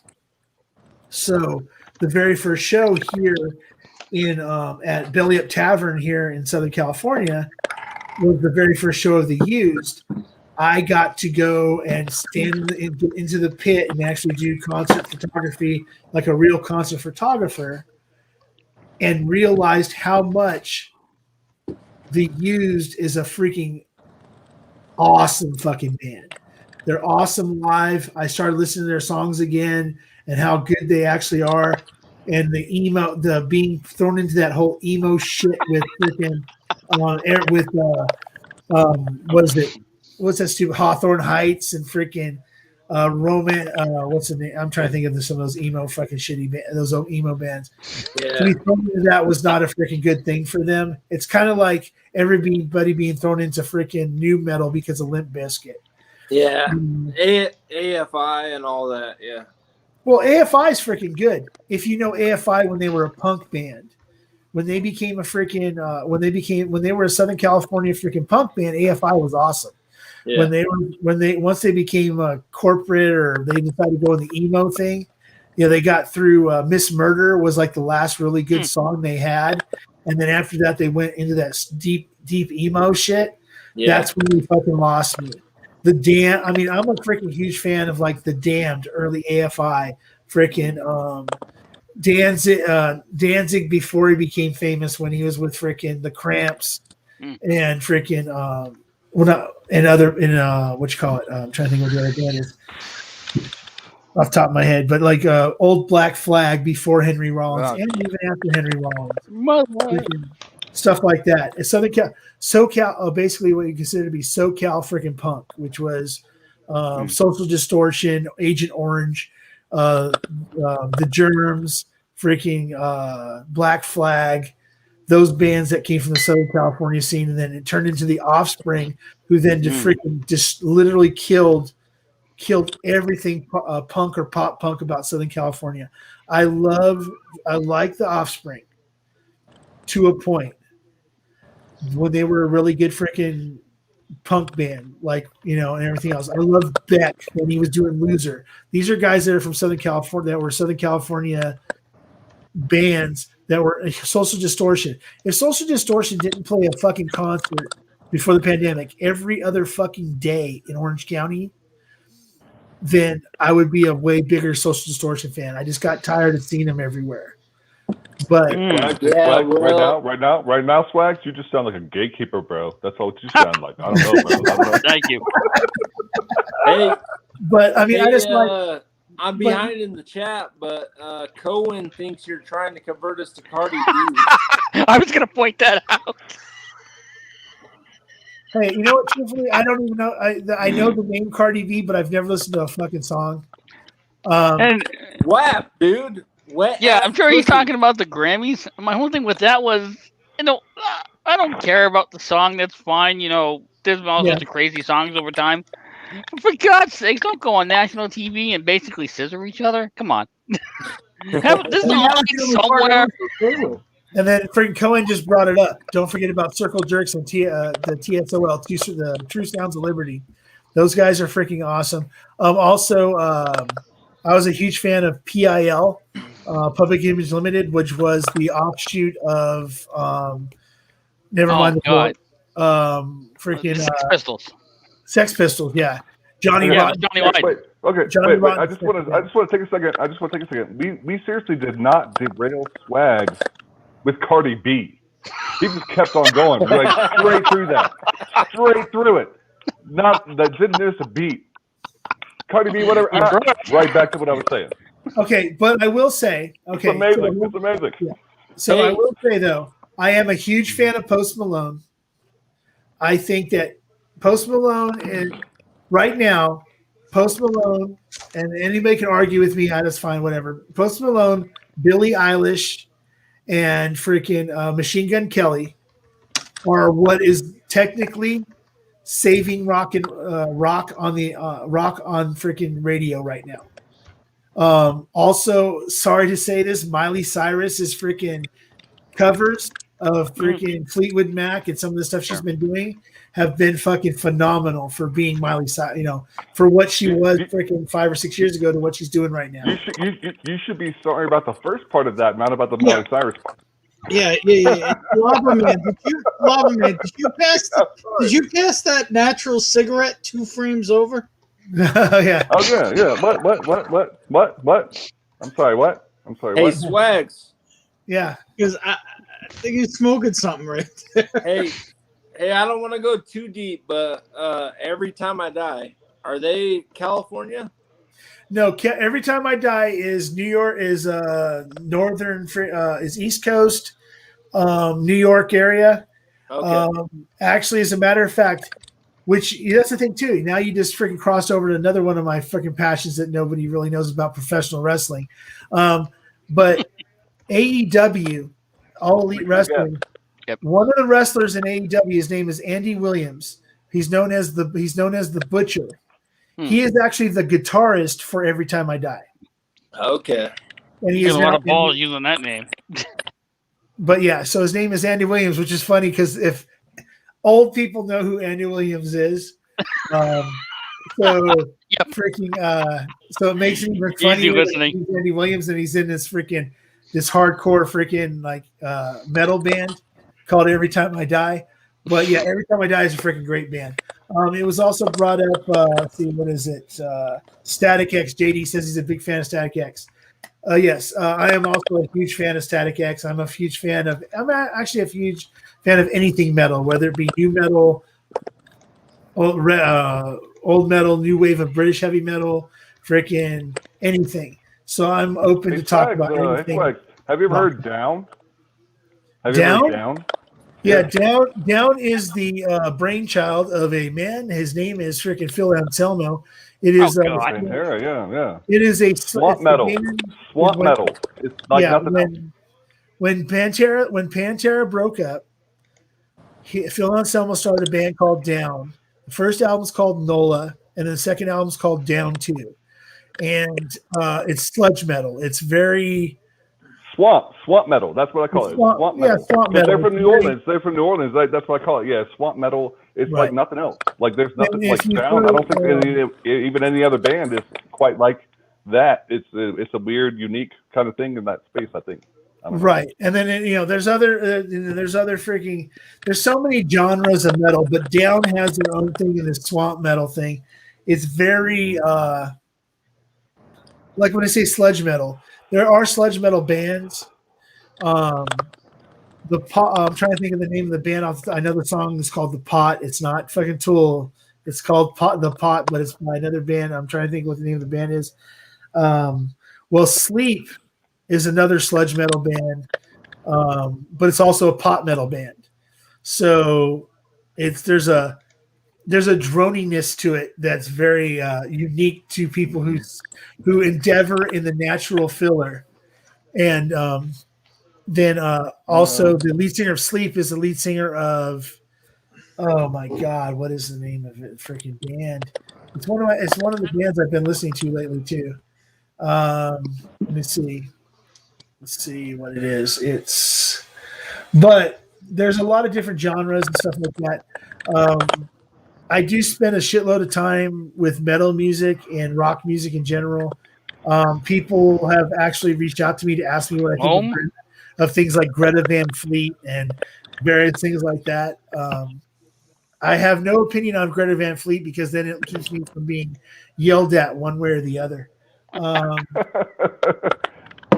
Are you in politics now? You're in politics now, Swags? Is that what's going on? You're political? Yeah. I'm Switzerland. Take a stand. The truth is that they are I think that for old school style of rock and roll, they're freaking great. If you really like if you're a Zeppelin diehard, it's a great band to fucking listen to. But if you really want to listen to old school fucking rock and roll today, you want to listen to a group called Crowbot. It's Crobot. The lead singer is freaking amazing. He makes the lead singer of freaking Greta Van Fleet look like he just got out of junior high fucking choir. And freaking the band itself is just talented across the board. I'm a huge fan of Ghost too, but that's neither here nor there. Have you all heard of Krung Bin? Who's that? Krung Bin. It's a trio out of West Texas, East Texas, somewhere, and they play like weird funk, like this kind of Asian inspired. It's amazing. Yeah, Incredible music. Josh Pitt, and one other guy. If you want to hear something that's kind of like the introduction to sludge before you go to down, listen to some High on Fire. That's the band I was looking for. That band is freaking phenomenal, and it's really freaking. They have some really super driving shit, but they have some stuff that will actually help you to work into the sludge, because if you go straight to sludge metal, you might get lost. And there is a band actually called Sludge that will actually throw you off because they're not really sludge metal. But yeah, so I'm a huge fan of metal across the board. If you name a freaking metal band in general, like something that's like, not say maybe necessarily well known, but decently well known, what you just told me right now is freaking interesting to me. I'm gonna have to get that name again when I have a pen in my hand. But we talked about it before. The Who, HU. Oh God, I've heard of them. Is a throat drive. Is the They're Mongolian, right? Yeah, Mongolian throat metal band. That is some crazy shit. It's good, but God, that's crazy. If you go check out their freaking Metallica covers, holy shit, freaking, it is so freaking awesome. Whether you speak freaking Mongolian or don't, which most people don't, them and there's a Tanger and Army. There's like 7 or 8. Just look up Mongolian throat metal bands. There'll be a list that comes up like 4 or 5 bands. They're all freaking phenomenal because it's something different. Go check out a movie called Global Metal. It's a movie. It's a documentary by Sam Dunn. He actually has a channel on YouTube called Banger Television. Check that out. But if you can see Global Metal or what was the other one? Trying to think what his first one was, but they're documentaries on metal and the global metal goes to India, Middle East, everything else, and shows you all these really bitchin' bands in Japan, like X Japan. If you go check out X Japan or Marty Friedman, who everybody knows Marty Friedman as a guitarist for Megadeth back in the Hangar 18 days. Well, he has a solo career in Japan that is freaking eclipses anything he ever did in Megadeth. So, and there's a lot of stuff like that out there. Brazilian, Angra, Sepultura. A lot of people know who Sepultura is. There's a lot of South American. I grew up on Sepultura. Yeah. I grew up on Sepultura. Yeah.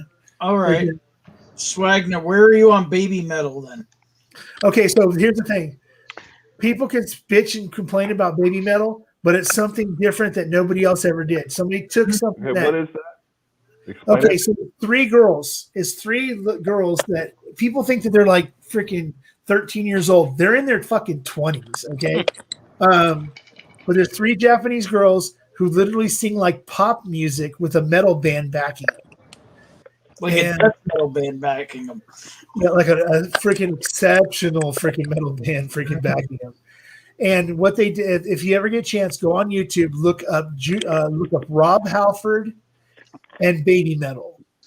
They actually do Breaking the Law with Rob Halford at the Golden God Awards. And it's 3 Japanese girls doing Breaking the Law with their band backing them, with Rob Halford with them singing Breaking the Law. And it's really freaking cool. That's a hell of a visual.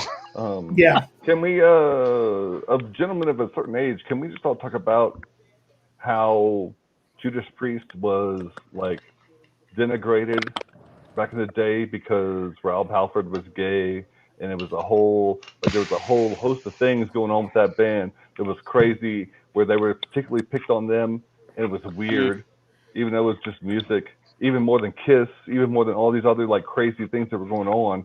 They picked on Judas Priest particularly. Okay, so here's the thing. That's my take on it is that it was the best thing that ever happened to Rob Halford, because Rob Halford turned around and gave everybody the fucking middle finger and turned around and put out British Steel. Okay, so he did Sad Wings of Destiny. They went through all this shit about him coming out as being homosexual. Then he came out with, he said, fuck you, came out with British Steel. Then did that freaking lame, I can't remember what the next lame album was, but then decided to come back with Screaming for Vengeance, fucking Turbo, Ram It Down, Painkiller. And he gave the big freaking middle finger to everybody saying, okay, guess what? Doesn't matter. Doesn't mean I can't freaking rock. He's literally freaking one of the easily top 5 greatest freaking metal singers that's ever been. He's almost 70 years old. And I've seen him live prior to the pandemic. I've seen him live 3 times since he's in his mid 60s. And he sounds freaking phenomenal. And he freaking still sings phenomenal. Unlike Ozzy Osbourne, who has his good days and his bad days. Now I saw Ozzy Mostly Osbourne. bad days. Most overwhelmingly bad days for Ozzy, but yeah. Hey, yeah. I saw like Ozzy Osbourne. I saw Ozzy Osbourne on the Black Sabbath The End tour. He actually opened up the first night. He was the headliner for Knotfest on that tour. He said right off the bat, I might not sound that great tonight, but I'm going to do my best, because he was sick. But he still sounded fucking great singing Black Sabbath songs. And then I saw him one more time after that when he was feeling better, before he had all this other shit happen to him. And he wasn't the fucking Ozzy I remember from seeing in the 80s. But damn it, he was as good as a man could fucking be for being his age and what he's gone through. So, and that last Black Sabbath show I saw, I'm just glad that I was able to see Black Sabbath before it was over. I'm glad that I got to see Ozzy Osbourne before the fact that he may freaking not make it to his next tour. I'm glad to say that I'm glad to say that I got to see freaking Chester Bennington live. I got to see Chris Cornell live. I regret to this day turning down Dio tickets, which is my biggest regret ever in freaking music. Yeah.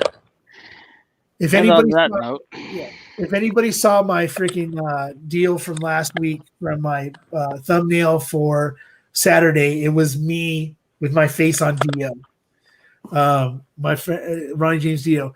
Edward Fulmer, I put out a poll saying, should I do a thumbnail from Little Nicky? Should I do a thumbnail from Twisted Sister? And Edward Fulmer was the only one that actually answered and said no, Ronnie James Dio. So I searched out a Ronnie James Dio picture to put my face on. Now that's the other thing that Dio was phenomenal. Literally freaking, from what I can understand, was one of the greatest guys that ever freaking walked the face of the earth. Huge freaking fan from even Elf. I have an Elf. I actually have like a reissue Elf CD somewhere. I think it's in my storage. But then from Elf. Do we need to call it a health check on Mr. Whiskey Shits? Is he passed out? Is going on? Is he what's going on? Are you Adam? Are you all right?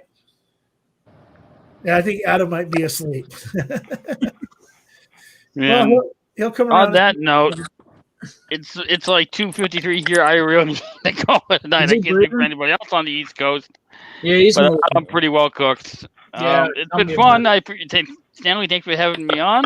All right, thank you for coming on, And man. I appreciate it. since we were just talking about Black Sabbath, the mob rules. Hey, Dio, freaking mob rules. You can't freaking beat that. That's freaking awesome. And then Bourbon, Get him. DMZKY, Lava Man, Stanley. It's been a great time. I will see you guys around the tubes. Have a good night. All right, I'll see Thanks, you later. Jim. Okay. So let's see if everybody can see if we can get Adam to wake up. I got his cell phone number. I'll call him. I thought Adam was in better shape than Bourbon a minute ago, but That's what I Bourbon's- thought too. I'm fading like Hey, crazy. I've been on here when Adam's been freaking pretty hammered, and he didn't seem to be even close to that. No, that's why it's a little. Well, I don't know if y'all. I had another bottle kill while you were talking there, Stanley. I had another bottle kill on my Evan Williams Bottle and Bond, which is not Lava Man's. Well, let's see if Not we hear his favorite whatsoever, but I saw you over there threatening me with that white label. I saw it. Hey, I tell you, I've been killing bottles this week like crazy. I've had so many that are like down to the bottom, and I got to clean them all out. So yeah. Sometimes hey, you gotta Adam. do it, sometimes you gotta kill in bottles. Adam, dip out, dude. Dip out. There he goes. No, Oh. be back. Hey, man, go ahead and dip out. Go ahead and dip out, buddy. Hey, what's up? Yeah, you good? All Hey, right, I'll boys. talk. Good night, Mr. Whiskey Kitchen. Yeah, he's handsome only. Yeah. I'll email you tomorrow, man. All right. I love you, brother. Later, bro. Yep.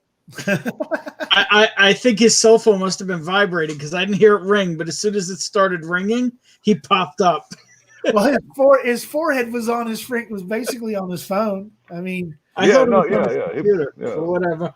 It worked. hey, guess what though? If you think about it, it's not like we haven't seen it before. Anybody that's ever been on Ken streams knows that Simon Delvecchia freaking does that shit all the time. Well, the greatest one of all time is definitely Sam. The face plant, no, yeah. you know what? The greatest. No, I'm sorry. The rug dweller. If you haven't seen it, my favorite ones by Simon are, "Hey, I'm gonna go get a drink of water," right? And then he leaves, and 20 minutes later, he still hasn't come back. But my favorite one is the one where he stood up, took 2 steps, and you see him just fall over, and he just doesn't come back. Well, that's one of the things I wish I had captured was when Ken took a floor nap on his 20-hour stream. Oh yeah. Because my favorite part, and I will always say it, was when he had his vape sitting on the table. And when he hit the ground, you saw this. You saw the vape wiggle when he hit the ground. But no, I was saying Sam from my Whiskey Wines. That was the greatest drunk sleep video of all time. Wait, what about freaking Chris? I missed that one. What about Chris on Hot Buddy Rolls? You haven't seen the video? I got to get Josh. What? I got to go get. I got to. Yeah, Yeah, I know which one you mean. The one where he wakes up and he's like, that video again. That's fucking What? hilarious. He's sitting there That like one? this. He's sitting there like this on a live, and then finally he just goes, "What?" that was a I can see that. Sam from my Whiskey She Wine. She came on absolutely hammered one night, was on for like 4 hours, and then passed out live streaming face down on the table for like 6 hours. That was like their last live stream before they went off the air for 6 months. Oh yeah, there's the other thing too. The ADHD's first live, where he actually completely fell asleep on the freaking live. The other one was my other favorite one was Klein. Not too long ago, if anybody remembers, freaking he did the live on that Sunday with Carrie, and then he said that he'd be back in a second, and then Carrie had to figure out how to shut down the freaking live after 30 minutes because he never showed back up. And then her freaking son, who's like, what, 6 or something like that, he comes in and says, "I know how to do it," and freaking ends up freaking actually killing the live after like 15 minutes of dead freaking time. And then come to find out, like my Klein was the next time that we I freaking texted Carrie and see if the client was okay, and he's like, yeah, he's okay. He was already in bed, like freaking half butt ass naked, freaking laying in the fucking bed when, like he was already freaking like he was already gone. Like, well, I mean, Ben was Bobby not on that stream with Sam? No. Bobby was by herself. Oh, and she definitely talked about some interesting topics. Holy mackerel! And maybe different people she would be willing to sleep. It was eventful. And then and I forget if it was like 4 or 6 hours. We were trying to wake her up through the night. She was just face planted out cold. The video's still out there. He didn't delete it. Oh shit! Yeah, I gotta find it. I have it somewhere. I got the link somewhere. Yeah, so freaking see, Top Shelf Dustin's now in here. What's up, Dustin? Freaking see. Oh yeah, that's the other thing that nobody saw. Okay, so I've never seen this. This is just something I've been told with the ADHD thing. Mm-hmm. But yeah, most didn't see at the end of the live. He started screaming in his sleep. His wife wakes up, and then she's screaming at him, "What is wrong with you?" Yeah, I've heard that. Yeah, that was freaking. But it's night terrors. It's rough. Yeah, it's rough business. But like, so like for me, luckily for me, I had a nice hearty meal at the beginning of this. If anybody didn't see me eating it with, I had a really nice good plate of shepherd's pie and freaking pot roast and freaking vegetables. Standard freaking Irish shit. So I just figured out that I've gone through 1, 2, 3, 4, 5, 6, 7, 8, 9 freaking drams and freaking a beer. And I don't feel shit. What was the beer? Actually, I'm not a huge fan of, I don't like stouts, so I didn't get a Guinness. No, there was no Guinness Blonde Ale anywhere, but people say that you're a pussy if you drink freaking Guinness Blonde Ale. So I went for another Irish. It's called Smithwick's. Ah, Smithwick's. It's called Smithwick's. Nice, yes. Smithwick's. It's also made by them. Yeah, it's a Smithwick's red Irish Ale. Mm-hmm. And actually, you know what? That's some pretty good shit. I haven't had that before. That's the first time I ever had it. And I'm a huge fan of a Franziskaner, which is a German beer that has a lot of banana and a lot of clove to it. And then I also am a huge fan of what you call it, Mexican lagers, Dos Equis, Pacifico, stuff like that. So this is like the middle ground. This is a lager / ale. So it's like right in the middle of it. So it's got a little tiny bit of bitterness to the back end of it, but it's a red ale.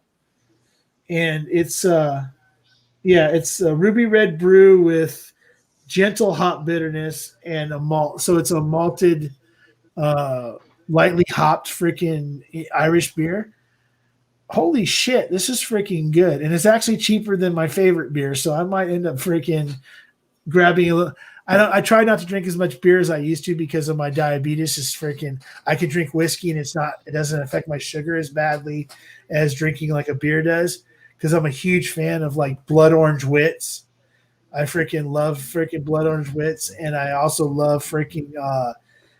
I really like grapefruit and lemon Hefeweizens. So, oh man, come to Denver in the spring and summer, bro. Like you'll throw a rock at a brewery, they'll have multiples for you to you will it's So I agree, Denver, man. That's a beer haven there. Yeah.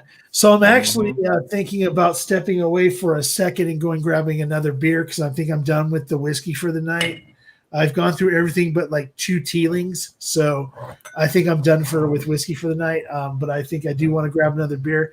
So if you guys can give me a couple minutes, talk amongst yourselves. You know what? If you're going to do that, I'm going to dip out. It's 3:02 a.m. here. Okay. And I got to work in the morning, so. What do you mean you got to work in the morning? Technically, aren't you working right now? I mean, he's always working. He's on the clock. I mean, or on call. I've got my email open. I always have it open, but you know. All right. So yeah. Okay. Thank you. Okay. Thanks for Thanks for. Yeah, no problem. I look forward to that H&H when you. Yeah, when I am so behind on shipping. If anyone. Oh hell, dude! Freaking. No, dude. I don't understand. I don't care. I have like 15 or 20 bottles I need to get out of here. It's bad. Yeah, I don't. I mean, truthfully, because of the fact that what you're doing for me, make mine the last. Get everybody else out and don't worry about me. Nope. But also, if you got any really, really cool samples that you think I might like, I wouldn't mind that either. Actually, you know what, Bourbon? If you were be willing to throw a flight at me, I would appreciate that. I don't know anything about building flights, but I'll send you some cool shit you'll never get anywhere else. Okay, cool. I'll send you some dusties. I'll send you a flight, Stanley. Okay, absolutely. If I'll send you some dusties, though. Nobody else. Well, maybe what you were saying earlier. Absolutely, I'll send you a flight. Okay, yeah. Anybody that wants to walk me through a flight, or anybody that wants to freaking just send me a flight so I can work on my palette and stuff like that. If you want to make it into a game, come up with some questions or whatever like that, just like Tim Evans or Henderson. Yeah, yep. DC do. Go ahead and do that. Shoot that shit my way. My address is in my about on my freaking tab. Send it to that address. It's actually a box at a storage place. So all my packages go there, so there's no chance that somebody steals them off my freaking porch. So yeah, if anybody wants to do that, I'm freaking all up for it. I already have samples that I have to go through from Whiskey Samurai that I got about a month and a half ago that I'm holding on to because I really want to do them with Kilco because one of them's the JD Sinatra and Samurai sent him a freaking a sample so that we can. I want to kind of do that on the live with him. Hopefully, I'd like to do it on the first live of what's the name of that? What's that name again, Bourbon? That one name. What's it called? I think it's called Kilco something. Kilco Swaggins. Yeah, Kilco Swaggins. I think that's what it is. Yeah. So that's awesome right there. So I'd like to do that, like the JD. Since Wagner, since you're a Beam guy. Oh, that's awesome, dude. There's a treasure chest there. I'll send you some Dustyak. Yeah, so if anybody wants to send me samples, I'll go on live with them and freaking let them walk me through the samples, or if they want to do a blind, however they want to do it, I'm game for it. I just drink them. I don't care what you do with them. Yeah, like I said, no. If you send me Dusties like that, then we're gonna go on live together in front of fucking everybody, and we're gonna go ahead and you're gonna freaking walk me through how you came across the bottle, or about that how you came across that Dusty. There's a story behind everything. At least I get the story while I'm tasting through the freaking flight. Okay. Well, and where this came from, there might be I can't reveal too much about it because there might be a second deal in the works. Okay, well, however you want to go about it. I can work around that, but yeah, but it's your role. The more of these crazy old things I get, the more of them I could share. That's kind of the way I feel about it. I have no idea if this crazy dude's going to be any good, but we'll see. Anybody that wants to do this, with me, it's all your rules. I'm your clay. Mold me to being a better freaking whiskey guy.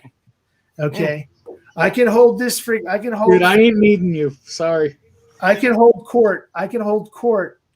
Every freaking Wednesday and Saturday. He's more likely to taint your palate with some oddly ceramic whiskey. I mean, think about it this way, right? If it's not Bourbon doing it, it's going to be Dusty Dan. One of the two of them is going to send me something I've never freaking tasted before, or something that's super dusty that's going to give me, that's going to freaking throw me. It might throw me off because it's so freaking dusty. But guess what? If it's bad, I ain't sending it. Those two guys between Bourbon and freaking Dusty Dan, I'm going to be able to taste some shit that maybe a lot of other people are never going to be able to taste. So I'm willing to take that chance. All I got to say is you can find this stuff too. Facebook Marketplace, Craigslist. Right. But like I said, I can hold court on Wednesdays and Saturday nights, but at the same time, I can't really be an authority on anything until I learn about it. So I can sit there and talk to Lava Man. I can talk to Birdman. I can talk to DMC. I can talk to Jason Kalori. I can talk to freaking ADHD, and I can get how they look at everything. But these are the people, all of y'all, all the people that have been into this for a while, all these people that have a special thing about them. I mean, Lava Man says he is self-admitted that he hasn't been in it for long, but he has his own thing that he's into.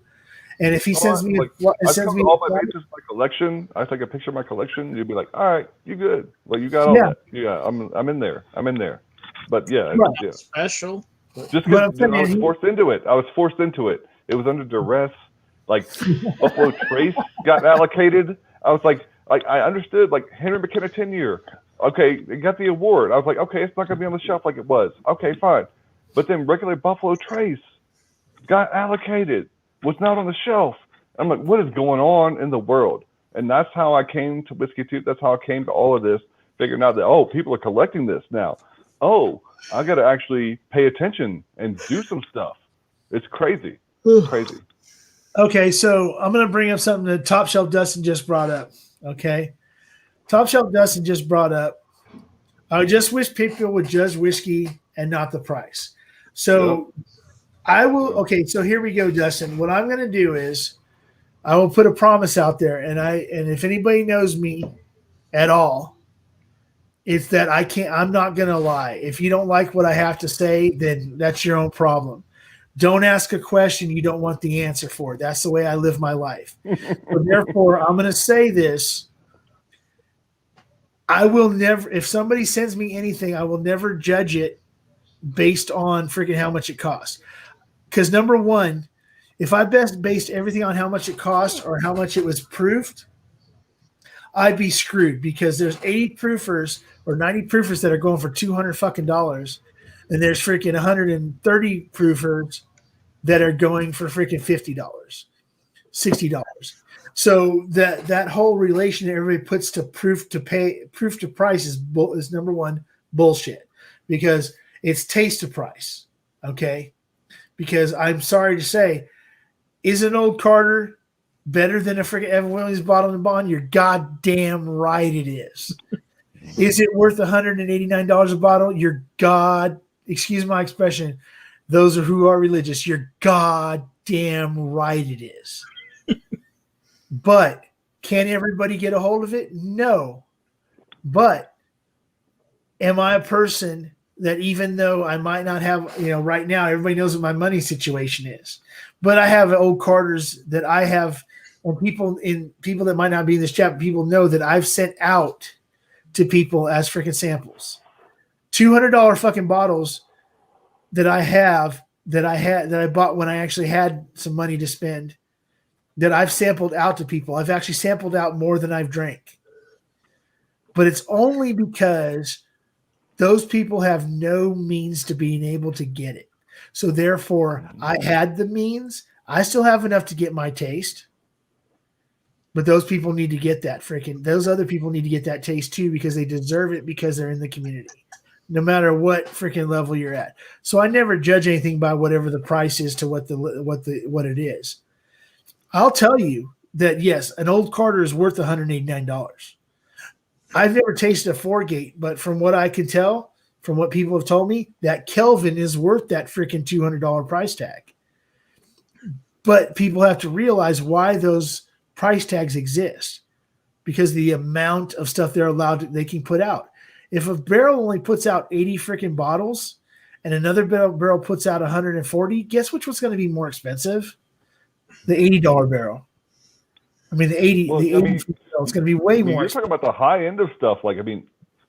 Not like talk about the mid range, about like how like allocated stuff in that area is, where like people can't get, like with this, not the distribution, right? Like Smoke Wagon, like High West. Yeah. Like there's a lot of people on the East Coast that cannot get that at all. So there's the other thing. That nobody's reached out to me about this, but when it comes to things like on the East Coast where people can't get, like the High West, like the freaking Smoke Wagon, like the truth is that if I can come across it right now in California, which is the state that you can get Old Carter in, the state you normally can get freaking Smoke Wagon in. Smoke Wagon hits the shelves here. It lasts for 1 day. Wow. Uncut, unfiltered does not last more than freaking maybe 72 hours. We haven't seen a private barrel or a freaking a blue. Okay, we haven't seen a blue wax or a red wax freaking Smoke Wagon here. Either, yeah. Well, made right more than like 6 hours. Like literally, a freaking liquor store get freaking 10 cases, and they don't make it to the fucking 4-hour mark before it's gone. So because people are buying it up and putting it out on secondary and selling it to people on the East Coast for fucking $600 a bottle. And Aaron is completely against that. He tries his hardest to freaking to avoid that at all costs. Oh, absolutely, yeah. So for whatever reason, Smoke Wagon Uncut Unfiltered or any of the other ones, I can get no problem here whenever you want them. Yeah, you can go to New York Spirits Guru and freaking get those bottles because he has those relationships to get those bottles. Not just him. I got places way closer than him. Okay. But he's good people. Sean is awesome. I freaking leave his shop drunk. I come in there and it's here, try this, here, try that, here, try this, here, try that. Sean's amazing. He seems to be really freaking cool. He reached out to me on my freaking. Well, I think you were on the live at the time, Ben. Yeah, I gave him your address. Yeah, Ben sent him my address because he said that he was going to send me samples of all his picks. The last time I walked into his shop, I'll give him the plug. 58 Wine and Spirits in Manhattan. He goes, here, you got to try this. Okay. To me, I'm tasting. I'm like, it's delicious, but what is this? It's kind of MGP. What do you? Is this a new store pick you got or whatever? No, he pulls out Rare and Limited, and he has the greatest freaking tater freaking stickers in the game. Oh, you want to see some of them? I got them here. Yeah, he's got the Hulk. He's got freaking. Throw him up. Hold up. Yeah, he's got the I'll Hulk. stop the cam so you don't see my ass for a minute. But he's got the Hulk. He's got like the Hulk. He's got freaking Black Panther. He's got this Thundercats freaking one that's freaking amazing. It's got Lionel on it. Like he's really into the superhero thing and stuff. But he's got some really freaking Aquaman. He's got some really cool freaking tater stickers. He has one where it's mixed doubles, which is it's supposed to be Arthur Ashe and somebody else, but it's a picture. They've superimposed the other people involved in the pick onto the freaking faces of Arthur Ashe, and I can't remember who the other person is, but there's some really cool. And then New York Spirits Guru, which is weird. He doesn't know who I am. He just jumps in on my lives on Instagram every once in a while, but he knows that I'm friends with specific people over there, like Single Barrel Snob, which he's from Southern California, but he's a transfer to Kentucky. So we have a link because we grew up in literally the same area. Like he grew up like 20 minutes from me.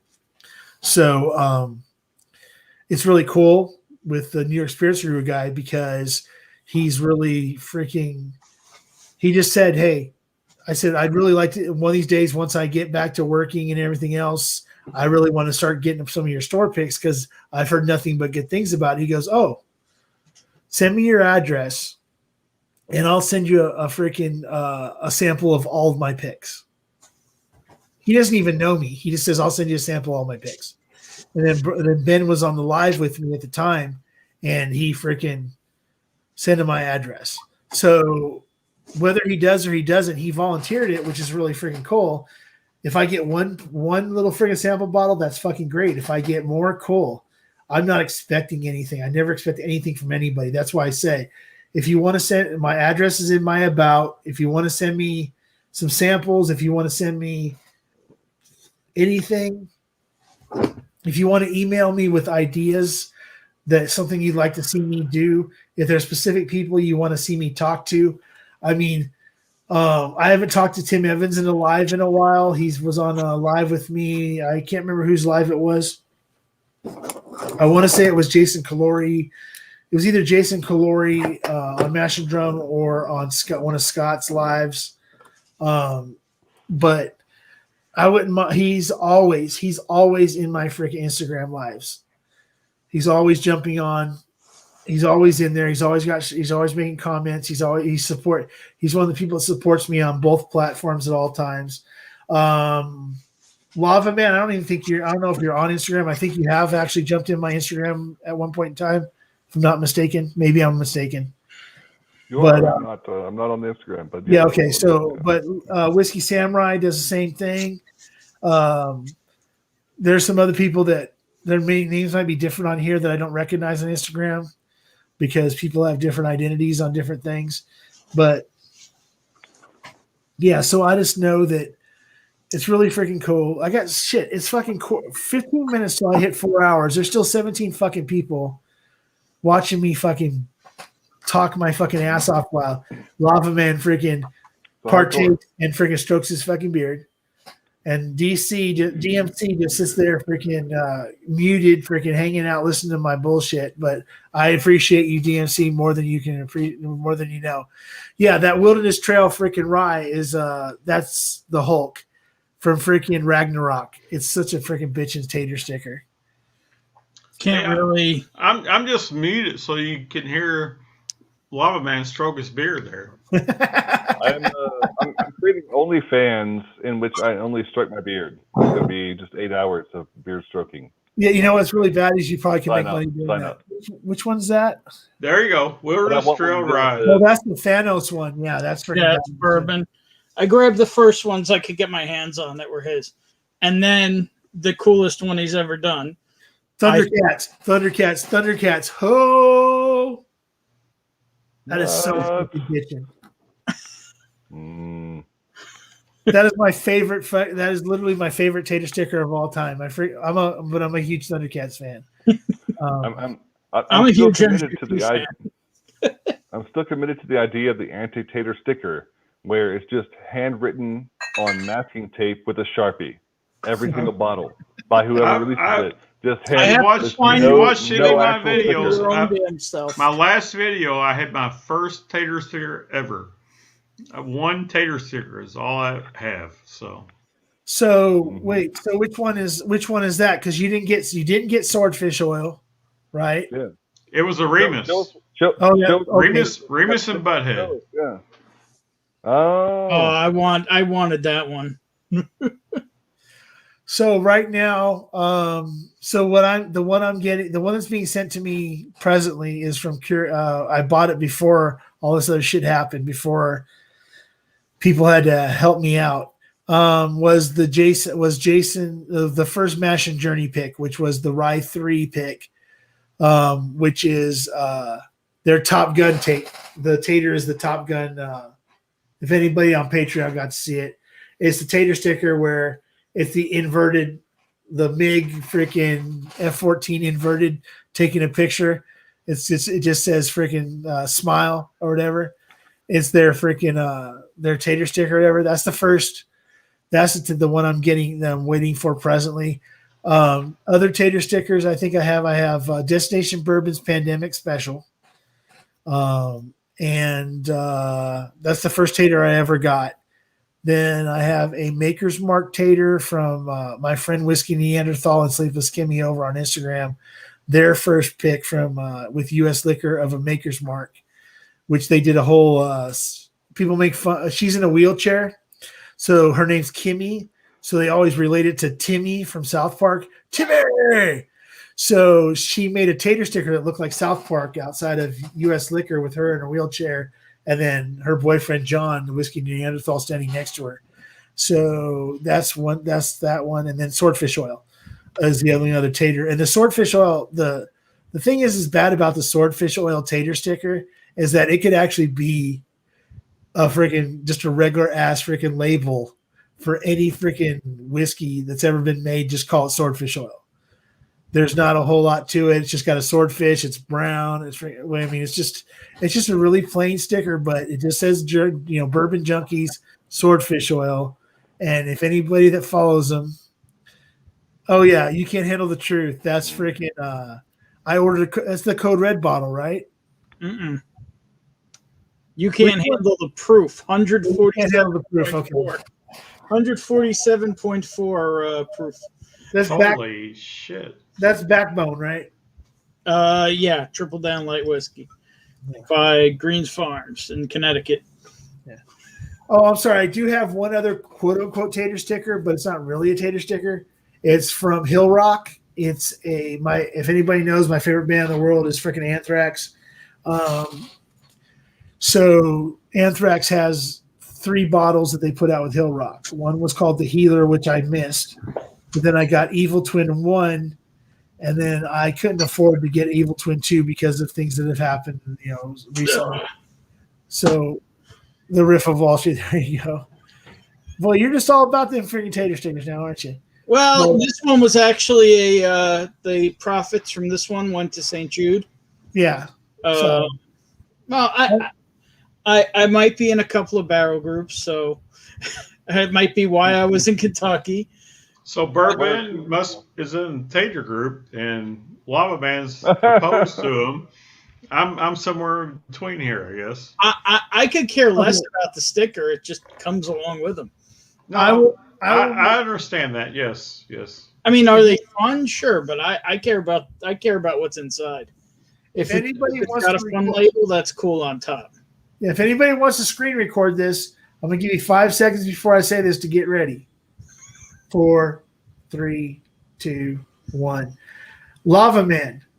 If for any reason I ever get a chance to be involved in a pick, whether it be with Kilco Swaggins or freaking whoever, if I am in a pick, your idea, I will get the exact idea from you, and that is exactly what we will do for my first pick. I will freaking make the anti-fucking tater sticker.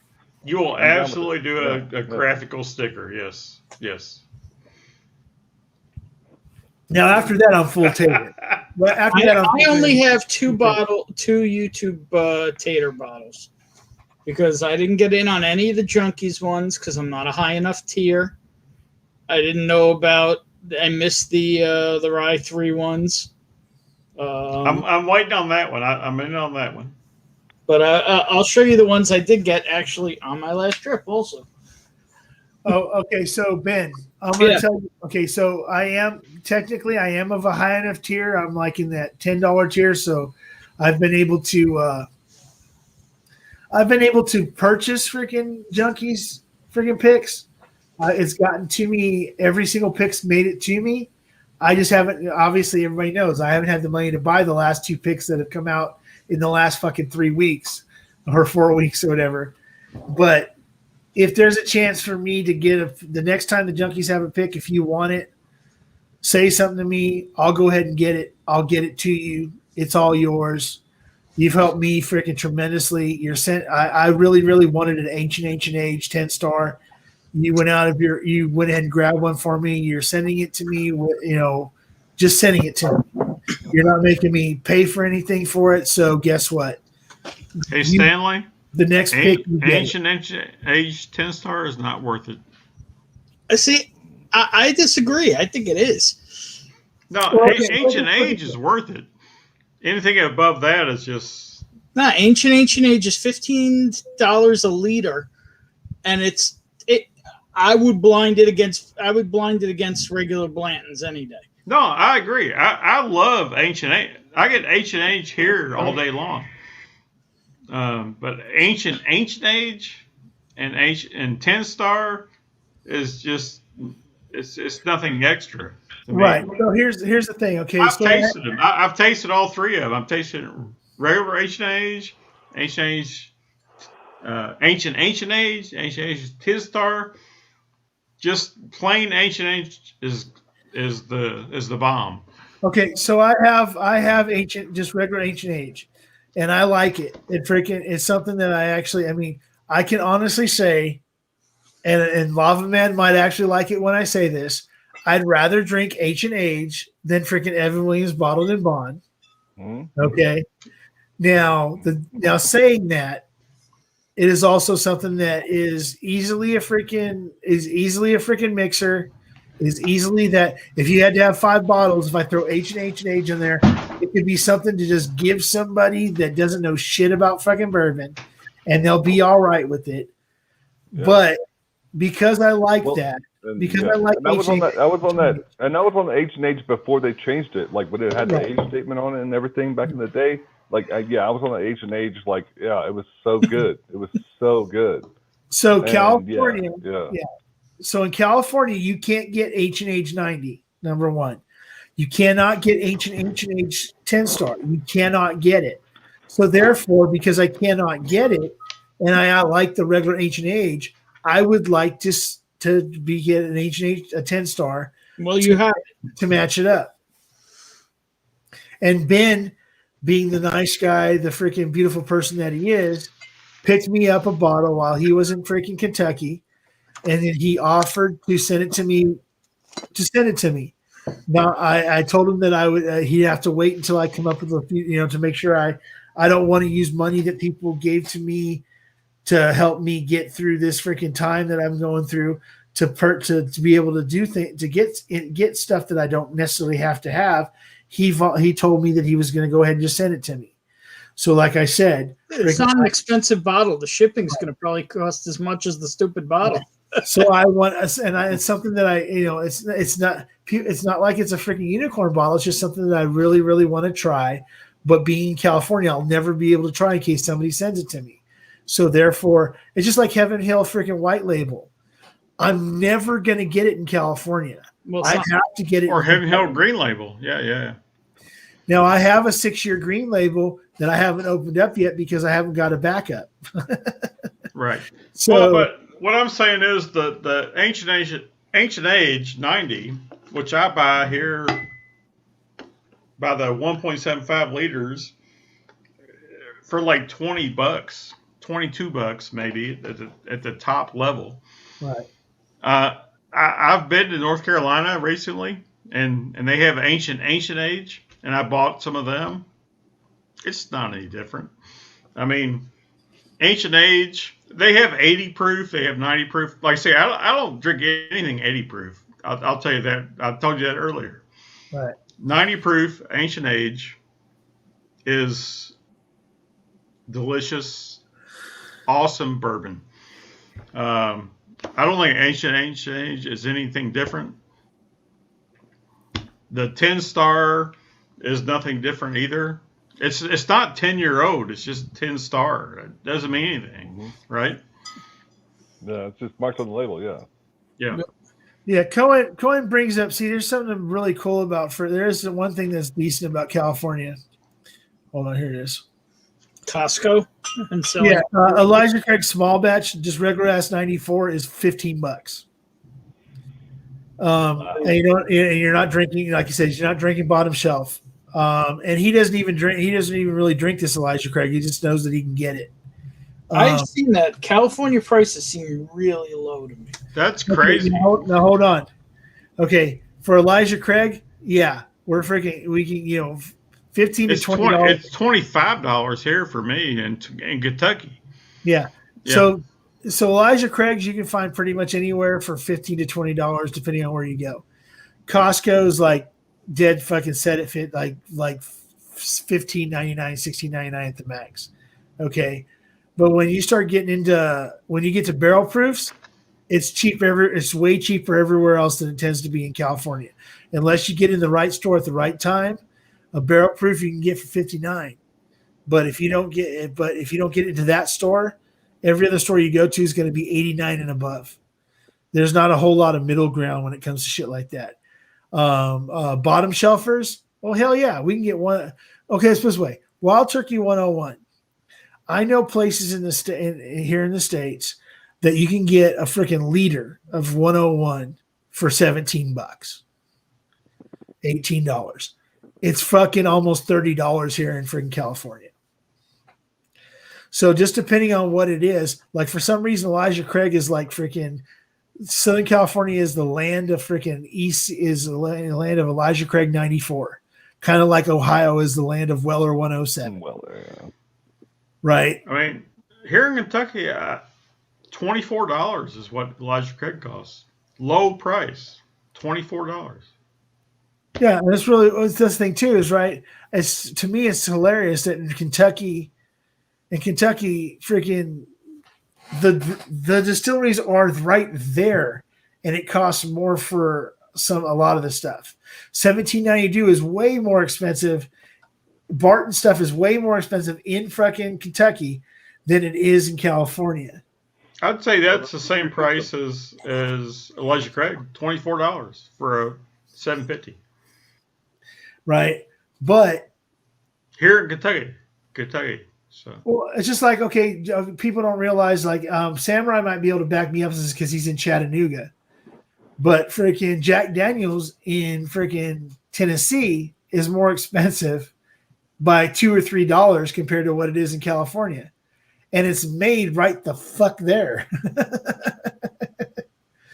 You know, so Lava Man's in Colorado. I don't know what liquor prices and stuff are there, but I don't know what 291 goes for there. But I think 291 across the board is rather freaking 80. You know, their low level shits at freaking starting out at freaking 89 ish, and then it works its way up from them. But then again, the one you want here is $100. Yeah. So, and it's all small, but it's all freaking really super small batch, freaking really freaking limited runs and stuff like that. High West has freaking moved their production has increased, but they also reduced what they put out of the freaking distillery and kept a lot of shit local now. So you can't get you cannot get a finished Rendezvous rye outside the distillery. You cannot get freaking Rocky Mountain rye outside the distillery. You cannot get freaking High Mountain outside the distillery. You can't get tan. You can't get the tan outside of the distillery. There's freaking seven different bottles, including now Boo Rye.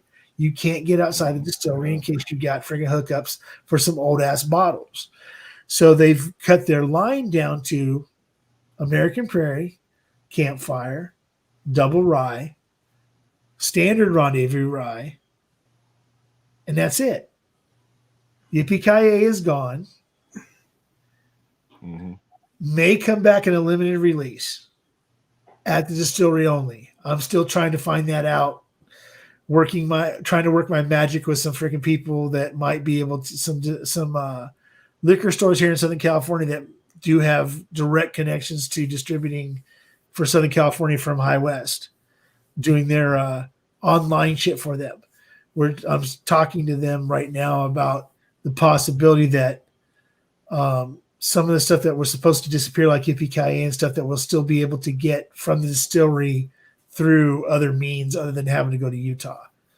But so it's like, and that's the thing too, is that I have a shit palate, but if anybody doesn't know, I can talk for fucking ever and I can talk to anybody. So I started talking to beer a half hour ago and I was going to go to sleep. Yeah, I remember that freaking bourbon, but then I said some stupid shit like freaking, oh, you got the taters from New York Spirit Guru, and boom, you're freaking. And you stayed on.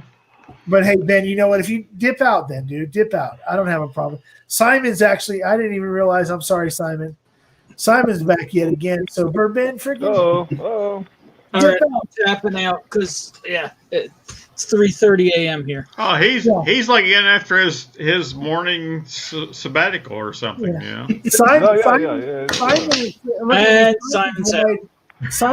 awake. Simon leaves. Yeah. Fun. Yeah. Are we that offensive? Are we that offensive as Americans? Like just immediately, just gonna leave. Good night, gentlemen. No, he didn't hear any of that, which is so like funny. Like Cohen, this is the thing that's funny here. Like, so Cohen's in Southern California with me, right? So he says he saw Beam White Label on the 4th of July at $8 for a 750. Okay, buy it. Here's the other thing that people don't realize too. Pikesville is actually really cheap here.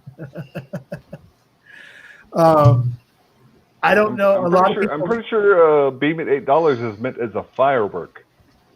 You're supposed to light it on fire and throw it somewhere. I think that's the marketing there. Yeah. Well, like Cohen is saying, freaking $36 for Pikesville. I mean, buy it. Yeah, buy it. But that's the thing too, is that I want people to know that if they go online and they see something in California that they can't get where they're at, there's an email on my about. There's a DM If you go to at the underscore Mashbill on freaking Instagram, if there's something out here you see at a store that doesn't deliver that I might be able to get a hold of for you in Southern California, KNL, High Times, Keg and Bottle, some of these other places out here. Don't be afraid to freaking reach out to me and see if I can help you out. Because if I got the means to get you something, I'm going to freaking use my means to get you something. And if I don't have the means personally, I have literally an Instagram freaking hunter network that can get a hold of stuff that you might not be able to get with. I'm not going to say Tim Evans can help you out. I'm not going to say Uncle Buck can help you out, but they are in the land of Bennies. And if anybody knows anything about Bennies, those guys are in the Chicago. Anybody you might know in the Chicago area, they might be able to help you out with some Bennies stuff that we can't get a hold of. If there's people in Michigan that need to get a hold of something from Valentine, I'm telling you right now, way ahead of time. If you're looking for Mayor Pingree, it's going to be really fucking hard. Okay, everything they do is very limited runs. I was lucky enough that for Christmas that Klein gifted me a Mayor Pingree Red.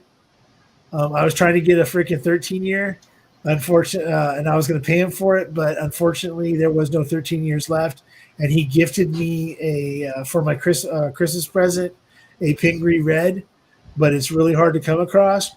But if there's just keep an eye on Mayor Pingree, keep an eye on freaking Traverse City, stuff like that. Remember, there's people in here that are from Michigan. There's people in here that are in Colorado. Oh, wait a second. There's a guy named Lava Man who knows about a freaking lot of little distilleries there and stuff like that. Reach out. Don't be afraid. Don't be afraid in this community to reach out to people and ask them if they can get a hold of something. If they say they can't get a hold of it, just accept that they can't get a hold of it. But if they can help you, I'm sorry. Everybody I've ever asked for any help to get a hold of something has never told me no. They say, let me look into it. And if they can't get it themselves, they've always hooked me up with somebody else that could do it. So that reminds me, Swags. You promised me that Blanton's for $20, bro. Where's that at? Yeah, try to get me on that one. I'm willing to send you the Blantons that I still haven't opened at freaking retail, but $20, I don't think I can do that one yet. But bro, that's what you said. You said you had that. You said you had it like that. I don't know. Oh yeah, whatever. You know what? Cool. The guys. That's cool. No, that's cool. That was cool. You don't. Yeah. Okay. The truth is, if I had a backup of that Blanton's, I would just send it to you for $20, just because that's the way I am. But I don't even want Blanton's, at all. But I only got one. And, not a whole lot of people really actually want. But yeah. But yeah. So depending on where you buy, some in Southern California, some of us have inns at I'm not saying inns at places, but sometimes we get notified of stuff ahead of time. Sometimes what's advertised might not be the price that I'm necessarily going to pay, or a co-in might be, because he has connections or whatever, might pay. We might be able to get it at retail sometimes. We might be able to get a store pick. We might be able to get a store pick that never even gets advertised. So it happens for everybody across the board. Somebody has a connection somewhere where they might be able to get a hold of something like, Ken in Scotch Down Under might have a hookup to get a Glenalachie freaking batch 1. Oh wait, no, he doesn't, because he can't get it. Oh, I'm sorry. Sorry, Ken, if you're still in here, I'm sorry. That was just a joke. I'm just playing with you because I know how much you want that batch 1. But there's plenty of people. Never be afraid to reach out.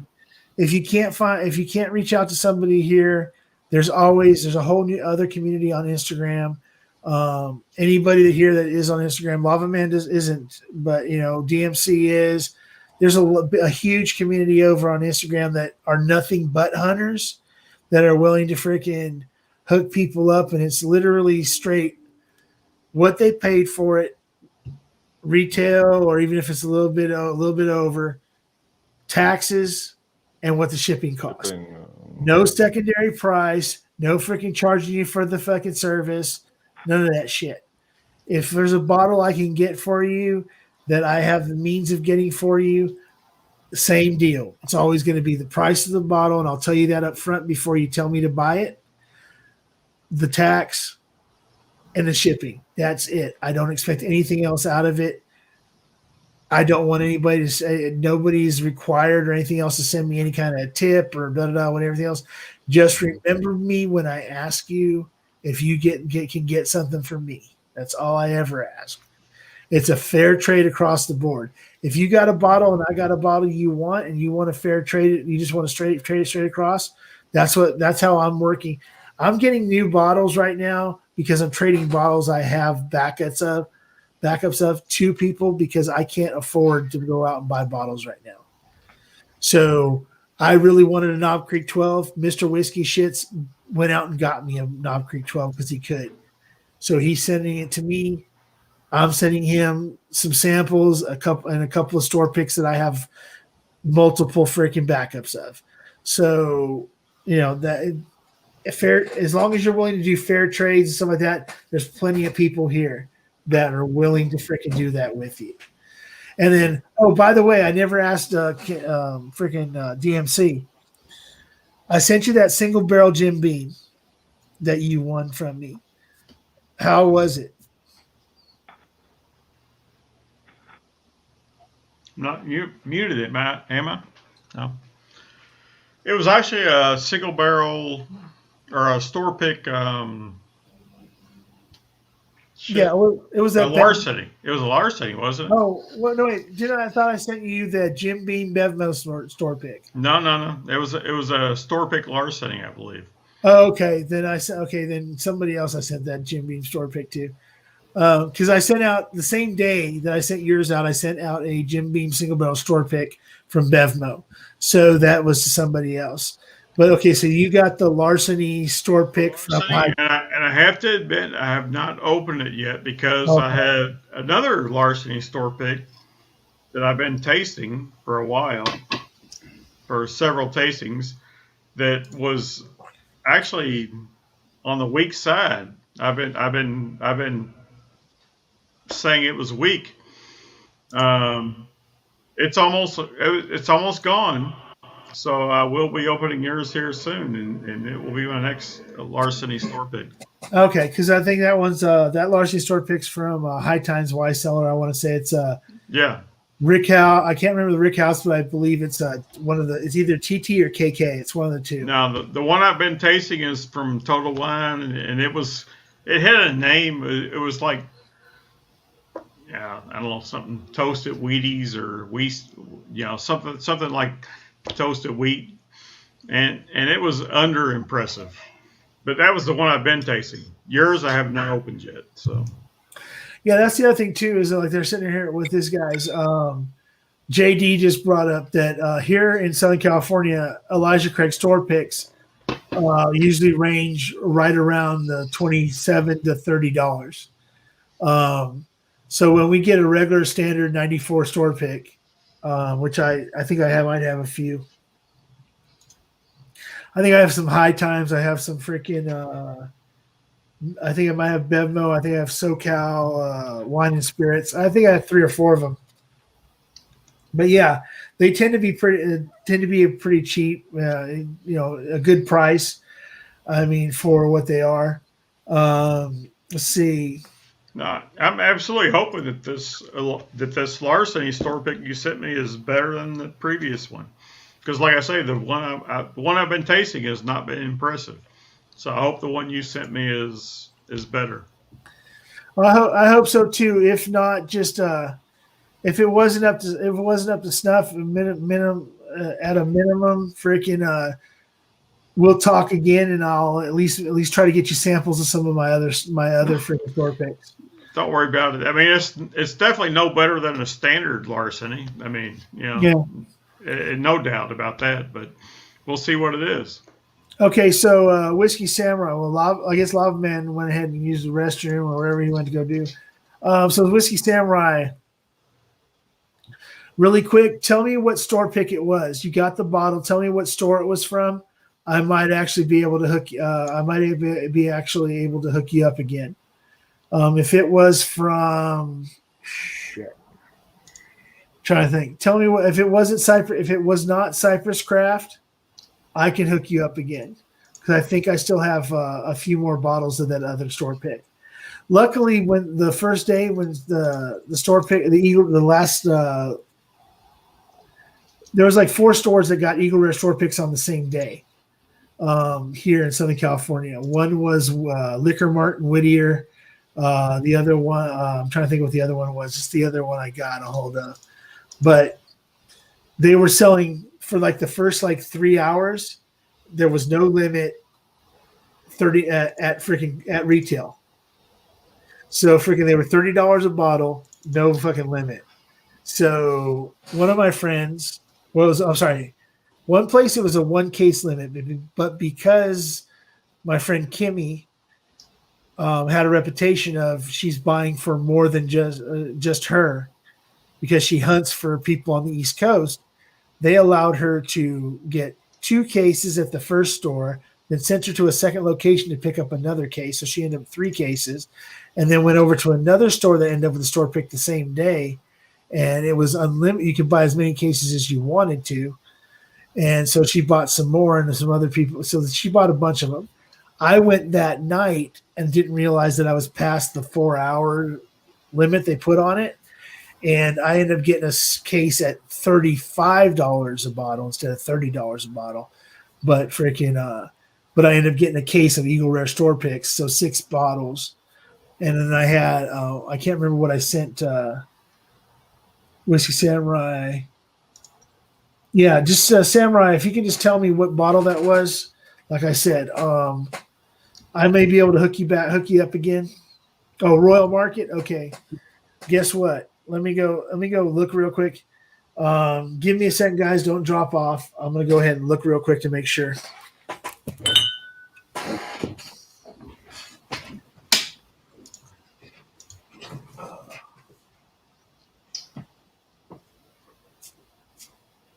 Okay, so now that guy's gone, Yeah. I reckon. What do you guys reckon? I was going to ask, what do you guys reckon of the Remus repeal batches? From what I hear, they're all good. I have not gotten all of them. I can get I think 2, 3, and 4 on the shelf around town here right now. I just haven't collected them yet at $8 a bottle. I don't know. Yeah, I mean, but from what I've heard, they're good. Yeah, because some of them just came into the store, but they want $160 for it, which is about $120 USD. So I'm just wondering. That's pretty steep. I mean, I think I would go probably 80 to 90 on the Remus Repeal Reserve. I don't think I would go more than 100 for sure USD. I don't think I would go more than that.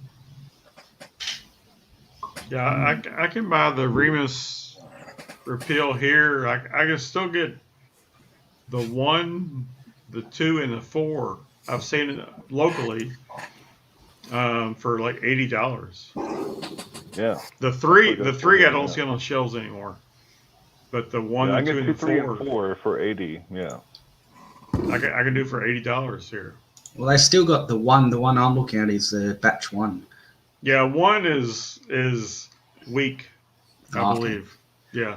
The worst of them, from what I understand, yeah, like 2, 3, and 4 are all better. Yeah. All right, I'll give that one a miss then. and the only one I've tasted is 4, and 4 is amazing. It's great. It's worth $80. Absolutely, it's a good tasting bourbon, delicious, very, very, very, very good. That's the only one I've tasted though. So it's the 4. So. Yeah, everybody says that I haven't had a Remus yet, but a lot of people were really hyped on the 3. Yeah, I haven't seen a 3. I still see the 1, 2, and 4 here on the shelves, but not a 3. Not a 3. So I've had a Baby Remus store pick that was quite good, like the regular Remus, like the George Remus. Yeah. Yeah, I've heard the George Remus. I've got a store pick I just recently reviewed, and it's it's delicious. It's good stuff. Yeah, no, yeah, 121 like, proof, and it was great. Yeah. Mm-hmm, yeah. Fair enough.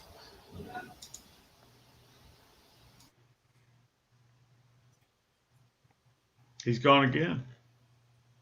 Uh-oh. I'll be back in a minute. I don't know what I was doing. I was trying to do something. It's just me and you.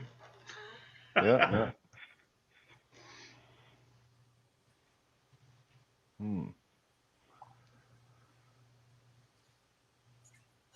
Nope. So were you drinking Irish whiskeys earlier? I was, yeah. I got into that bread. I went out and bought the bottle for the Redbreast 12-year cask strength. Okay. Yeah, so the what is it? The B219 batch. So it's like the earlier, before it. Yeah, apparently everybody's like the new stuff is like. I saw the Redbreast 12 cask strength on the shelves 2 weeks ago, and here in the local stores, I think it's all gone now because of St. Paddy's Day.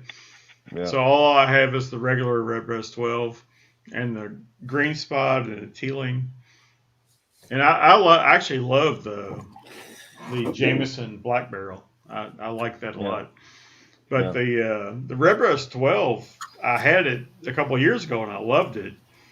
This last bottle I bought, I think it's gone downhill. I don't think it's, and I think I was just listening to some other channels and some other reviews with them changing the cask strength to non-age stated, and right, yeah. I think the regular Redbreast 12 has gone downhill also. So yeah, no, but this 12-year cask strength from 19 or whatever. I mean, yeah, I was like, as a bourbon drinker primarily, this is the only bottle of Irish whiskey that I own, and I was like, oh no, this is good. It's I can't, no complaints, like no complaints here. It's really good. It's a good bottle for sure. No, I absolutely rank my current Green Spot. I rank it way better than my Redbreast 12, which is crazy. Yeah. It shouldn't be that way, but the Redbreast 12 is not that good actually. It's not a cask strength. It's just a regular. But yeah. Yeah. No, it was like the cask strength, and I was like, okay, I got that, and and then it was sitting next to the Green Spot, the Montalena cask, and the Yellow Spot, and I wasn't. I was like, I grabbed it, and I'm glad I got to like the older one versus whatever. I was like, oh, like the new one. I was like, I would have been super disappointed. No. I'm super happy with the Green Spot. I've never actually had it before, and it's as good as any Redbreast I ever had. I must say. I mean, I like it. So. Do you guys get the Knowles Mill? Yes. Yeah. The Noah's Mill and the Rowan's Creek, the Willett Distillery. Like some of the best like mid-tier bourbons that we have like here in Denver, around $50, $55 to $60 a bottle. Really good stuff. Yeah. Oh, sweet. What do you guys? What does that cost you guys? $55. What, really? I paid $165 for mine, which is about $120 American. Wow. I bought a. It's really rare over here, though. This is the only bottle I've ever seen in the last, I don't know how many years. I mean, out of all the Willett, this is a Willett. I mean, I've tried I've had the Noah's Mill, I've had the Rowan's Creek.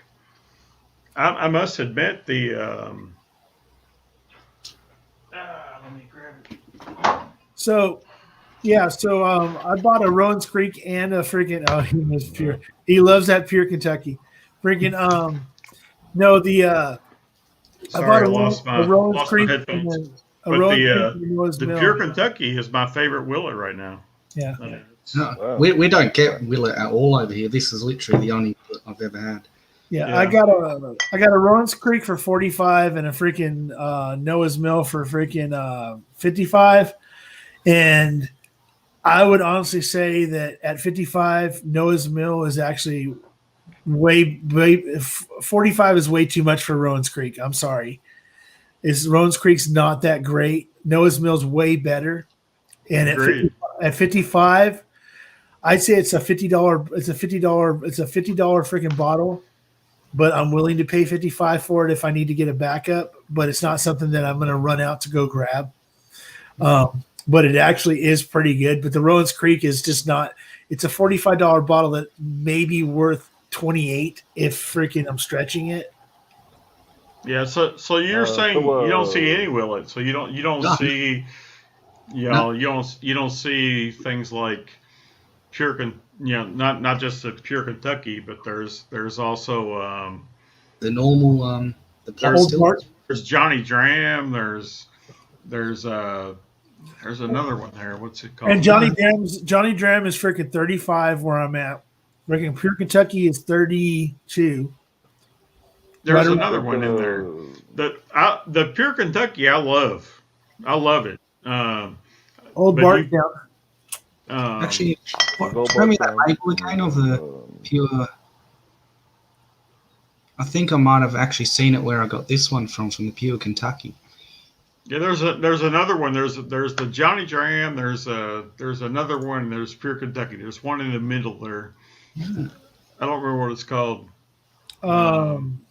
Okay, Simon, when you said King of Kentucky is a completely different freaking level.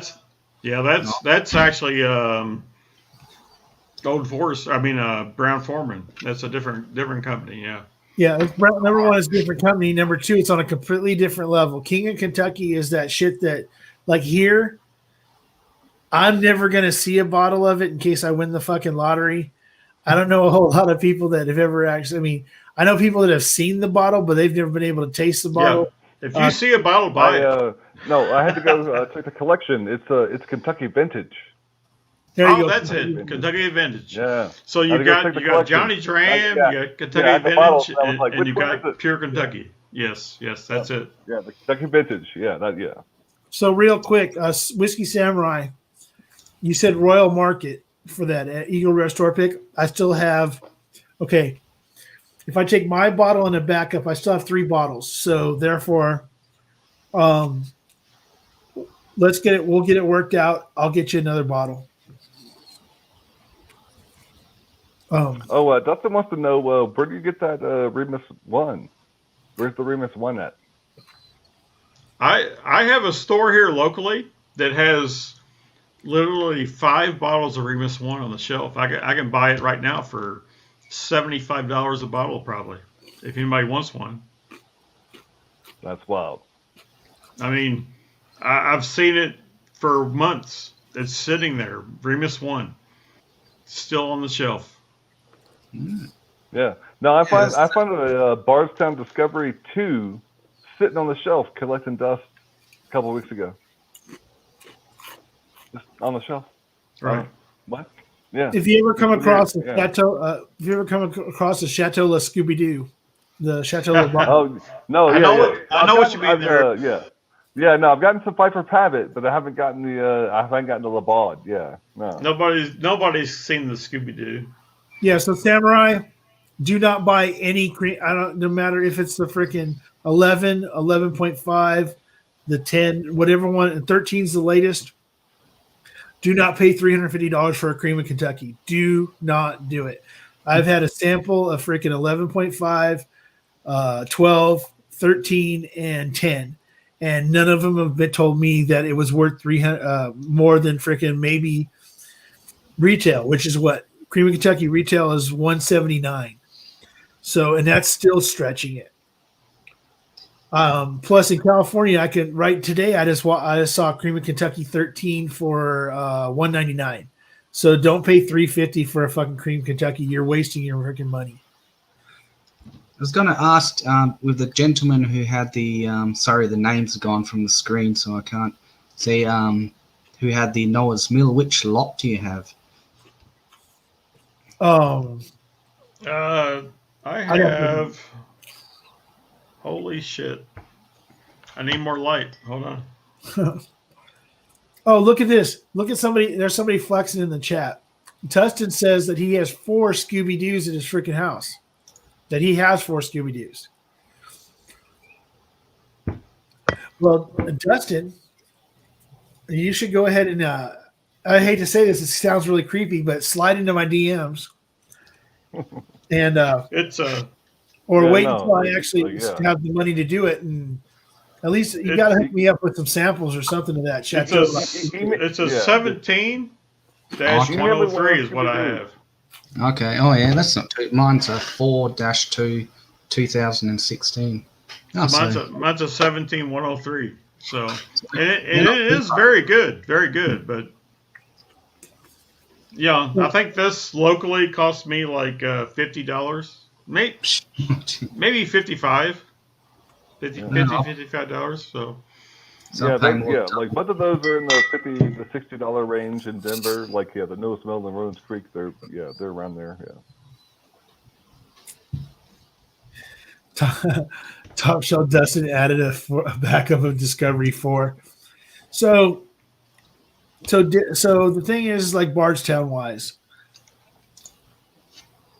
they're hitting. I mean, the truth is that people don't realize this. I mean, I've only had a couple of tastes of different freaking shit from Bardstown, but in general, I've heard that it's literally hit or miss.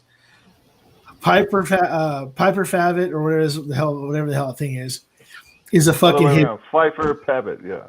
Pfeiffer Pavitt is a fucking hitter. Everybody says it's a hitter. Discovery 4, Discovery 3, Disco 3 and 4. Everybody says it's a hitter. Freaking Chateau Lake Scooby Doo is freaking a hitter. But you never hear anybody talk about Disco 1 or 2. You never hear anybody talk about any of the fusions. Yeah. You never hear anybody talk. Guys, Copper and Kings, the other Copper and Kings, the Copper and Kings freaking Bardstown is a hit, supposedly a hitter too. But then that freaking Curacao barrel, they say it's polarizing. Some people say the orange Curacao barrel is freaking a hitter. It's about 50-50 on hitter or shitter. So Bardstown's freaking doing some really cool shit. But if I was to put everything they've put out over since they pretty much came to fruition, they're 50-50. So, do I want a Discovery 4? You're damn right. I want a Disco 3 and a Disco 4. I want a Chateau. Going back to the perennial discussion of air and oxidation in bourbon, right? So, I got a bottle of Discovery 4, and I popped it, and I poured a dram, and I sipped it, and it tasted like a old leather briefcase full of old library books. Okay. And I was like, okay, this got age on it. All right, I get that. Okay, fine. Like whatever. But it was not pleasant. It was not pleasant. And then I come back to it like a week later, and it's an amazing bottle. So like everybody who keeps talking about like, oh, air doesn't matter. Like, it's not going to be like it's the same no matter what. No. The air matters. Oxidation is a real thing. I don't care what you say. Like it went in 1 week from being an old dusty leather briefcase full of old library books to being one of the best bottles that I've ever tasted in my entire life.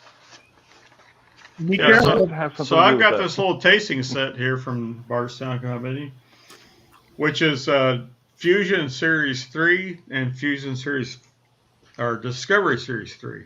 Not 4, but 3. But it also includes a distillate, which is like basically White Dog. Right. And also a maturate, which is a 3-year aged. And then the Fusion 3 and Discovery 3. So I haven't tasted it yet. I just opened it actually, but. So is this something you went to the distillery and got, or is this something that the distillery actually reached out to you and sent you? It's basically something you get at the distillery. I got it at a local bar actually. It was a tasting set they gave out with the during COVID everything was closed, obviously. So they were doing some, one of the local bars was doing a tasting set with Bardstown Bourbon Company, and I not only got this tasting set, but I got a Glencairn from them, Bardstown Bourbon Company Glencairn, and a couple of cocktails, for you bought it and you got the cocktails, the Glencairn, and the tasting set. So. We got two of these, so I got two of these. I haven't tasted them yet. I just opened this one actually. I didn't know what was in it, so I just opened it. But I thought it was actually Discovery Series 4, but it's not. It's Discovery Series 3. So yeah. So okay. So Prescription Bourbon, here's a question for you. Tim Evans wants to know what your next review is on. My next review is on top 10 bourbons under $30. All right. And I'm actually doing it's a 3-part review. So I'm doing 5 tastings. I'm splitting up into 5 and 5, taking the top 2 of each one of each of those groups. So the top 4. Coming up with the top bourbon under $30, but I'm doing the top 10 under $30, basically doing a 3 bracket thing, and then I'm doing the top 10 under $20 also. So okay, so Cohen says I've already recorded the under $30 though. So yeah, cool. I really want to kind of see that because I kind of like your bottled and bond bracket, and it helps me to. There's some stuff that for some reason in that bottled and bond bracket that I didn't recognize, realize, whatever. But I'm hoping that every time I see somebody's bracket or somebody's breakdown of a certain category, I find something that I never knew was there, and then I can go out and some of these bottles that are like $19, $20. I mean, I can go out and grab them. Well, speaking of bottled and bond, how much do you guys pay for the Jack Daniel's bottled and bond? Jack Daniel's bottled and bond? Never seen a Jack Daniel's bottled and bond. I've never seen it either. It's always been Black Label, and then all the special and everything else is specialty. No, we've got it over here for some reason. What? That's weird. How much is it? It would be about. It's a whole 1 liter bottle. It'll be about $75 USD.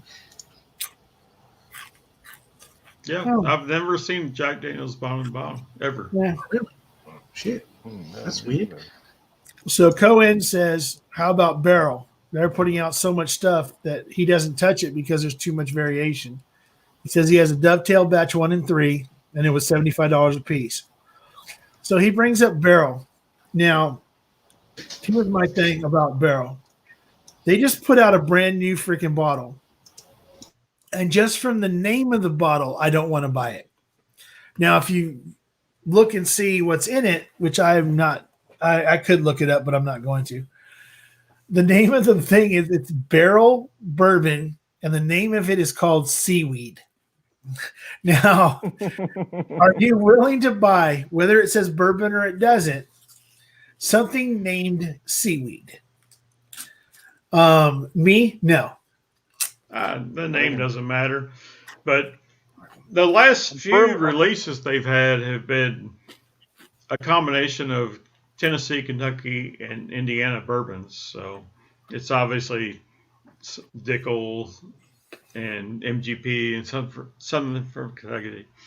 Heaven Hill. Well, maybe Barton's though. You don't know. I'm firmly in the try category on that, just off the name, but I'm not going to buy a bottle for sure. I bought my first bottle of Barton's. Barrel a week ago, and it was barrel number 25 or batch 25.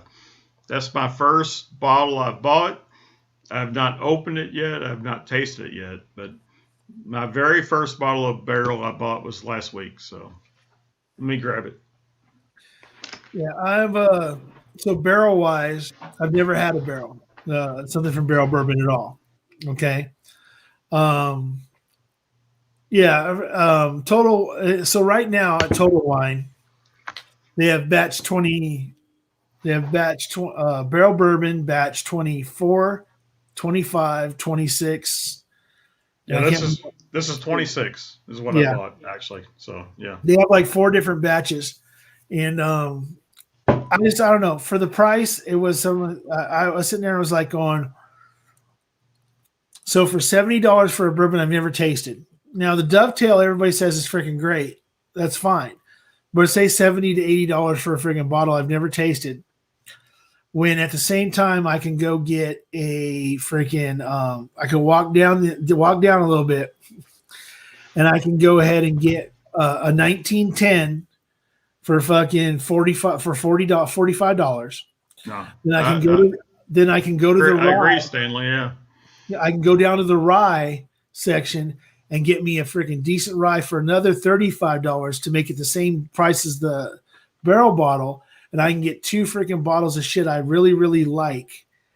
Until I taste that, until somebody sends me a sample of that barrel to where I have to have that $80 bottle of freaking barrel blended shit, then I'm fine without getting it. I'm really, really good with going and buying another bottle of 1910 and a freaking and going and buying a freaking infused spirits freaking 96 rye. I'm really good with doing that because I know that I like both. I like both those bottles, and that they're gonna go somewhere. That they're not just gonna sit on a shelf waiting for somebody else to drink them. Yeah, I understand. Yeah, and I have not tasted this yet. I bought it. I haven't tasted, but this is batch 26, and it is age stated as 9 years. But when you read the details on it, they've got 9, like 12, 13, 14, and 15-year bourbon in here. But it's 9-year age stated though. But it is 112 proof, and it is a combination of Tennessee, Kentucky, and Indiana whiskey.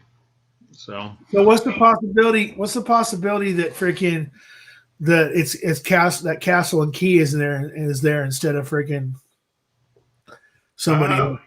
I guess it's possible. Absolutely. Although the Castle and Key though cannot be more than 5 years old though. So this is 9-year age stated. So it's zero possibility there's Castle and Key in here. Right. Hang on there, Simon. Unmute yourself and pull that bottle back out. Like he's got the Jack Daniel's bottled in bond. I've never ever. Whatever that is. Yeah. Yeah, I've never seen that, Simon. I've never What heard is of that? Yeah. Really? What is that? It's a We Jack do not have Daniel's that here. bottled in bond. 50%. No, we do not have that. Really? Yeah. Not have that. That's weird. I've never. Has anybody in the chat ever seen a freaking Jack Daniel? Okay, well, I'm gonna go to the expert.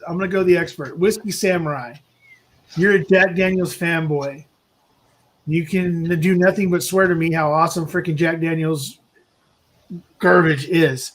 So, freaking, and you want me to try it Sinatra, and I'm still holding on to it. I've got a Sinatra too. You need to. So, have you ever seen a bottle in bond? Yeah, he's already asking. He's saying, "I need that JD bottle for my collection." So he's never seen that shit. Yeah, it doesn't exist. There's only 2 there's only 2 Jack Daniels that I want to get a hold of. Now I haven't tried the Sinatra, so I can't freaking bitch or complain about it. I have a sample that I'm waiting for to do with freaking Kilco and Whiskey Samurai on a live, where we get Kilco to sing freaking Frank Sinatra songs, and but the bottle and bond is travel retail. Top Shelf Dustin just said that the Jack Daniel's is travel. So here in the States, it's one of those ones you can only get at the fucking airport. No, I can literally jump in my car 5 minutes and I'll have another bottle. It's all around. Every store has one that I've been to. Weird. He's like literally saying, well, in 5 minutes I can have one delivered to me. No. It's weird how they, choose certain bottles for you guys and then certain bottles for us, like with the Blantons, even though we're a way smaller population, like a smaller market, like why the hell would they? I just don't get it. Well, like you said, it's internet so I can go buy it, but I have to be on an international flight, leaving the freaking United States to go through freaking duty free to be able to buy it. Oh, really? So number one, I'm looking at spending $1,000 minimum on a fucking ticket to go through an international terminal just to buy a freaking bottle that's probably literally $110 at fucking duty free. So guess what? I'm probably never gonna physically ever see a bottled in bond in case for some reason I come to Australia. Well, maybe it will pop up because, yeah, I mean, I've literally never seen it except for this year. Wow. So maybe they're bringing it. I mean, never heard of it. Never. No, it's a bottle in bond. What else have they got to say? Well, it's just like, okay, it's like that 13-year father and son that I won from Jason, that wild turkey. That's not something you can just go. That's not something you can just literally just go buy. That's something that freaking you have to be in the right place at the right time at the right international airport, or have somebody that happens to have connections with wild turkey that can get you a couple bottles. And I was lucky enough that Jason got hooked up with a couple bottles of the father and son.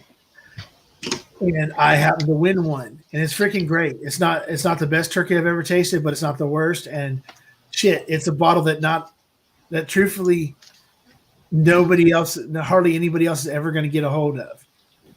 Am I going to just milk the hell out of it? Hell yeah. Am I going to send out samples to people? You're damn skippy, because I shouldn't be the only one tasting this shit. But so that's, I mean, I'm lucky on that point that I got something that was really hard to come by. Initially, Makers 101 was supposed to be only international release. Now you can't you can't go anywhere without seeing that filling the whole entire shelf. It's literally like the new freaking Turkey 101, or the new freaking thing everybody's got to have a hold of. And I'm saying, but at the same time, you can't complain about it, because that's one of the best expressions of Maker's Mark. Honestly, like next to 46, yeah. Really good. It's really good. What about? Do you guys like those? What do you call those? Are they store picks? You know, those where they pick different staves. Yeah. So they just came out with a brand new freaking stave release. It's called FAE01. FAE01, yeah. It is fatty acid. Okay, so FAE stands for, I believe, if somebody can correct me, fatty acid esters. Okay. And they came up with a profile where the staves weren't toasted, the staves weren't charred. The staves that they added were singed. So basically, it wasn't a char, and it wasn't enough. Not enough heat was put to it to be considered to be toasted. It was singed staves. Now, according to Ed from Rock Gut Review, ain't that great? That last year's freaking SEO 405 or SEO 406 or whatever. SE4 XPR5, yeah. That was better, but nothing's been as good as the 6, which was, hold on, I'm getting ready to. Lava Man's going to smack me in the freaking head and just tell me what it is. It's what's the 6? The one before that. RC6, RCO6, something like that. Oh no, RC5. I think it was, wasn't it? Yeah. But but then again, I'm not a Maker's fan at all. I don't like Maker's Mark. I'm not a fan of it at all. I have cast strength, blah blah. But I like 46. 46 is not bad at all. And I have a store pick from my friends that did a store pick. And it's freaking good. It's not. Am I gonna would I seek out another bottle? Yeah, only because they're my friends. Other than that, as soon as that bottle's gone, I'm not gonna be heartbroken by it. But that 101, is it something that I could drink? That I could actually drink rather often? Yeah, I could. Still don't particularly care for like I said, don't particularly care for makers, and it's still got that maker's fucking taste to it.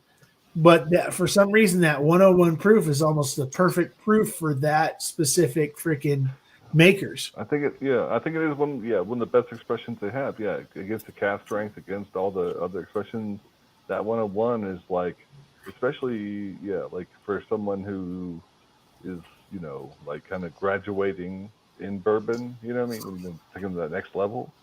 I think that Maker's 101. Yeah, it's like it's so good for that. Yeah. But yeah, I'm gonna dip off, guys. Good to see you always. Love you. All right, I'll talk to you later, Lava Man. I'll see. Yeah, obviously, I'll see you around. Yeah, no doubt. Yeah, y'all have a good night.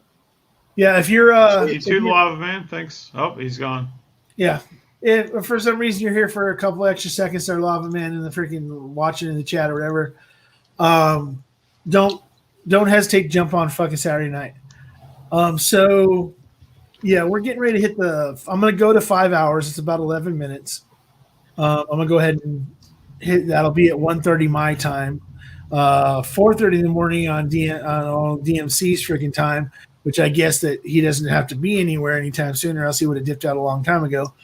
And then Simon, well, it's fucking probably like 4:30 in the afternoon here. Yeah, so he's just starting his day.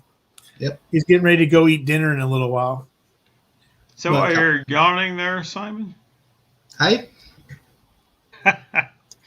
No, I'm just joking. No. Oh no, like you were yawning there, but I'm probably the one yawning. What day is this? This is going to be okay. So it's Thursday here. Yep. So it's 4:30. It's 40:30 in the evening Thursday there, which means that in approximately 3 hours, Ken will be going on a freaking live or something, and Simon will be there. And see, right now Simon's in a perfect spot. He's not freaking. He hasn't drank a whole shitload. Ken hasn't convinced him to freaking open shit. Open up. Go ahead and pop open another bottle. He's getting plenty of water in his system and everything else. So he's still good. We don't have to worry about him passing out on us. He's going to do that later. He'll do that later on if Ken's going live this morning. Scotch I don't think he Scotch is. Down Under's still here, so. Ken, are you streaming tonight? He was on here a while earlier. He's still here. Oh, by the way, hey, No Nonsense Whiskey's here. Everybody congratulate No Nonsense Whiskey for 10,000 subs. He's holding the end of the month, the 31st. He is doing a 10,000 subscriber freaking stream. And his guest for that is going to be Roy from Aquavite. So everybody freaking congratulate freaking No Nonsense Whiskey on freaking 10,000 subs. And then, and like I said, and then, I haven't watched a whole lot of Roy from Aquavite. I need to start watching him because I guess he's like the guy to go to for when it comes to Scotch. Sorry, Ken, but freaking that he's like the man when it comes to Scotch and shit. I think that actually Ken probably that Aquavite might be fucking Ken's spirit animal, but I'm not sure. No thanks needed, dude. There's a reason why I've only been I can honestly say I've only been able to catch I've only watched a couple of your videos, but there's obviously from what I've seen and what other people have seen, guess what? There's a reason why you're at where you are at 10,000 subs. It's not. That's something that's not really hard to. No, it's not really hard. Not really easy to achieve.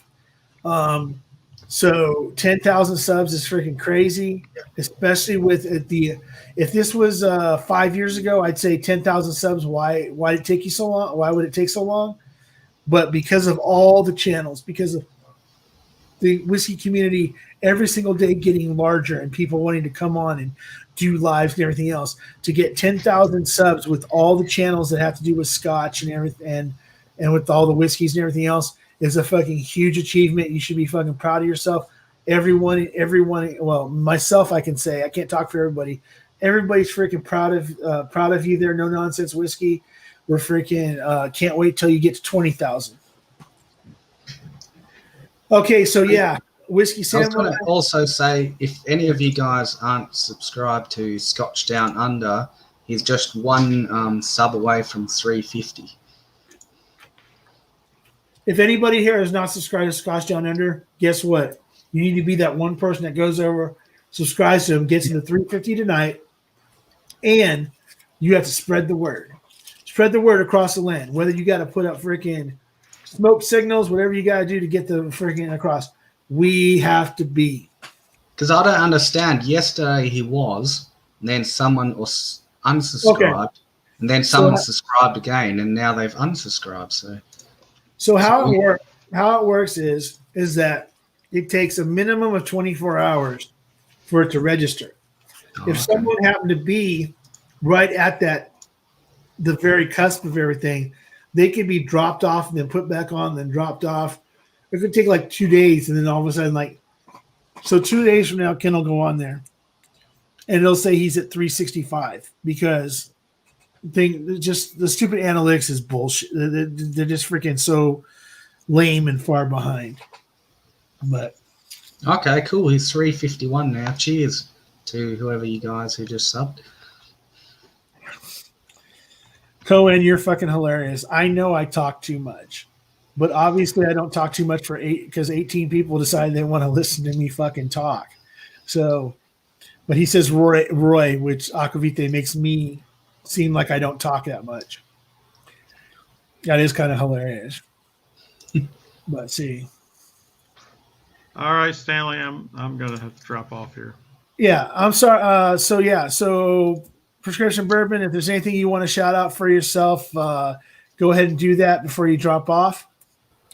No, I'm good. I mean, everybody had fun tonight. I hope everybody else did. Yep. I probably had too much to drink tonight, but was drinking a lot of Irish whiskey earlier.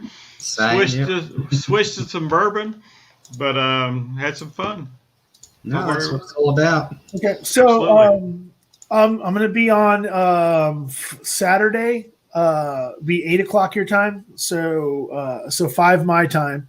So from 8 until 10 your time before Hot Buttery Rolls takes over, it goes on at 10. So don't hesitate to go ahead and jump on and freaking hang out some more before Hot Buttery Rolls on Saturday. All right. All right. Cool. Thanks, Stanley. I'll talk to you later. It's good talking. Nice meeting you there, Simon. Yeah. Nice to meet you. Yes. Cheers. I've just subbed to your channel as well. All right. Thank you. So if you're not subscribed to Prescription Bourbon on Instagram, follow him. On freaking YouTube, subscribe to him. Make sure you go ahead and do that. So JD is Bourbon Approach.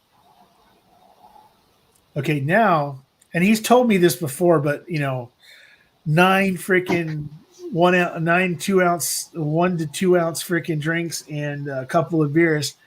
I forgot that JD was Bourbon Approach. Bourbon Approach over on Instagram.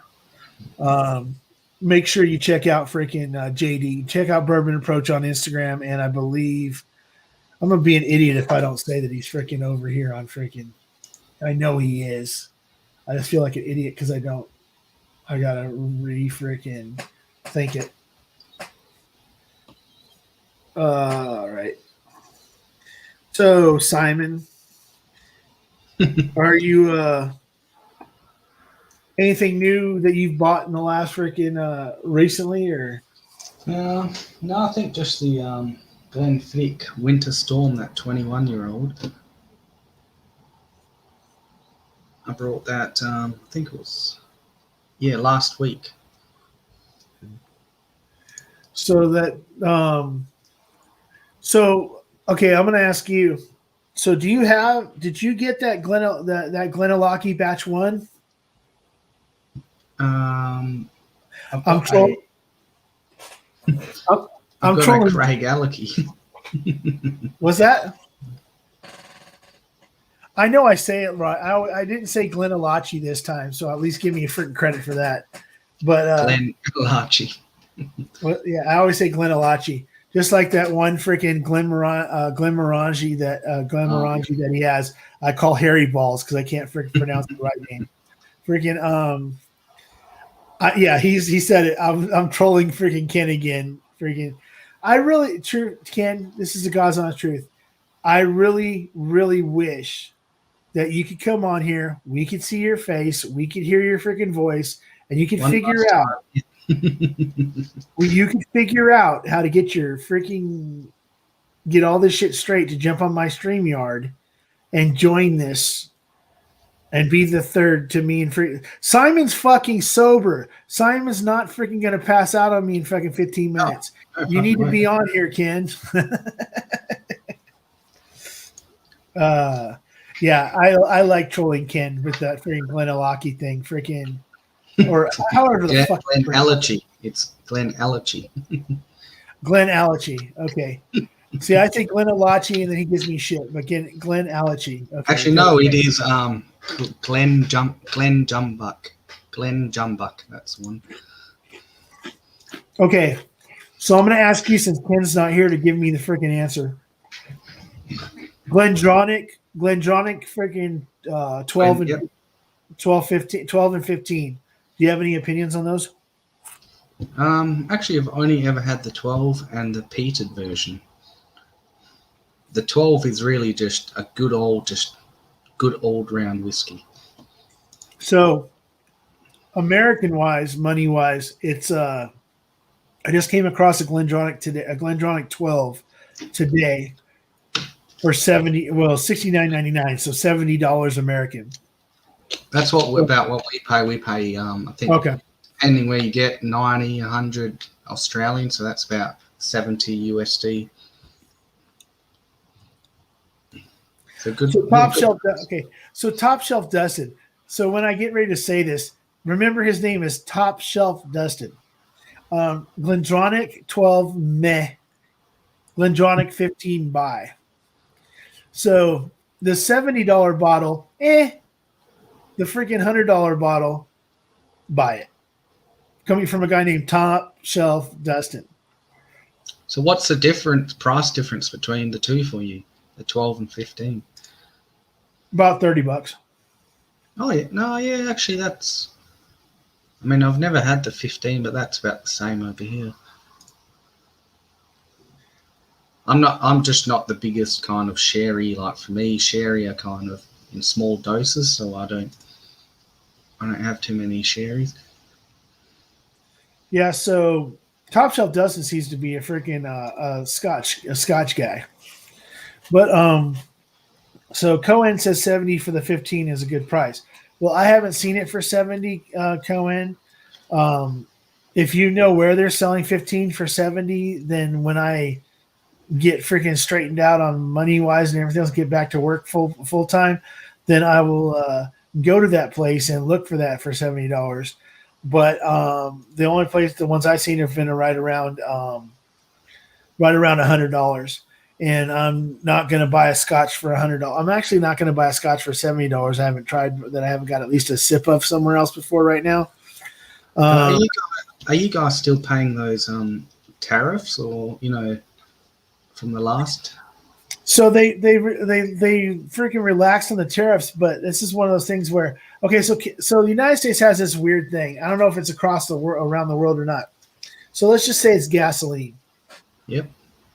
Okay, so you have gasoline. You're at the freaking you're at the pumps, and you're paying say $3 a gallon. Now the price of gasoline goes down, or the overall, they say, prices are going to drop by freaking 15 or 20 cents this week, right? Well, that gas station paid what they paid at the time for what's in their freaking tanks. They're going to go ahead and still sell you that for $3 until that shit's freaking gone. Oh, really? That shit's down to a certain level to where the new cheaper shit is being put back into the freaking tanks, and then their prices will change. Okay. So same thing when it comes to freaking whiskeys and shit like that. Let's just say, like I said, with the scotches, they relieve the tariffs. If they have freaking 20 bottles of freaking, if they have 20 bottles of freaking Glendronic freaking 15 at $100 that's sitting on the shelves, then they relieve the tariffs, and the price of the bottle comes down, say $9, $10, $10 or whatever. You're not going to see it on the shelf till that shelf is empty and they got the new shit in that they got at that tariff price. So they're going to get as much as they can get out of what they can get. So I don't expect to see anything major. The only thing I can hope for is that Compass Box comes out with something new, because everything that comes out from Compass Box as a new product is going to be something that falls underneath the tariff relief. So we might get them at a decent fucking price.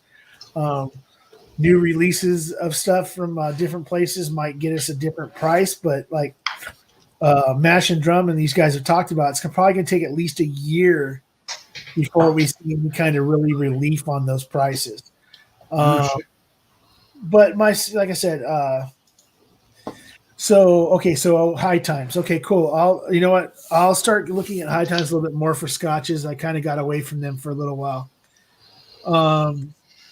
Okay, so so I got Cohen in here and Top Shelf Dustin, and I got Scotch Down Under. So I'm going to ask you a question. I don't like peat. I don't like smoky. So give me a Bunnahob and I can get that at a decent price, because I really would like to try it, or an Osh. What's the other one? Oshatosh? I can't fucking pronounce it. Auchentoshan. Something like that. Give me some freaking stuff that's not like Glenlivet, Glenmorangie. I'm trying to think of what other scotches I have. Glendullan. Singleton. I have the Singleton from Glendullan, and that's pretty much the scotches that I have. I mean, I can think of right off the top of my head. Brookladdick. They have non-peated versions. Oh, I have a classic laddie. That's right. I have a Brookladdick, and I like that. But I'm just saying. You like it? Okay, yeah. What's that? So you like that Brookladdick? Yeah, I like the classic laddie. It's not bad. I mean, it's not something that I'm going to rush out to make sure I got a backup of, but it's something, like I said, the scotches I'm just getting into. The only scotch that I've come across that I can freaking, since the minute I freaking put it in that I took a taste of it to this day, I could freaking drink. If that was the only thing I could drink every day, I'd be good. Truthfully, is a Glenmorangie freaking 10. The dead bottom freaking starting out freaking Glenmorangie. I love that stuff to death. Yep, I love that's my staple as well, the 10. But like I have a Spectra, the 3-piece Spectra I haven't opened from Glenlivet. I have freaking Glenlivet 12, 14. I have a Glenfiddich. Now all of a sudden I remember all these scotches I have. Freaking, I have a Glenfiddich 12, a Glenfiddich 14, Dalmore freaking 12. Let's see, I haven't opened the Dalmore though. I have a Jura Superstition. That's I didn't like it. It's one of those things where it's very lightly peated. But it seems like I'm eating oatmeal without any kind of flavor added to it. I get that. Well, it's like if I took a Band-Aid. Okay, so I take 2 or 3 Band-Aids. I go ahead and throw them in the microwave and get them nice and hot to where there's some sort of freaking like oozy, like there's something oozing from the rubber from the elastoplast. Which is, I'm sorry, if nobody knows, that's freaking that's actually the proper English way of saying Band-Aid. It's called elastoplast. So there's some like oils from the freaking Band-Aid, like, right, and then you put it into oatmeal that has absolutely no flavoring in it, no freaking sugars, no freaking butters, nothing's added to it, just a freaking almost like gruel. It tastes like real heavy oats with no flavor, with Band-Aid freaking smell and a slight Band-Aid taste to it. And then a really super light peat. Now, is it something that I say I'll never drink again? No, because it is a different flavor. It's something that you would have to get used to. And I'm really into this whole, if you taste it the first time and you don't like it, leave the cork out of the bottle for a few hours. Take a second taste. If you still don't like it, put the cork back in, throw it on the shelf, check it in a month or so. There might be a chance that you like it. Then if you still don't like it, find somebody that likes the shit and give it to them. So, and I was going to say, is Ken He said at the Mashville StreamYard, is he waiting in your... Oh, holy shit. I was gonna Yeah, say- but he's not on the screen. Oh, He's really? just fucking talking. Ah. You've never looked better, Ken. Can you hear me? I always look better like this. So are you like bare ass naked freaking, balls touching your freaking chair or something No, like that? We can't see your face. Well, because of the time in the afternoon, he's probably doing something to a koala bear that shouldn't be done. I'm working, you dipshit.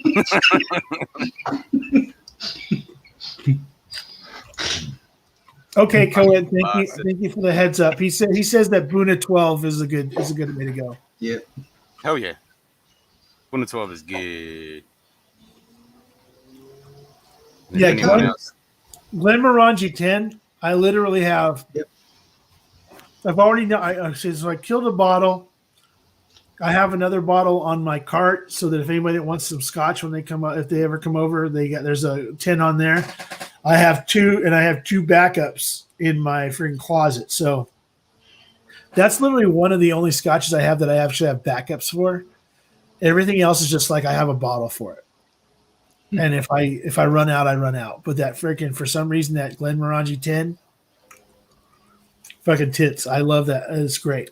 And if I can get a hold of another single, some more of the Singleton, I really like that too. So Ken, Yes. what are you drinking, Ken? Is that batch one Glenalaki,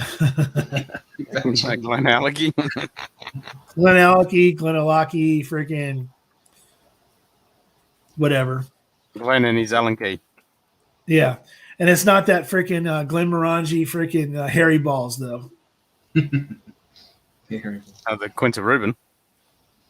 Oh, Quinta Rubin, huh? Yeah. You know what? That's not bad. I actually, for the first time the other day, okay, so Nectar Noir is freaking amazing. Yeah. Okay. Nectar Noir is fucking delicious. The problem is like you guys said, the little freaking taster bottles that I had, those little 100 milliliter freaking bottles that I had, like 3 or 4 of them those are all 12 year. They're age stated 12 year on them. So that I went to the store and I was like, look, if I'm going to buy a bottle today, whether I can afford it or not, if I'm going to buy a bottle, I need to find if I can find a 12 year Nectar Dior, I'm going to freaking get it. Yep. Nobody has a 12 year here anymore. No, even here I can't find them. So I'm really freaking upset because the fact that you guys say that the non-age stated freaking the non-12 year does not taste as good as the freaking 12 year. So it's like this fucking sucks because I really like it. But then again, I always got that 10 year to fall back on that is deep in my freaking home. You're talking about the 18-year-old Glenmorangie. No, the freaking No, 12. The Nectar Noir is freaking 12 year. Yeah, used to be. Yeah, it used to be. Used to be. So I can fall on the freaking the regular old giraffe freaking orange bottle of freaking Glenmorangie. I'm tits. La Santa, I'm still good. I'm good with. I tried it for the first time the other day. It's not bad at all. I haven't tried a Quinta Rubin yet. I'll get around to that. That's my favorite. Yeah, I have a feeling that I'm gonna end up freaking that the what's the new one? The Malaga freaking cask. I haven't heard anybody that's tasted it, so I don't know if it's good or it's bad. I just know that it's many times. Yeah, I just did a review on it. Oh well, I'm sorry I haven't checked out every one of your videos. I've been a little busy there, buddy. But I totally understand. But I just did a review on it, and we've talked about it a few times on live streams. But yeah, there is a review. Oh yeah, by the way, yeah. And then I have had the Belveni 12 double wood. I actually have a large, a regular size 750 of it. But I had a taster set that had 12 double wood, 17 double wood, and 14 freaking Caribbean cask. And so those are all really good too. That's one of my top distilleries, Belvini. I've got most of their stuff. So, but I do have. I mean, I have a Lagavulin 16, freaking Ken's favorite. He's probably right now sitting there caressing a bottle right now, freaking kissing it. That's why we can't see him on the fucking screen. But the Lagavulin, I can lean over and I can see it way over in the background there. But yeah, I'm not able to caress a bottle of Lagavulin 16 currently. Oh, okay. So but I have a Lagavulin 16. That was actually the very okay. So after I tried the Glenmorangie, the 10, I loved it. The very next bottle I tried was a Lagavulin 16. And I'm not a fan of peat. No. I mean, I didn't know I wasn't a fan of peat till I had a Lagavulin 16. And then I was like, oh, hell fucking no. Hell fucking no. And I backed off, and then I went and I got that Glendullan, and I got some other non-peated scotches, and I was like, okay, I can deal with this shit. Now, see, the thing is, too, is like with Irish whiskeys tonight, they all taste. I don't know if it's because of the bourbon and everything else that I normally drink, but other than Redbreast 12 and Redbreast Cask Strength, everything else I tasted, the Teeling single batch, the freaking everything that I tasted just tasted like fucking water.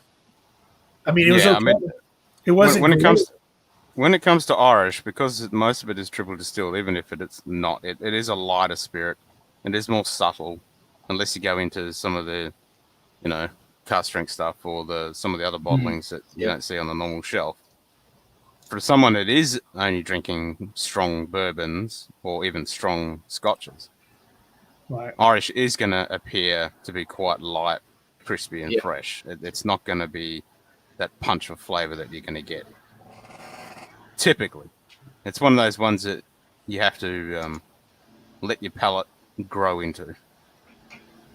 Yeah, but my thing is like with the Irish wise is that so like right now, so I'm looking at that freaking the Bow Street freaking 18 Jameson. Okay, that's good shit. It's at 110. Yep. All right, the cask strength freaking Redbreast 12 is at 110 or 111.6. Okay. Unless somebody comes out with unless there's a cask strength like the Blue Spot coming out with cask strength, unless it's finished Irish, to me it just all seems freaking almost the same. There's not a great different. I mean, you can tell between pot stilled and not pot stilled. I can honestly, I mean, you can tell that, but it just, to me, the Irish just seems really super bland. And yeah, is it something that if somebody handed me a freaking a Teeling single batch, right? Am I going to go ahead and drink it and be okay with it? Yeah, I'm freaking more than okay with all this stuff. And I don't know that it's the proof. I think it's more the fact that there's no complexity to it. I think there's to the Redbreast, the regular Redbreast 12 and the Redbreast cask strength 12. There's a little bit of a complexity to it, not just the proofs that are on there. There's something there that's different than the Jamesons, than the Paddy'S, than the freaking Tullamore Dews and everything else. The Teelings, there's something else special about them that's different. Well, the first thing with Teelings is they actually don't triple distill with most of their stuff. It's actually double distilled. Yeah. But so don't say that, Vin. He's got to do at least 6. What are you talking about? Oh shit! I told her I was going to stop at 5, and it's fucking 5 minutes and 20 seconds. Yeah, but you know, Swags, I do that every single stream. Like I did it last night. I was like, okay, I need to finish at 2 because I have to get up early. I went to 3, and I was like, oh, I can do another 10 minutes. And before I know it, it's 10 hours. Yeah, I mean, it's almost 2 o'clock in the morning here for me, and I really seriously need to be freaking like up by 8. But then again, yeah, whatever. As long as you get 4 hours sleep. Yeah, I got 3 hours. I was fine. Yeah, get some water in you before you go to bed. Yeah, that's the thing too. Is I've been drinking. I haven't been drinking any water. Oh no, you have to. I noticed my Maybe. last bio. I noticed my last bio break that I was. Let's just say I should. Yeah, I should have started drinking water then. I mean, truthfully, I'm not really feeling anything right now. As in, freaking, like I don't feel like I've been drinking at all or anything yet. But I know that as soon as I stand up, I will probably be feeling something. As Vin just said, yeah, that's future mash bill problem. And yes, it's so easy to make us guys carry on. When there's whiskey and someone to talk to, I'll keep going. As long as my missus doesn't wake up in the morning and abuse me.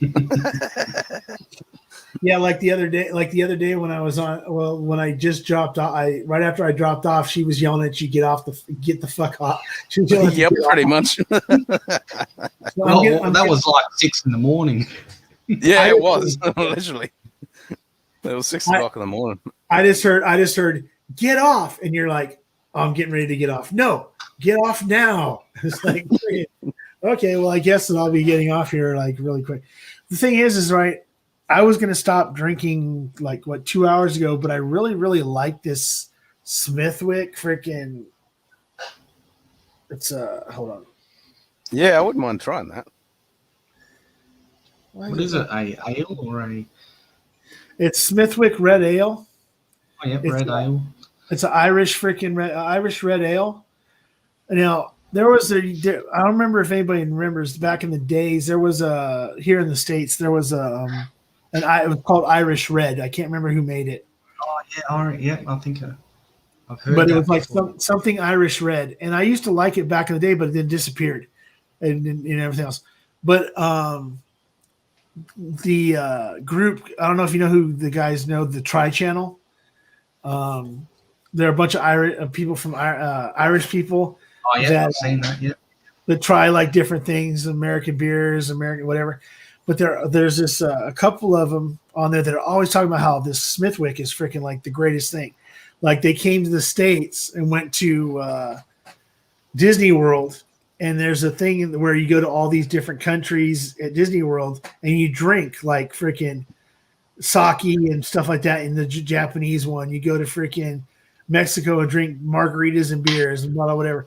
But then you go to England, Ireland, Scotland, that everything, and they had this Smithwick there, and they're like, "Holy shit, they have Smithwicks on tap here!" So freaking, they're always saying something about it. This is the first time that I've ever seen this beer in the States, and it's actually. I asked the people at Bevmo, and they said, "Yeah, they just started getting this a couple months ago." And I was what's it called? Smithwick. It's SMITHWICKS.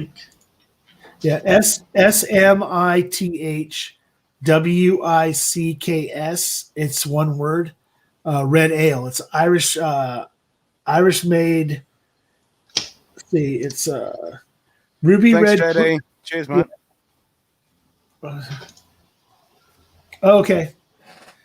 Bourbon Approach. Thank you very much. I'll see you more than likely tomorrow night on my IG live stream. Don't be afraid to jump in.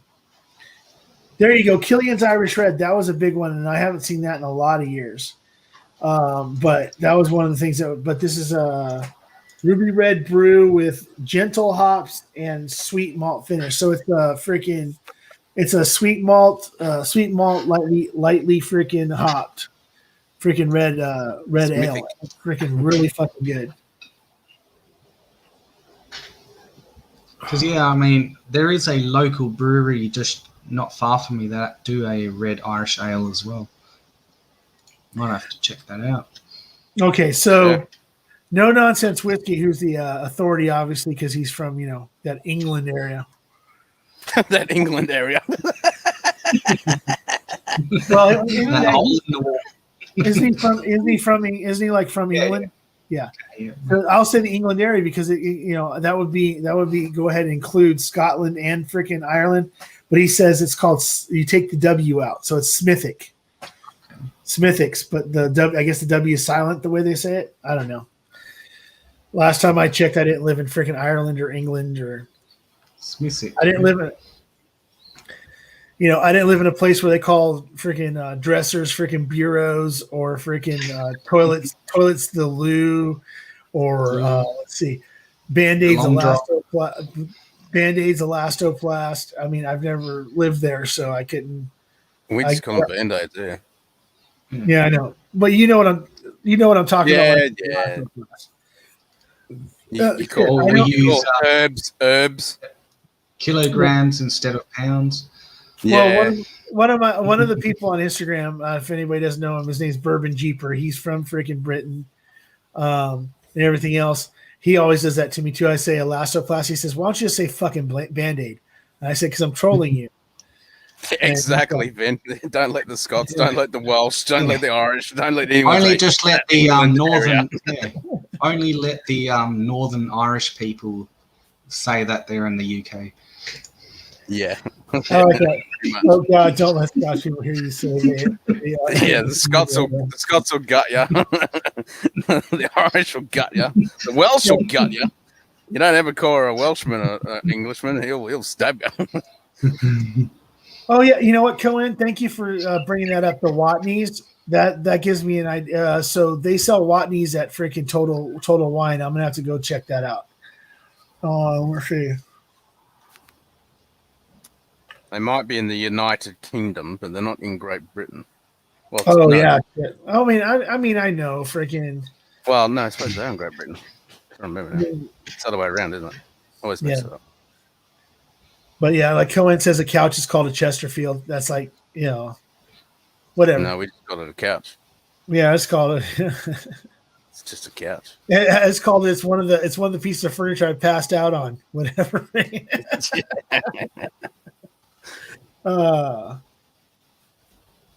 So It's just a couch.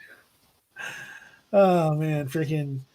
So this is crazy. So this is another thing that's crazy, is that right?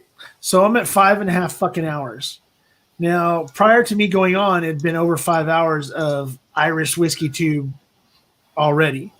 So now we're at freaking 11 hours of freaking whiskey tube for for Irish Day. That's not counting fucking Ken kicking it off at freaking earlier in the morning at 5 o'clock my time for however many hours he was on in the morning, and then there was the break. How you at, Dustin? Night, mate. Cheers. Who's that? Top Shelf Dustin. Hey, you know what, buddy? Thank you for freaking hanging out. I appreciate the fact that you hang out. That's awesome. So I'm going to try and get up at 7-ish, but I'm likely up to 8:30. Okay, yeah. So obviously, I think Dustin's on the west. I'm thinking Dustin's probably here on the West Coast, if I'm not mistaken. I mean, I know no nonsense whiskey isn't. He's in freaking that England area. Cohen just said Masvidal's trying to lose the job. Hasn't even started yet. You know what? While I'm waiting for that job to start, like I said, tomorrow my biggest thing is that I have a interview with InBev, AB InBev, which is Anheuser-Busch InBev, at 2:00 in the afternoon on a Zoom call. And then other than that, I just have to do some contacting about getting my freaking transcripts from my college. And then once that's done, it's literally finishing up the paper, finishing up what I need to do so I can run the background check. So I'm good for right now. As long as I get up by like 8:00, I'll be fine. Yes, thank you, Ben. Yeah, that's it. That's what I remembered. Yeah, I get it. I just mix up the which one's in United Kingdom, which one's in Greater, or I mix those two up. Oh, I have friends that if I say that, so you're English, they freaking, if they saw me face to face when I said that, they would freaking punch me and say, "No, I'm Welsh." Oh yeah, you don't say that to a Welshman. Fuck no, I'll fuck you up. Yeah, it's like, wait a second, you're British. No, I'm fucking Welsh. Yeah. I'm like, wait a second, it's across the fucking street. Nope. It's like it's a fucking cross the street, like literally freaking like where my friend lives in freaking Wales is literally, if he crosses the street. Yeah, but you listen to the accent of a Welshman and compared to an Englishman. Oh yeah, I don't care. I don't care where they are in England compared to a Welshman. That's a completely different kettle of fish. Oh yeah, and then freaking Scotland, you can go to. I know that I have a friend that just went there a couple years ago. that was saying that just going from one town to another, it's almost a completely different dialect in Scotland sometimes. Yeah. Because some people still speak like the Queen's English in Scotland, where you can understand them, and then there's other people that literally speak like 7 different dialects of fucking Scottish that just happen to have like 11 words that are the same, so people can kind of understand them. Well, if you get them massively drunk and then they bust out some Gaelic. Yeah, and then they start speaking Gaelic and shit, and then Irish friends that freaking start speaking Celtic shit and everything else. It's like, holy shit, man, freaking. But let's see. Yeah, tell a Texan that Oklahoma person, find out exactly. Yep. Only the real IRA, only the real IRA in that English area. That's hilarious.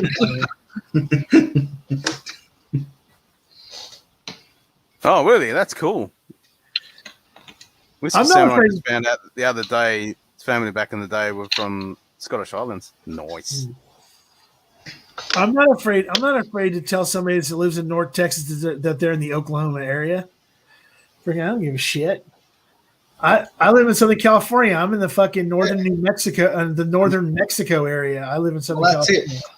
What's the difference between California and Texas? Like, I don't get the big difference. Simon, you stir. SoCal or NorCal? Yeah, that's like the Australian Tasmania. Yeah. The thing is that's another thing too. Like Cohen brings it up. It says SoCal and NoCal, or NorCal. So Southern California to Northern California is like freaking literally like England to Scotland. I mean, it's almost a completely different world. Northern California guys seem to be way freaking more laid back. But then again, we have the fine places like Humboldt and Mendocino and all other stuff that are Northern California. And they're known for, let's just say, natural herbs, as you like to say, natural herbs that they can put inside of wrappers. They're known for up in Northern California. So, but it's a different kind of laid back. There's still a lot of. There's not as much urban freaking areas and stuff once you get to a certain point in Northern California. Urbanization. Yeah. Like I can go to Auburn, California, and I can go to and not see people, literally not see anybody for freaking 2 or 3 days, just being out there on the river and stuff because it's just it's not that overpopulated. My son lived in South Lake Tahoe, California, and not a huge city on this giant freaking lake, and it was like rustic fucking living. But that's Northern California. That same type of situation in Southern California, you're still going to hand your neighbor the toilet paper when they run out through the window. So, but I still for some reason can't help it. I born and raised in Southern California, love this fucking place. I just wish it wasn't so damn expensive. JD is bourbon, isn't it? Jack Daniels is bourbon. Let's see. It's the same thing when people say JD is bourbon. Okay, Sorry, man. So I'm gonna go ahead. I'm gonna go ahead and throw this out here. So Whiskey Samurai, there is only one reason that there's an argument about JD being bourbon. And that's because Jack Daniels has come out and stated that they do not want to be referred to as bourbon, that they want to be referred to as sour mash whiskey. They are the ones that fought to not be called bourbon. So the brand decided they're not bourbon. Doesn't mean I can't say they are, because guess what? They go through they just fucking filter it. Yeah, they literally do this almost they go through the Tennessee process. Yeah. They're Lincoln County, I think. Yeah, they're going through the Lincoln County process, but If they were across the border in Kentucky doing the same process, it would be bourbon.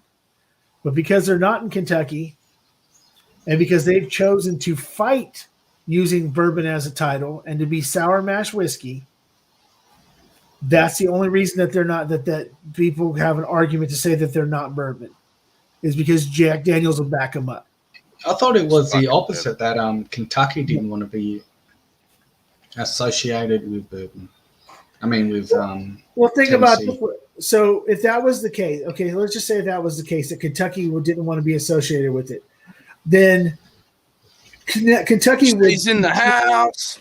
Kentucky would consistently freaking downplay ASW, Fiddler bourbon. They all these other bourbons that come from all these other regions in these different states in Virginia, Washington, and everything else. They'd be downplaying them. They're not. They follow the process. They're fucking bourbons.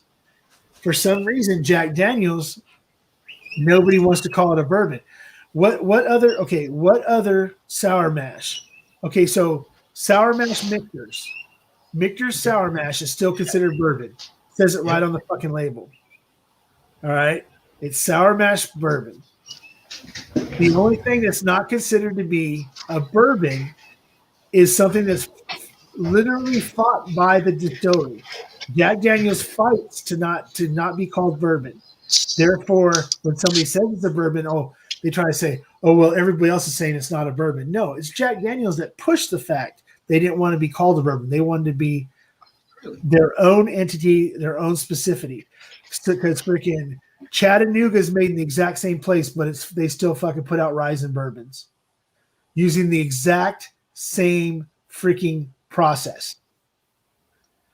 It's not Chattanooga freaking it's not Chattanooga 111 freaking sour mash. It's Chattanooga 111 bourbon. And it's still the same freaking exactly the same process. Lincoln County process.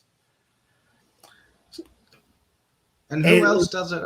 The Long Branch, they filter it through that mesquite charcoal, don't they? Yeah, so then Long Branch is still a bourbon. I mean, it's still a bourbon They made do by the Wild Turkey. The filtering doesn't make it, whether it's a bourbon or anything else, whether it's charcoal filtered, whether it's freaking going through a Lincoln County process, whatever. That doesn't make it whether it's a bourbon or it's not. The being filtered doesn't make it a bourbon or not a bourbon. Now, people want uncut, unfiltered, all this other shit. They want to be able to hold it up to the light and see some freaking shit floating in it. Or what they perceive as shit floating in it, which is funny to me because guess what? You can put a sieve, you can put a micro sieve, like the finest freaking sieve, it'll take freaking 3 ounces, fucking 15 minutes to go through. And when you're done, there's no fucking residue. But if you held the bottle up, it looks like there's shit floating in it because of the viscosity of the fucking liquid. It gives you an optical illusion, and everybody thinks it's that. Long Branch should be called vomit. Well, it just depends on how you look at Long Branch. I don't mind it. The problem with Long Branch is we only get the 80 proof version, so Yeah. that's a bit of a pain in the ass. Yeah. Yes, I mean, and Richie Z, that was Ben. I don't know if he's still here. Yeah, Richie Z still here. No, Vin. No, Vin. Yeah, so like Richie Z. Okay, I'm sorry. I don't know if Richie Z's still here. I know that it looks like he just showed up because he's saying hey to everybody. So I guess he just showed up. I thought he might have been here earlier. He was in here earlier. Yeah. So it's just so this, what I say and everything else, if I'm full of shit, freaking call me out for it. But at the same time, it's one of those things where these are things that I've heard, things that I've seen. I hold up a bottle of Old Tub, uncut, unfiltered. They fucking pride themselves on this freaking old freaking recipe they brought back for Old Tub. I put it through a fucking sieve. Now this thing is unfiltered, right? I put it through a freaking sieve and there was fucking almost absolutely nothing there. But if I took a brand new bottle and hold it up to the light and I move it around, it looks like there's shit floating in there. like there's remnants of the barrel or whatever floating in there, but I couldn't get anything out of it trying to filter it. So I'm sitting there thinking, I'm sitting there looking at it, and then I put it in a glass, and I realized that, wait a second, it's got some really good legs on it. What is the chance that inside the bottle you're actually seeing the viscosity, the oiliness in the light, which makes it look like it has stuff floating in it? So I'm not saying that all these things, like I'm sure if I took the I wouldn't want to do it because it tastes so damn good. That friggin' Smoke Wagon uncut, unfiltered, I'm sure that if I put that through a sieve, I'm going to get some barrel char friggin' hanging around. And there's a few other when they saying unfiltered, are they saying chill filtered or just unfiltered? Period. Oh, really? So basically, straight out of the barrel, straight to bottling. You have to filter it to get the little chunks of char and shit. They're going to be doing some filtering. They're not going to pour it straight out of the barrel. Like chill Customers are not gonna filtering accept is different to normal filtering. Yeah, you're going to do a basic barrier filtration. Well, I mean, I'd have to look into it, but from what I've seen video wise and stuff like that, I know that some of the ones I've seen have gone that it's not charcoal filtered. It goes through like these fucking rocks and shit or whatever. But some of the other ones, a different process, but standard practice on any whiskey, you pour it straight out of barrel through a basic filter, just to get rid of the large. Yeah. But I do know that there are a few out there that say they're unfiltered, and that you physically, if you were to physically pour it through a coffee filter, that there's barrel char, that there's literally pieces of barrel char, that really, really small pieces of barrel char that show up in the freaking filter. You will, depending on how they filter. You're not. I'm sure that there's some sort of process to eliminate giant fucking chunks of shit. Yeah, that's what I mean. There's going to be some form of filtration. Otherwise, you'd be chewing on barrel. Hey, I know people that dude, I'm telling you right now, I know people that have literally freaking told me that they want to find a way of getting a hold of a barrel that just got dumped, to cut up staves so they could freaking chew on the freaking wood. That's what I say when I get a whiskey like that, like the Balcones Brimstone. I'm like, yeah, this is like chewing on a barrel stave and charcoal. And I was like, yeah, this is brilliant. This should have chunks in it. You do realize that you're one of the only like freaking 15 or 20 people on the fucking earth that actually like freaking Brimstone? I've met a lot of people that actually like it. It's fucking delicious. Fucking Australians. Texas, Australian, same thing. Yep. Texas, Australia. We love brothers. No, I'm not saying Balcones is bad. I'm just saying that Balcones is not my favorite Texas whiskey, and it's not even. I like Iron Root freaking Harbinger. I like Iron Root Harbinger. Iron Root Distillery freaking puts out some really good shit, but I don't know, Balcones. I'm not going to say that I would never drink them, but I'm not running out to grab another one. I wouldn't mind exploring them just because they're different. I'm with you, Richie Z. I kind of want to try that 15-year-old Dickel.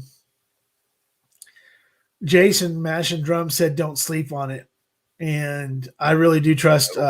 I trust Mash and Drum's palate, and if he says that it's not your typical Dickel, I definitely want to get a hold. I would like to get a hold of a taste of that. It just dropped here in California today. I want to say, Richie, if you want to try the 15-year-old Dickel, hit up K&L up there in your area. I do believe that they should be, if they don't have it already, they should be getting it within the next 4 or 5 days from sources, from people that have told me that they've talked to K&L down here. So if K&L is getting it down here, they're definitely getting in San Francisco because the main warehouses are in central and northern California. So if that be the case, you're probably going to get it before they do down here. And they're saying 4 to 5 days maybe. So, and I think it's for pre-order. You can actually pre-order it too. I'm not sure. I haven't been on the site today. But anybody, well, other than Ken, because Well, Ken can do it too. It's just taking forever to get it there, and probably cost him a fucking arm and a leg. K&L's freaking pre-selling freaking Doc Swinson's next freaking set of next batches. So go to knlwines.com and freaking check it out. Yeah, I'm Rich. Yeah, Richie Z. Freaking yeah, Redwood City. I know one of the. I know Frisco. I know that the Frisco. I know the Hollywood store down here said that they would be getting it within the next week, within like 4 or 5 days. I know that it hit Southern California. I'm not sure if it was Keg and Bottle, but I know somebody posted that they 15-year hit SoCal this today in a couple places. I'm thinking more than likely that would be Keg and Bottle and whiskey. Oh, sorry. I'm sorry. Liquor Warehouse LA. I think are the two that probably would be the most likely to get hit first. If not, Oaks, oaksliquor.com might also get a hold of it. But those are the only ones I know that get Dickel before anybody else. And then, but I'm pretty sure just check out K&L and San Francisco Wide Training Company. Those would be the first two that get it probably in Northern California is going to be those two. Or I'd say hit up Rocco's, but Bubble Bath Bourbon loves Rocco's, but they've been kind of hit or miss when I've tried to get in touch with them about some stuff because they don't know me. They don't know me. I'm not one of their regulars. So there's kind of a good old boys club. That's why freaking old Bubble Bath Bourbon gets to get the hookups when he goes there. That's my only my opinion. Sorry, just had to duck out and drain my lizard. Yeah, K&L is still doing curbside, but they just started depending on where you live, they just started limited deliveries back again this last week. So, but yeah, they still are doing curbside. So let's see. Redwood Empire. Never heard of that. Redwood Empire American Whiskey. So there is 2 batches. There are 2 batches. You can't find batch 2 because it was a short batch.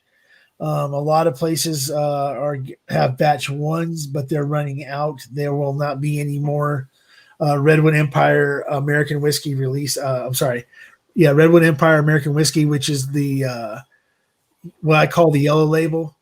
Just says Redwood Empire, and it gives you a batch number. If you can get any batch 1s, anything close to retail, grab them because as soon as they're gone, JD's sending me the Lost Empire. Yeah. And just Lost Monarch, sorry. Yeah. Just so everybody knows when it comes for so Redwood Empire American Whiskey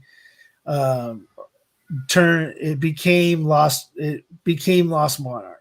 Okay. So they put out Lost Monarch. It's a little bit different blend. It's a little bit different freaking deal going on with it. But the whole idea was that Redwood Empire American Whiskey batch 1 and batch 2 was like the very beginning. And then they released Emerald Giant, Lost Monarch, and I can't remember what the other freaking whatever the hell that thing is, the red label. They released those 3, but they still had a bunch of this batch 1 American whiskey. Then they released all this American whiskey to all the stores, and people were like, well, wait a second. What the hell is this crap? What the hell is this? People didn't realize what it was. And then once they did realize what it was, it got bought up off the shelves. I got 2 bottles. I can't find it anywhere. So if you can get a hold of it, grab it. If it's anywhere near $39, grab it. That's what I paid for mine. That's retail here in California. So if it's $39 and below, freaking grab it. Because you're not going to find it ever again. That's one of those things that this. The batch 2s are really hard to find because it was a really short. From what I understand, batch 2s were a really short batch. Batch 1s, there was like a whole shitload of them. But the batch one's great. There's nothing wrong with it. It's a good freaking pour. Okay, so Cohen, which haystack needle? Okay, you got what, 3 finishes. If it was Cabernet and you passed, I don't want to tell you. Oh, Pipe Dream. Yeah, Pipe Dream is a straight bourbon. But Lost Monarch is their American whiskey.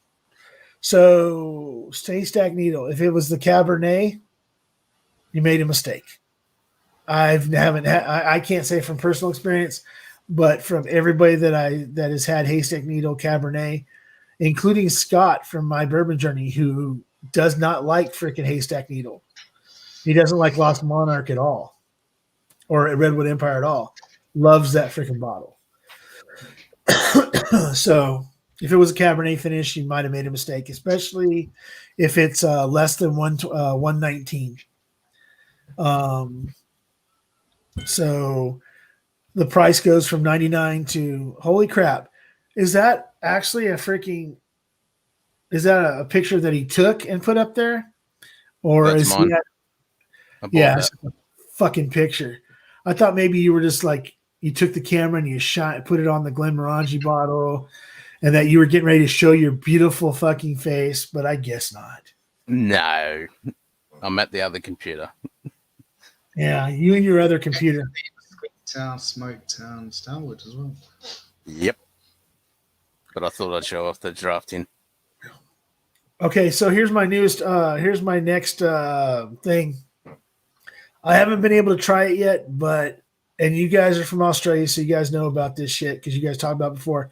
But now there's a couple more different Star Words that have shown up out here in Southern California. So the only one I knew about was it Nova, or what is it called? Nova, yeah. That's the only one I'd ever seen. But two different bottles just showed up out here at Cypress Craft. So now I guess Starward is starting to release some other bottles out here. Everybody that I've talked to, I will be able to taste it once I have the money to go buy some bottles. But everybody I've talked to that's actually had it says that it's freaking, for the price, it's freaking great. Which one was it again? It runs about $50 here, I think, somewhere around there. What, the Nova? I mean, I think the Nova might be a little bit cheaper, but the other bottles that came out, I know that they were priced at like $59 or whatever it was. $125 in the Cabernet, and it was Cabernet finish. You have enough finished bourbons. Okay, well, I understand that, Cohen. I understand that you might have enough finished bourbons. 125 is not bad, but it's some people just reached out to me from Virginia, strangely enough, or I think it's Virginia. Yeah, Virginia, and said that they just picked up haystack needles for freaking $89. Whiskey Samurai? Not yet. You'd have to ask Mr. Simon here because he got some of the bloody winter storm that passed it. Oh, yeah. Was he the one who suggested to buy it back in that stream? Could have been. We've talked about it a few times on my streams. So, okay, so Chris Hot Buttery Rolls, friend Chris Britton, he had brought up I know that Ken was on the live the one night when they brought up ice wine, and then he explained what ice wine was, and that because his mother is a sommelier, and freaking he explained what ice wine was, and then they start talking about these ice wine finished freaking scotches and stuff. At that point in time, I wasn't really trying to learn anything about Scotch, so I kind of spaced off. But the ice wine thing, that kind of intrigues me in a way. I'm not a wine person at all, but when something's different, well, I'm drinking that might add something to whatever, then I kind of like get intrigued by it, and I kind of want to know a little bit more about it. So the ice wine thing kind of makes me freaking want to know a little bit more about it. Let's see. I tried to pick a Starward cast strength single cast. That was awful. 2 dry red wine tannic and super young tasting. Tried it at Wally's, not good at all. Okay, so Cohen tried a freaking Starward cast strength, and he didn't like it. Said it was really super dry, tannic, red wine-ish. That's the thing with Starward is they actually, a lot of when they mature the whiskey, they use what you call wet casks, which means they literally come out of the winery. They don't re-char them. They come out of the winery completely still soaked with the wine, whatever wine they had, and then they mature it in that. So basically, they're dumping a wine barrel, and it never dries out. They just roll it right into the freaking over to the whiskey distillery, and just fill it back up and freaking throw it on in the rick house. And not only because of the different temperature fluctuations, it's pretty much the same as maturing in Texas. 3 years is a long time. Yeah. So that's probably why he's Australia, Texas, same place, right? Because in Melbourne, I mean, I've lived there for a little bit, and it's you literally it says you get 4 seasons in a day, which is that's not a marketing gimmick. That's actually that's true. fucking true. Yeah. And I grew up in the same latitude, exactly the same as Melbourne, and it is exactly the same. Same thing. Wake up 4 seasons one day. Yep. And by the night time, it's just fucking raining cold. Well, even to the point you walk outside and you go, "Fuck, it's a nice day. I'll go put a t-shirt on." You walk back inside and you put your fucking t-shirt on. You walk back outside and it's fucking raining. You walk back inside and you put a fucking jacket on. You walk back outside and it's fucking gone again. And that's no joke. So James, Whiskey Samurai, if you said you found it for 32, same with your Old Scout Bourbon Batch 6. Number one, if that Old Scout Bourbon Batch 6 is Indiana MGP, when you get a chance, grab me one and we'll exchange freaking store pick for a Batch 6 bourbon. Old Scout, we can do that. If the $32 means you're talking about that Redwood Empire American whiskey, yeah, you know what? Grab a couple of them. Like I said, if it's less than 39, because right now, like out here, it's like 35-ish. So I always add $5 just in case. I like it, so therefore I'll pay $5 more for it if it's running out, and that's the price. But if you can get it for 32, somewhere around that 29 to 32, yeah, get yourself a bottle or two, or get yourself a bottle. If you know a place that's got a bunch of it, get yourself a bottle, try it. If you don't like it, then freaking sample it out to people, because someone is gonna, I hate to say freaking sample something you don't like out to people, but just because you don't like it doesn't mean somebody else won't, and everybody appreciates the sample, whether it's good or bad. At least they get a chance to taste something. So if you don't like it, sample it out. If you do like it, then you can go right back to that store and get as many as you want and back it up, because not a whole lot of people know about that Redwood Empire American whiskey. And if you got a little store that's got a bunch of it, nobody knows about it. It's like hitting the friggin' honey hole if freaking you go someplace and there's an Elmer T. Lee or something like that, but nobody realizes that there's 7 dusty Elmers on the freaking shelf because nobody buys it. It's all yours for whenever you want to get it. So, sometimes you got to do it. Simon's doing a Simon again. We need to call it something else, because we can't call Simon doing a Simon. Simon's not. See, right now, I think Simon's doing a bio break, because Simon was more than freaking sober earlier on my stream, and freaking, well, let's say he wasn't in his normal level of Ken stream mode. So No. Yeah, that's a special thing just for Ken.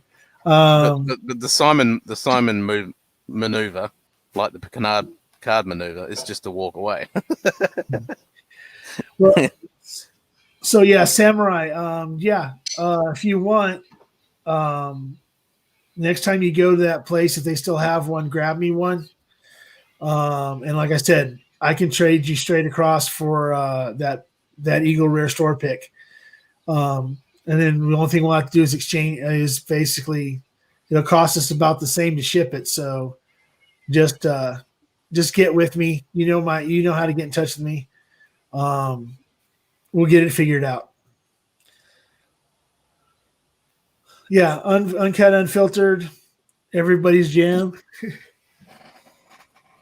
thing that's bad about it is that I don't know the last person I met that actually disliked Smoke Wagon Uncut Unfiltered. I really don't.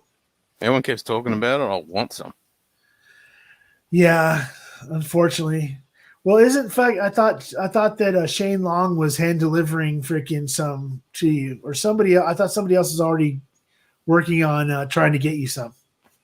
Not that I recall. Maybe someone's trying to get me a sample. It could be. Not sure. Well, what is Shane trying to freaking get to you? Because he was talking. Oh yeah, he was going to send me some samples and stuff. Yeah, he might. Yeah, he might be sending me some uncut. Yeah. Okay, so I've never heard of this. I don't know if anybody else has. 82nd Airborne. I got to look that up. Yeah, were you asking about that before, Samurai? In another stream somewhere? I can't remember. I know it was a while ago. So I've declared that it's going to be called the Simon Maneuver. So that encompasses. Yeah, he's got the Winter Storm bastard. So that encompasses not only just disappearing randomly, but also encompasses passing out. So that's the Simon Maneuver, similar to the Picard Maneuver.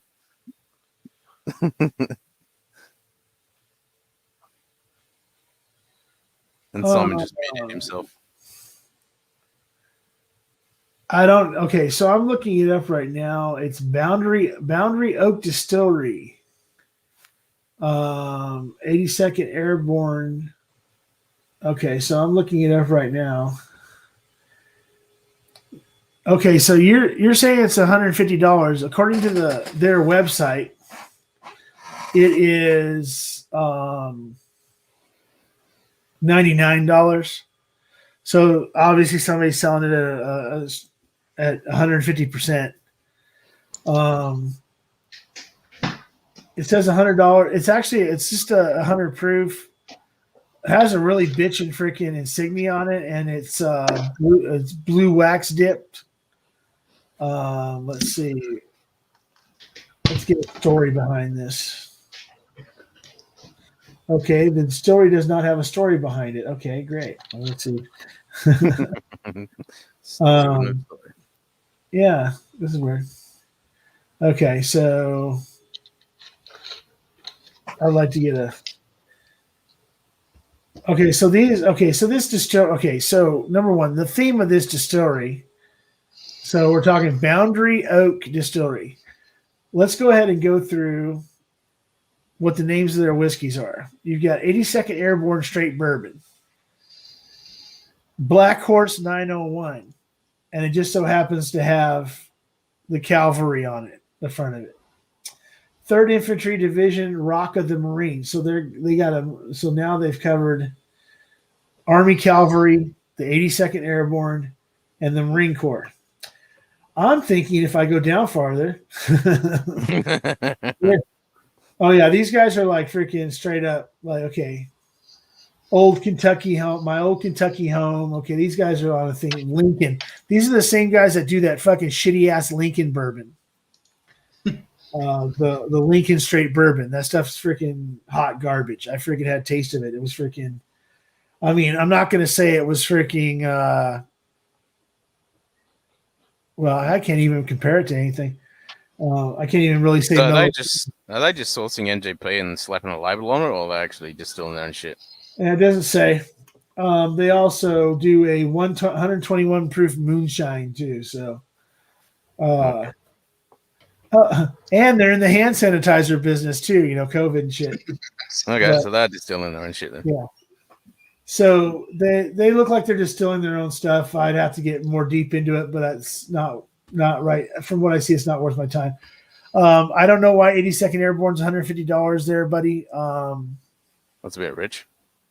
Yeah, they're trying to get rich quick. They're trying to jump on that horse soldier freaking bandwagon where there's a whole story behind it. You know, I'm sure there's a 82nd Airborne. It's a killer, but There's a Semper Fi whiskey. There's a fucking Naval whiskey.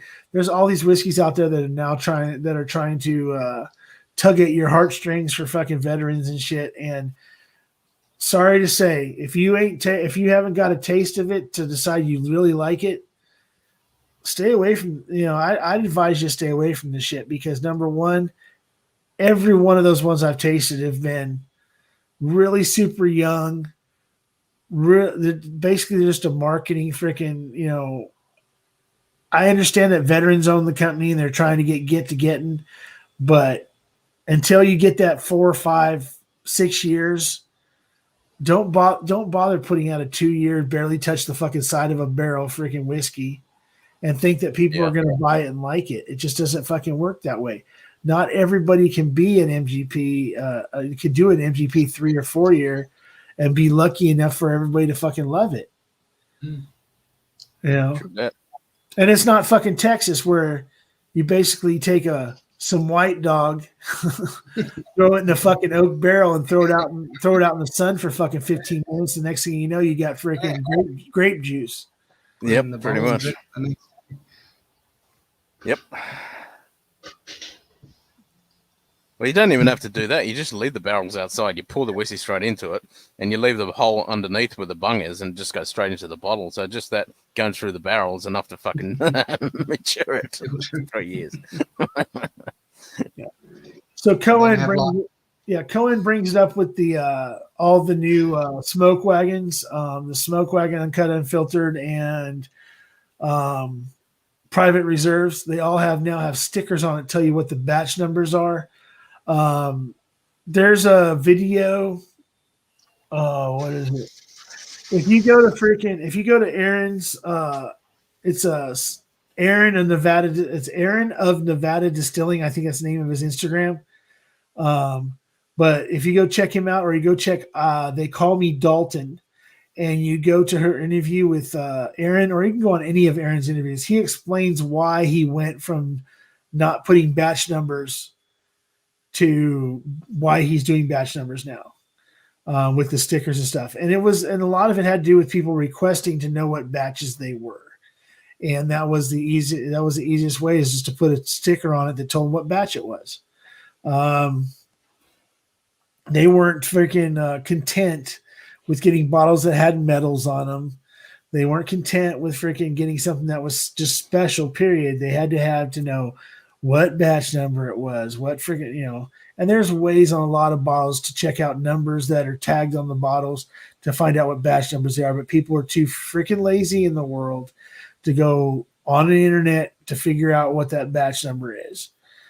So he made it easier for everybody. But there's a whole story behind of how it came about. So if you go and check out his Instagram, there's videos with the story of why he did it, and there's also every interview he's done on Instagram and probably on freaking YouTube explains that whole batch number deal. So no, I have not. See, somebody find out about Rickhouse Cast Strength bourbon from Cali. Rickhouse Cast Strength. I've heard it. Let's see. It is done by God. Okay, so Josh Barnett, he owns a company that that produces Warhorse freaking whiskey. It's in Northern California. It's I can't remember the name of the distillery. I will update everybody on that Saturday, because I'll have to look it up. So Rickhouse Cast Strength is made by Gold Bar. Anybody who knows who Gold Bar whiskey is, Rickhouse is their cast strength. So for people who don't know that might be in the chat, if you go walk into a freaking liquor store or a large chain liquor store, you'll walk into the whiskey area and there'll be this really bitchin' giant Gold Bar. Yep. And right next to it, there'll be a giant black bar. That's Gold Bar Distillery. There's two different expressions of Gold Bar freaking whiskey. Yes, I'm looking at it right now. Rickhouse whiskey is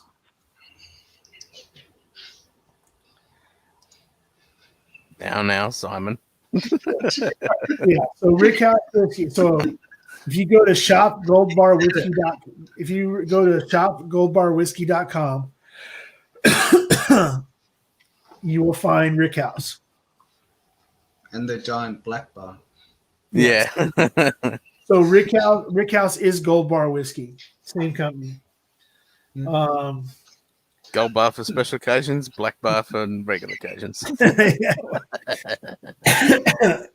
So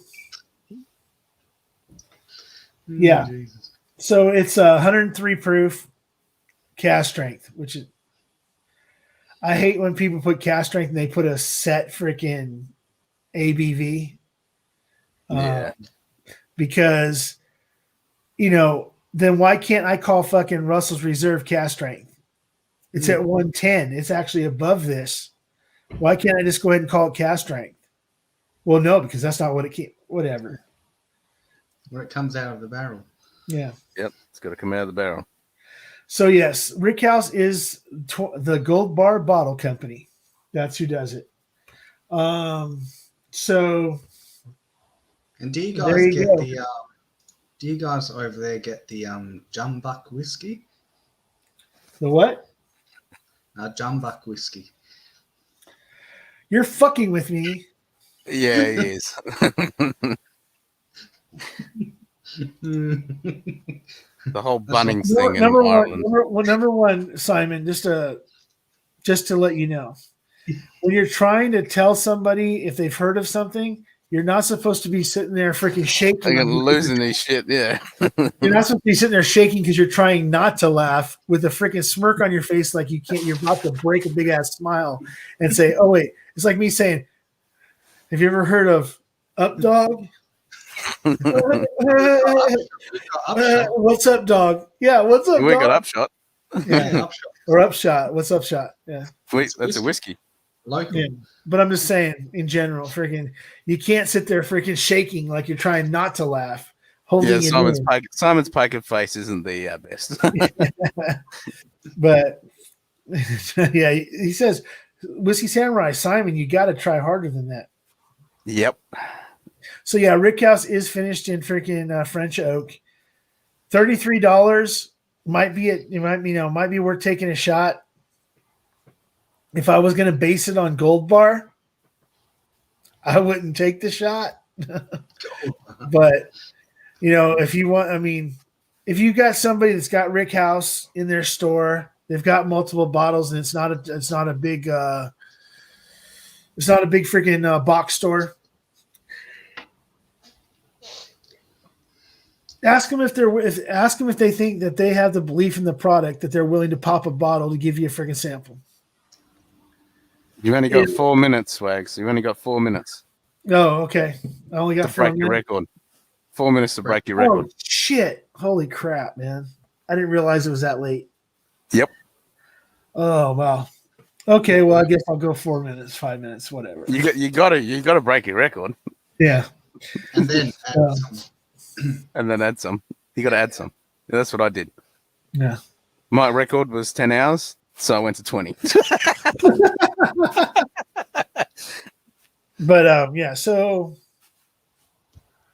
and look it's just 6 hours and there's fucking still 9 people that are here going, I'm waiting for this thing to go crashing down a big old fucking ball plane. So yeah, so I'm trying to think what's the other one I was thinking of? There was another bourbon I was thinking of too. Kind of along the lines of Rickhouse, but it was something else they came out with. Yeah. I'll figure it out and then I'll end up talking about it Saturday. Yeah, you're making me on, god damn it. I'm trying not. Wait a second. How am I making you yawn? We can't even fucking see you. I saw you yawn and you fucking. Yeah. Yeah.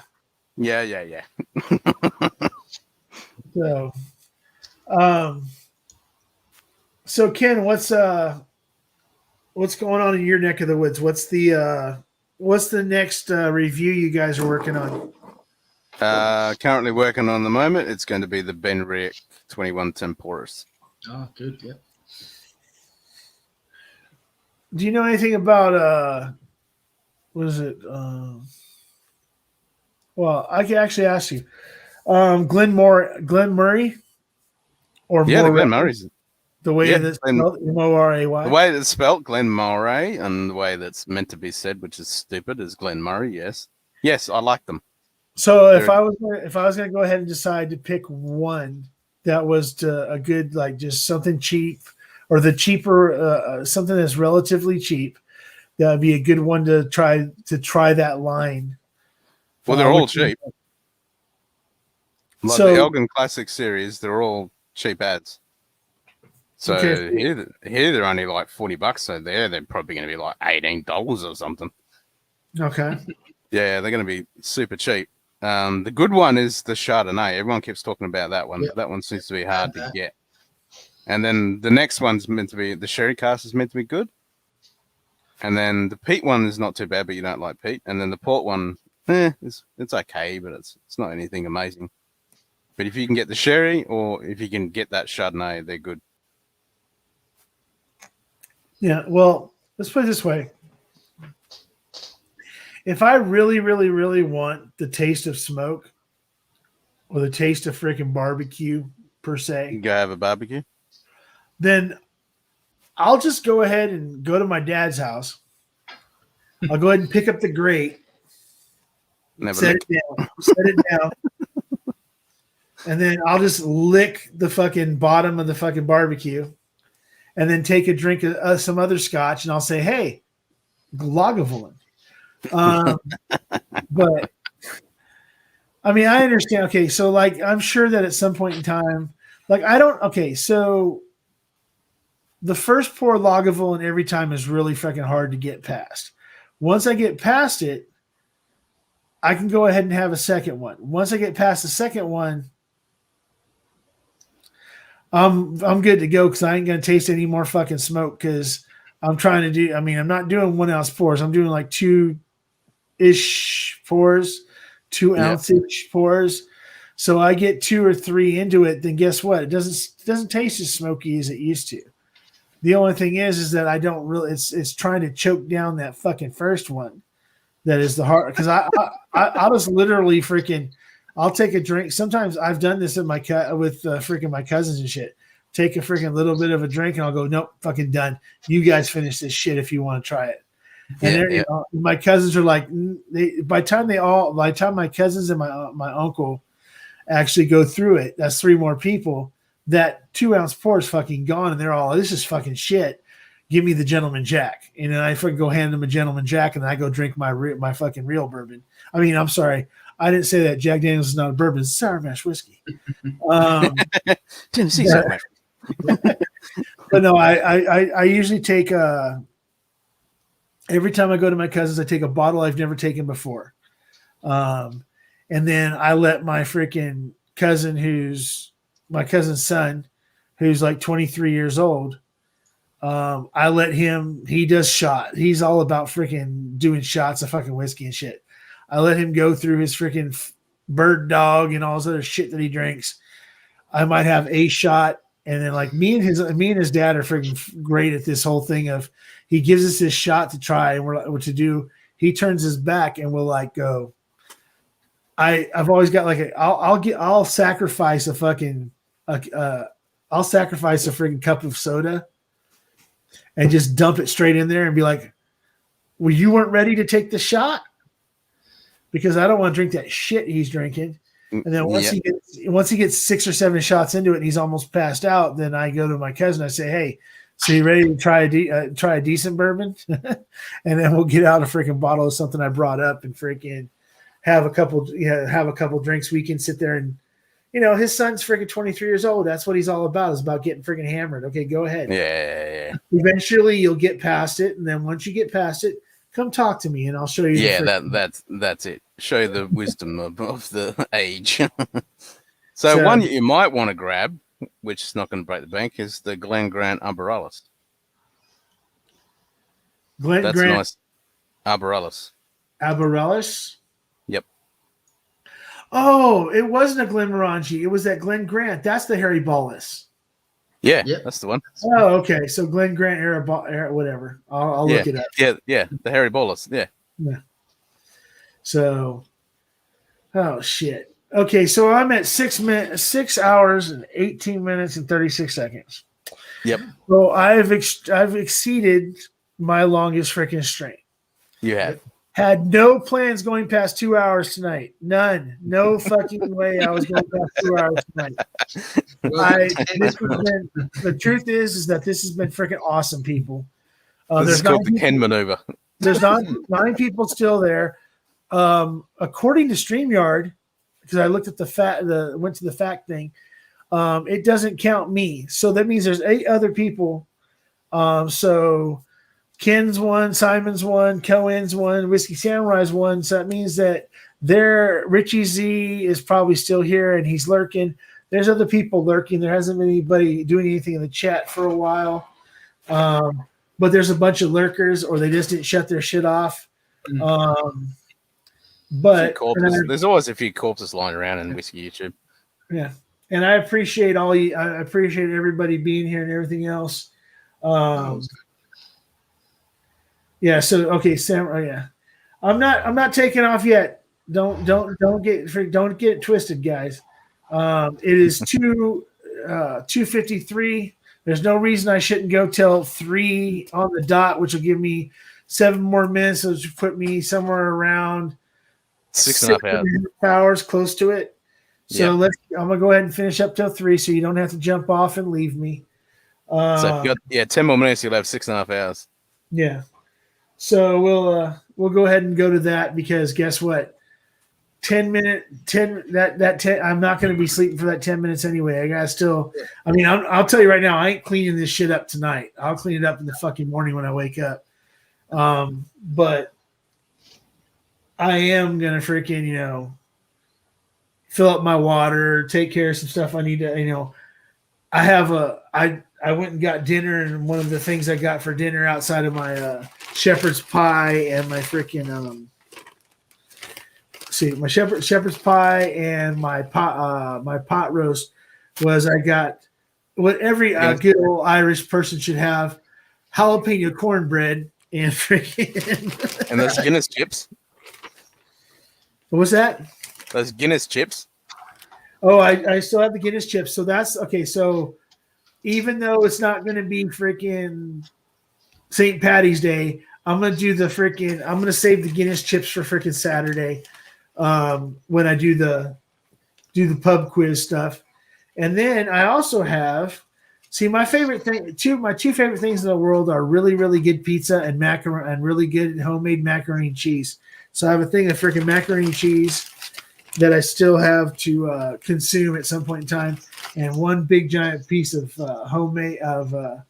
freshly made jalapeno cornbread. So I guess tomorrow's breakfast is going to be good. So there's some things I got to take care of. Some things I got to take care of really quick, but I should probably be in bed by about 3:15. So I could still get fucking almost 5 hours and still get up at 8:15, 8:30 and still get all my shit done that I wanted to.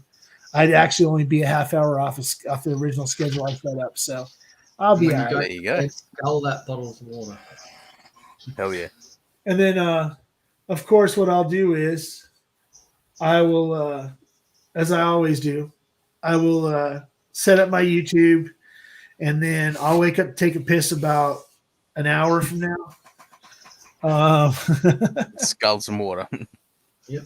Well, I mean, I'll end up having to get to the bathroom in a couple hours. It's 3 o'clock my time now, which means that Ken goes on in an hour and a half. Pretty much. Well, I mean, are you going on tonight? I might. Number one, you are on 351 subscribers.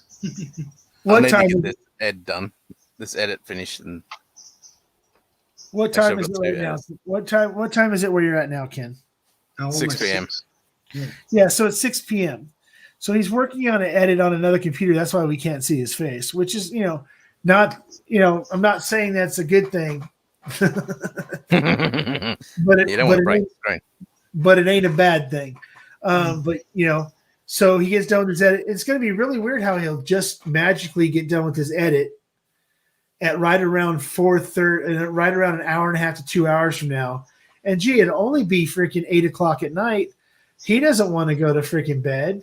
And wait a second. Shane Long and stuff like that will be getting up for the day that, about the same time. Isn't that freaking weird how that works out? That freaking, but he doesn't usually albums. But he doesn't usually do. He doesn't usually do a Thursday night stream or a Thursday morning stream for us. It's usually his next one's usually Friday morning or Friday evening, which would be 4:30 in the morning for us tomorrow. 24 hours from now. Yep. So that's his Friday stream. But it's Ken. You never know when he's going on. True that. He might freaking decide, wait a second, I feel like building Legos, so why not? Well, I need to finish Yoda, so Baby Yoda, I might do that. I mean, I'm pretty sure that, Simon hasn't drank it. His eyes aren't freaking barely open. So he's still he's drinking water. He's surely got a few more hours in him. So, before he pulls a Simon, but, yeah. Simon maneuver. The Simon maneuver. You're muted, Mr. Simon maneuver. Yeah, you muted yourself. You muted yourself. Yeah.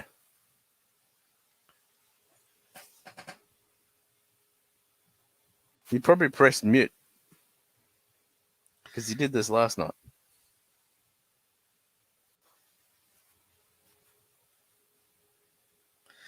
Yeah, he chose to mute himself because I just tried to unmute him and it says that he chose to mute himself. There he goes. Yeah, he found it. Yep, now we can hear. Oh, sweet. Yeah, so it's going to, so Simon's still got a few hours before the Simon maneuver. So, Yep. There you go. You can work on your Yoda. Or hell, if your damn other computer was in the same room was in the same place as your streaming computer, and you could still be doing an edit on that computer while actually going live, too. But well, I could screen share. I could actually go live, and no one wants to sit and watch me do an edit. Yeah, but so now it went up to 10 people. Somebody else decided to come in, freaking decide whether or not see if everybody was like everybody could pull the Simon maneuver. Yeah. They're like, on earlier that he fell on what's his name? He whiskey shits today, Simon. I saw that. Yeah, freaking that's the first time I've seen Adam get freaking pretty freaking dosed, pretty freaking gone. But to do that when he did, like he's never done that with me before. Usually he's like I said, he's my second for a lot of these live streams. He jumps on and he's the first person to jump on. Then he like I never asked him to do it. He automatically I kind of like start talking to people on the screen, asking them questions and stuff, and then he starts freaking checking the chat, and then he brings up stuff. Or if I start getting off track, he kind of like brings me back and says, "So, like we were saying, what's your favorite?" So he brings me back when I get on tangent, or he keeps me paying attention to the chat and stuff. So it's freaking awesome. I love the fucking fact that he's willing to do that just for the hell of it. Hey, you know what? You don't need to learn. Hey, there's Ken's screen share. So Samurai, you don't need to learn editing. You don't. You just got to be me and have the gift of fucking gab. Be able to freaking write down literally 10 freaking, if you're going to do a video, you just need to know how to just write down 10 points that you want to make sure you hit. Go straight off the top of the dome.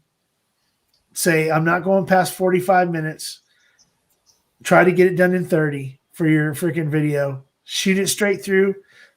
Yeah. Does it suck when you say Yeah. Does it suck when you say Yeah, it does. And you don't want to, but guess what? Every time I do it, it's all fucking real. I'm not trying to edit something else. If I say something that sounds fucking stupid, like I'm an idiot. Guess what? That's who I am. So fucking therefore, why have to edit all that shit out? So because I'm by myself and I do it, I just do it straight off the dome, straight through, because I can't edit worth a shit. And it's just easier just to do it one time and say, listen to it, make sure all the audio came through, and go, okay, cool, upload it. And then and right now I'm working on a secondary audio because I have a bunch of audio equipment. So I'm working on a secondary audio to record at the same time. So I always have a backup audio, but also so that I can release some stuff to podcast, because I'm thinking about, because of the fact that I go on for a minimum of 2 hours, that I can break up a 2 hour into like half-hour segments and do like a four days a week podcast with just fucking segments from talking to people and shit like that. And, or just freaking bullshitting or just talking about music or whatever. So I'm thinking about that shit. So B-roll. Okay. That's the other. Hold on. Okay. Everything just locked up. I'm blaming it on fucking. It's damn freaking Ken's fault. He's fucking with his computer on my screen, and now everything fucking locked up. Yes, son of I didn't do shit. I know, but B-roll. Hey, B-roll's great, and B-roll's not. It's not okay. I will tell you right now, B-roll is not hard. Okay. This is the extent of my B-roll. Yeah, it's the same fucking B-roll all the time. Oh wait, no, that's different. Bottle shot. It's just a different bottle every time. That's my B-roll. It's just a bottle shot. That's just my extent. That's how lazy I am. So worst case scenario, what you do is you shoot an intro. Ken's intro is the fucking same with the same bottle, blah blah blah, whatever. Freaking yep. You shoot an intro that you like, whether it be just putting a fucking bottle. So here's your intro. You put a bottle of Jack Daniels. That's freaking. You can't really see it. It's freaking bokeh. It's kind of blurry, and then you just run a fucking Hot Wheel across the front of it. And then you just put a whiskey sample. Or because I know most of them are in the packet. So if you stick a few bottles of bourbon there, say like 3, and then put 3 cars in it, take that shot, then take it off, put 3 more cars. So the whole intro will just be the same bottles, but the cars will change.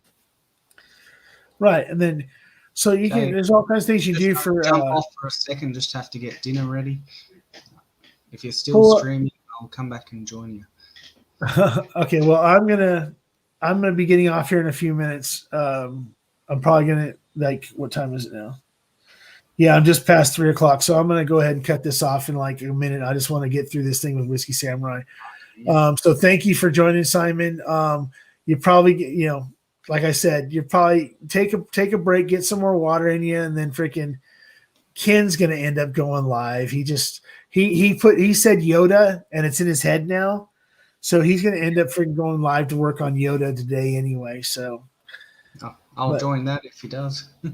Yeah, I know you will. We'll see. So then, but so just shoot an intro, 30 seconds, 45 seconds. Figure it out how you want to do, and then B-roll wise. B-roll's not hard. You just got to figure out what you want to do.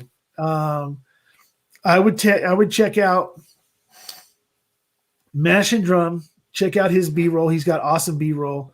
Bourbon Junkie's got some really good B-roll. Trying to think whoever. Check out. What's that? Bill's trying to do some decent B-roll now. Yeah, Bourbon Bites does some decent B-roll. And the truth is that you can, so if you want to learn how to shoot B-roll, what you want to do is you want to go check out a guy named Peter McKinnon. He is the king of B-roll. He's a photographer, videographer that and he's got some stuff on there where he does B-roll competitions, and you can go ahead and watch that channel, and you can learn how people do B-roll. Potato Jet is also another channel where you can learn a lot. Yeah. So Matty Hopoya. If you go to freaking Peter McKinnon and you go to the channels that are attached to him, Matty Hopoya, Chris Howe, those are all good guys that do really good B-roll. The Everything Man. If you type in Everything Man, it'll come up with a guy. I can't remember the guy's name off the top of my head. He's really good at doing B-roll and stuff like that. And it has nothing to do with whiskey. It's just teaching. They can show you how they go about doing B-roll. Gerald Undone, same thing. There's a lot of Gerald Undone. He's crazy. Yeah, there you go. There's a lot of videographers that are willing to tell you to show you how to do B-roll too. There's a lot of how do I do B-roll into YouTube, and you'll come up with a bunch of people. But there's a lot of them out there, but those are the ones that I follow and I watch daily. So I would check those out. So I could be doing epic B-roll. I've got full 3-axis motorized head slider, and I could be doing epic B-roll, but I just don't have the room to set it up and pull it down every time. So much of a hassle. Yeah, and the other thing is too, when it comes to B-roll, if you don't have, so Marcus Pix, it's MarkusPix. He is a director, a film director, freaking photographer, videographer. He's literally the authority on equipment. For years, he's got years and years of stuff. He can teach you how to do DIY sliders for your camera. Shit, well, you don't even need a slider. I mean, if you're just using your phone, you can do epic B-roll. Yeah, but you can also, for $100 or less, you can get a 3-axis stabilizer, gimbal stabilizer. You can go out and buy one, which will allow you to do a lot of things like freaking barrel rolling and freaking all sorts of stuff with your phone. Where stuff that people are doing with big ass cameras and shit, with like barrel rolls and freaking dolly zooming and stuff like that. There's a lot of apps and stuff that allow you to do the same thing, so you can create awesome B-roll with just your camera. With your phone. You don't have to have a really expensive camera to do stuff like that. So no, and just with planning it out and just using your phone, you don't even have to using your decent fancy equipment. You can just use basic stuff that you got in your house.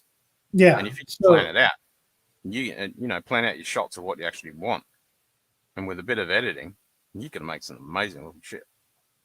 Yeah, and then on top of that, there is free editing software you can play around with. You got Blackmagic, freaking what's it called? Resolve. Yeah, the DaVinci Resolve Blackmagic. It's a little bit complicated, but once you learn how to use it, from what Ken tells me and everybody else tells me, I'm still trying to figure it out. Well, I've said to Shane, I've said to anybody, if anyone wants to run through how to use it, I'm happy to run a stream and you can jump on and ask questions, and I'll show you how to use it. Yeah. So you got exactly. That's what I was gonna say was someone you can use a skateboard. You can even use like a tea towel or a towel. If you just put your camera on or the thing on there, and then you can just pull it slowly, and there's your dolly shot. There's your yeah. So what I have is I went on Amazon. I spent was it $19, and I got what is basically it looks like an old school roller skate, like the ones you used to strap to your freaking shoes. Yep. Not like a freaking one you put your foot into.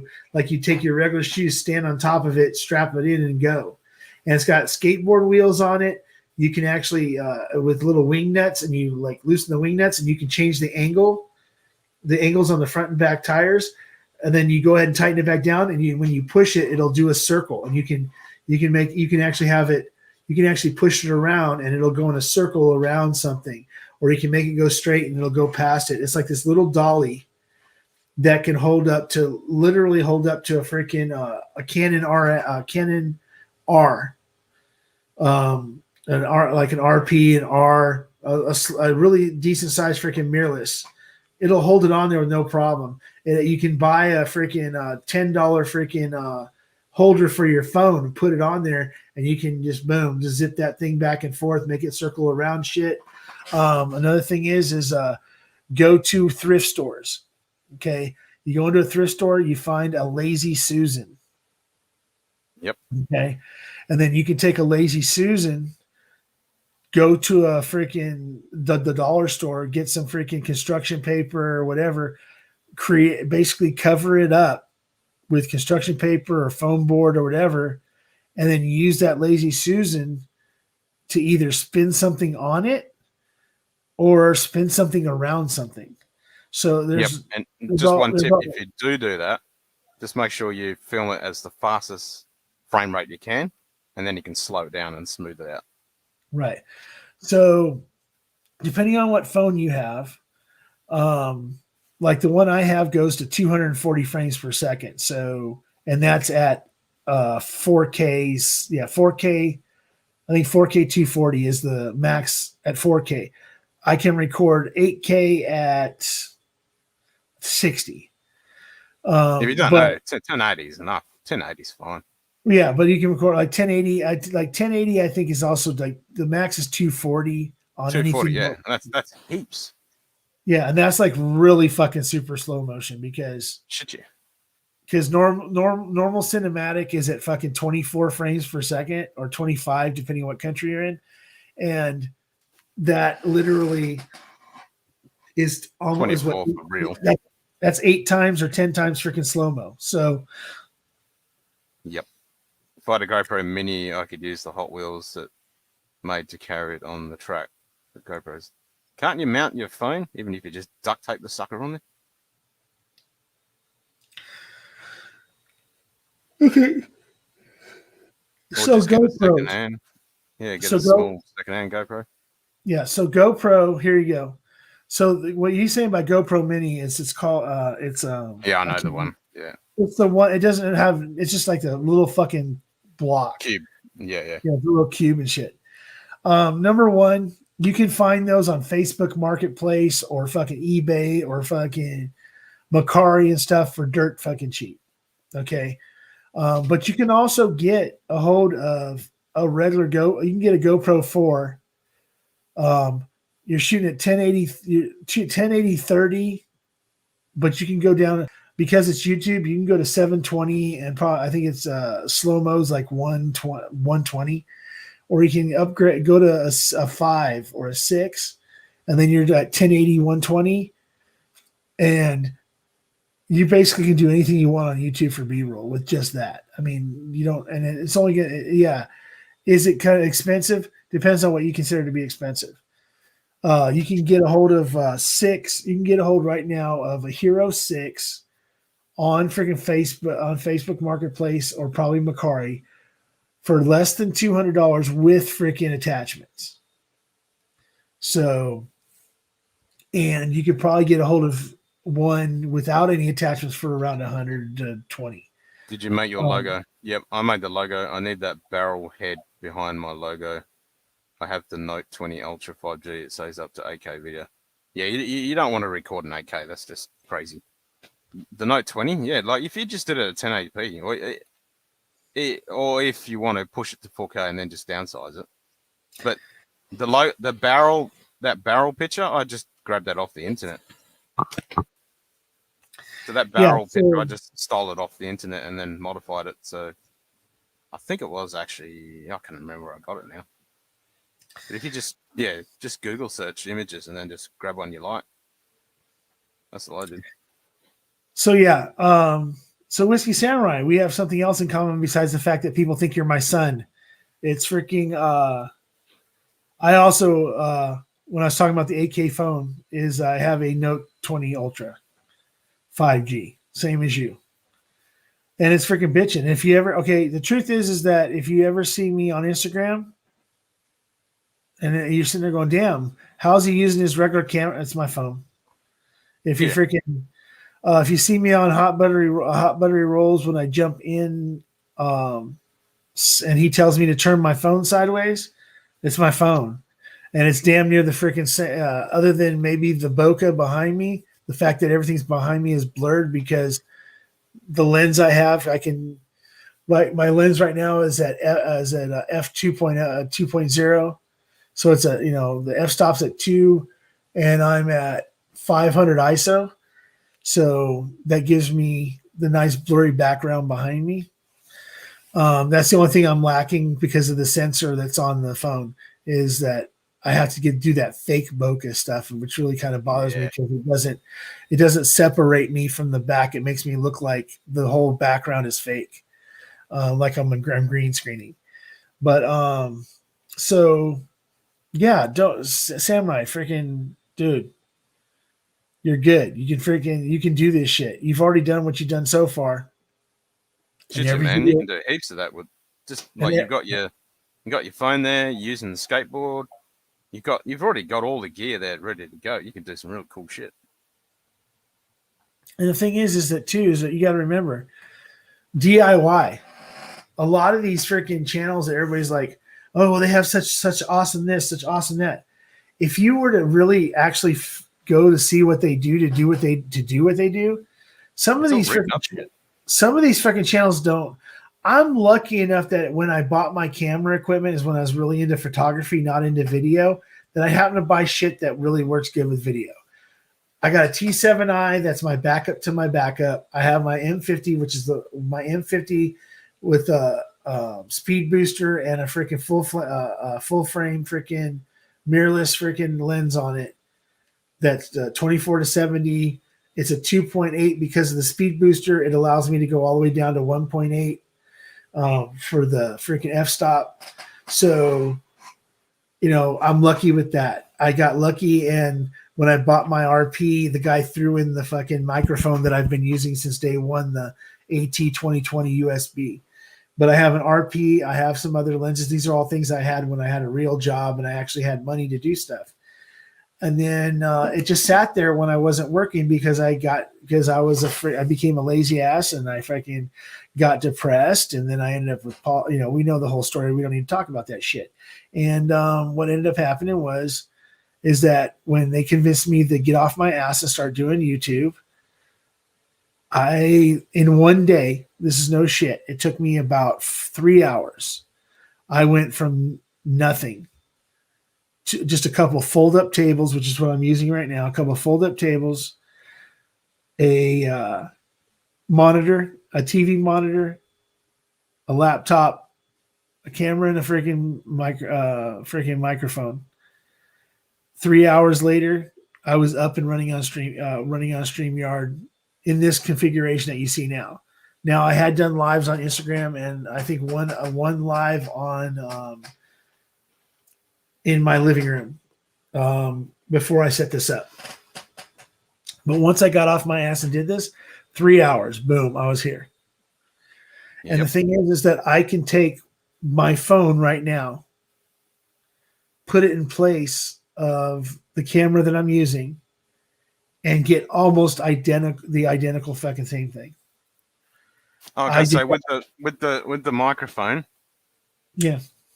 don't worry about if you're trying to use the audio, just use the audio into your mic into your laptop. Just don't use the mic on the still have it running so you've got scratch audio, so you can sync it and then just sync the audio. Not a problem at all. The other thing is that as I have as a backup. It doesn't have. And Cohen just made a perfect point. Watch Food Quick. He's got a huge following, and it's just bare bones. And you don't have to go crazy. And I'm getting more traction of just going online, dribbling shit, and drinking whiskey for 10 hours than I have ever done with all my fucking stuff that I'm doing with the pre-recorded shit. So, with Mr. Samurai, this is the other thing I have. Okay? I have a USB-C lavalier mic so that when I have to use my phone for something, I can plug this directly into my phone and set up the microphone on my phone. And then I have the lavalier mic and the cable on it is actually 10 feet long. So I don't have to have the phone in my hand and be like right here, because I only have like a 3-foot cable. I can actually set it on a freaking tripod or whatever, I can stand back freaking 6 or 7 feet, and I'm good. So you can go on Amazon. You can go on Amazon and easily find a USB-C freaking lavalier mic if that's what you want to do. But your regular phone mic, I realized the other day I thought I had something plugged in and I didn't.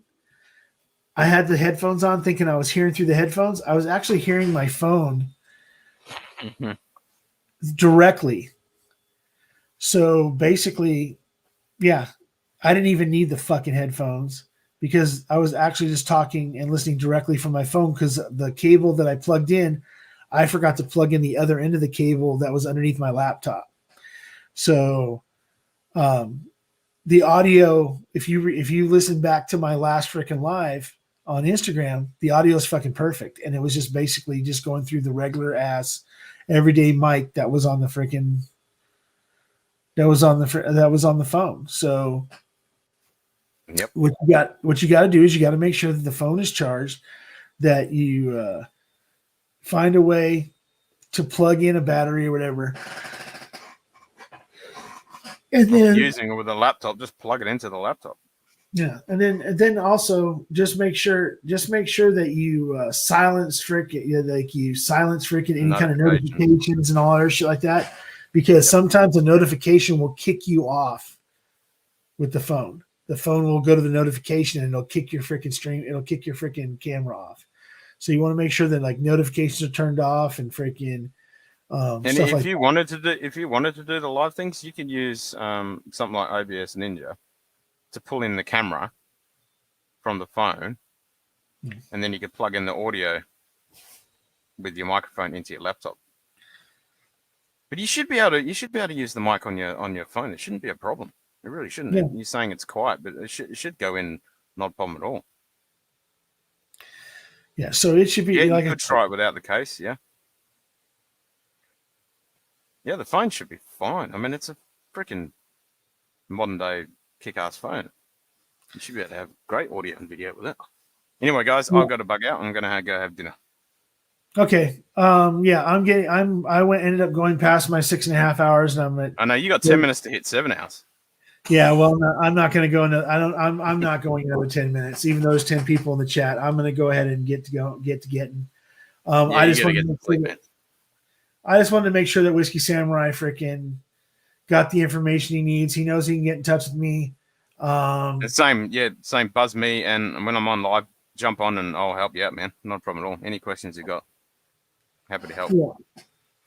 Yeah. So Ken, thank you for jumping on. No, thank you, man. That was an awesome stream. Hope I didn't make you start too late. Thanks Ken for freaking coming in here and hanging out with me, hanging out with everybody else. Have fun. Go get some dinner. Yep, I'm gonna get some dinner. Homemade pizza. What's that? I don't know if he's still here or he can't hear me or what did I make? Who's that? Oh, that's what I fucked up. Okay, is that different? I can still hear. It's all good. Oh, okay. Yeah, I messed up. I went to go silence something and I ended up silencing myself. Or silencing you talk to me.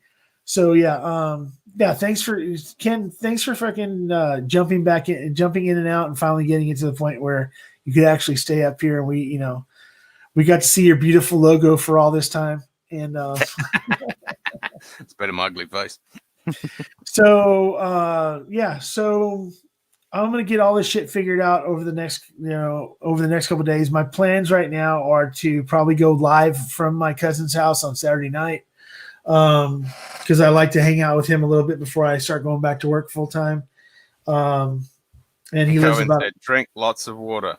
Yeah, I do need to drink. He tells me to drink lots of water all the time, and this is and I've been drinking water like it's going out of style, like freaking 3 or 4, like literally. I have a 64-ounce container. And I drink like 4 or 5 of those a day, and then I sit through 7 hours and I have like 2 sips of water. I do the opposite. I drink hardly any during the day. When I drink whiskey, I fucking skull the shit.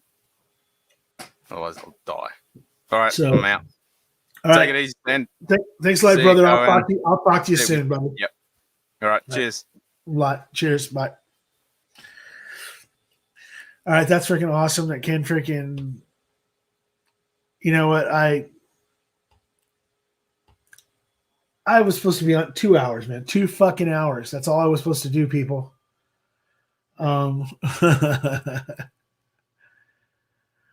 Yeah. So yeah, Whiskey Samurai. If you want to freaking, so if nobody knows already, they changed the things on Instagram. Instead of just me and one other person, I can have up to 3 other people with me. So 4 people on the screen at one time. So 5 p.m. Pacific, I'll be going on probably for about, I want to say around 30 minutes, maybe an hour. And then there's a good chance that I come back at 8 Pacific for at least an hour. Just so that, because unfortunately my West Coast friends, they don't get off. West Coast people don't get off until around 5-ish and dinner and everything else. So they'll normally miss and have to go back for the replay. But when I go on at 8, if I go on after Rock Gut, tomorrow night's a big night. Just so if nobody knows, Bourbon Bites is okay. So you got Cam, drums and drams that goes on around, depending on when he wants to feel like doing it, around 5-ish till 6. Then at 6 on the West Coast, it goes to Bourbon Bites, and then at 7 goes to Rock Gut Review. I will be moving my normal 5 o'clock to the 8 o'clock slot for Instagram, only because I don't see me being back from work once I start working again before 5 o'clock. So even though it's only 4 or 5 miles away, it could still take me 25 minutes to get home from 4 miles away because of traffic and shit. So I'm probably going to move it to 8 o'clock. This will probably be my last week at 5. And then I'm going to go ahead and try the 8 o'clock slot and see how many people show up. And then I'll make my final decision before this weekend. But so, yeah, if you, I appreciate if you want to jump on tomorrow night, 5 p.m. Pacific on Instagram at @the_Mashbill. I will post something during the day advertising that I'm still going on. I haven't come up with a name for my show per se, like Single Barrel Snob and Hood Sommelier. Their show's called Monday Suck. I've thought Thursday, I'm trying to figure out what a good Thursday one would be. And I didn't want to move to Friday and call it Fridays Are Fucked. But, if that be the case, no, I'm just kidding. And then Saturday, of course, I'll be pre-gaming freaking hot buttery rolls until further notice, unless something else changes after that. Those are the plans. And I'm really hoping that I get to talk to Kilco and we figure out something to where maybe on a Sunday when he does his normal stream on Sundays that once a month we try to do this, I guess, Kilco Swaggins show. But I will see everybody either tomorrow night on Instagram. If I don't see you tomorrow night on Instagram, I'll see you on Saturday, pre-game and hot buttery rolls. And don't forget, after hot buttery roll, it's me at 5 Pacific, hot buttery rolls at 7 Pacific. And then at approximately 9 Pacific-ish, between 9 and 10 o'clock Pacific, Cheech Artolino Whiskey Encore goes on. So hang out for him. West Coast support. Because even though he's on the East Coast and he's getting to him, it's freaking 1 o'clock in the morning. It's 10 o'clock to us, which means the night just got started. So yeah, Thursday night SmackDown. That's funny. Yeah, so I think at some point in time I am going to bring in my love of freaking professional wrestling into the whole thing, but it'll be its own separate entity. Like I have Saturdays are Mash and Metal right now. Thursdays on Instagram are just Thursdays on Instagram. Wednesdays is the late late show. So if I add anything, the next thing what I would add would be something probably along the lines of professional wrestling. Whiskey and professional wrestling. And the thing is that there's professional wrestlers that are really into whiskeys. So that may be something I could try to work with. So 9 people left in the chat. Thank you for hanging out. A bunch of fucking lurkers, because the only people saying shit is fucking Cohen and freaking Whiskey Samurai. If you are still here and you are watching me, please stop fucking lurking. Say goodnight to me so I knew you were here and I can thank you. I'm going to give you 30 seconds to say something, and then I'm going to go ahead and sign off.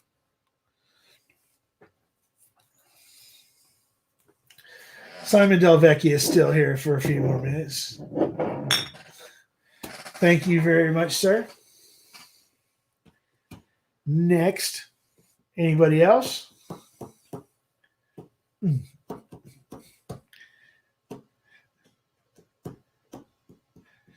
Okay, so I have exactly 1 minute till I hit 7 hours. So anybody else who wants to say freaking good night to me, so I knew that who the lurkers were? Yeah.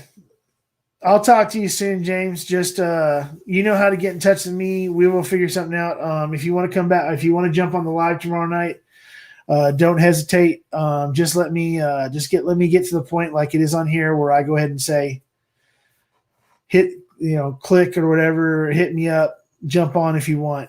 Just give me probably 10 or 15 minutes into it, and then I'll open it up to people to jump on and talk about stuff.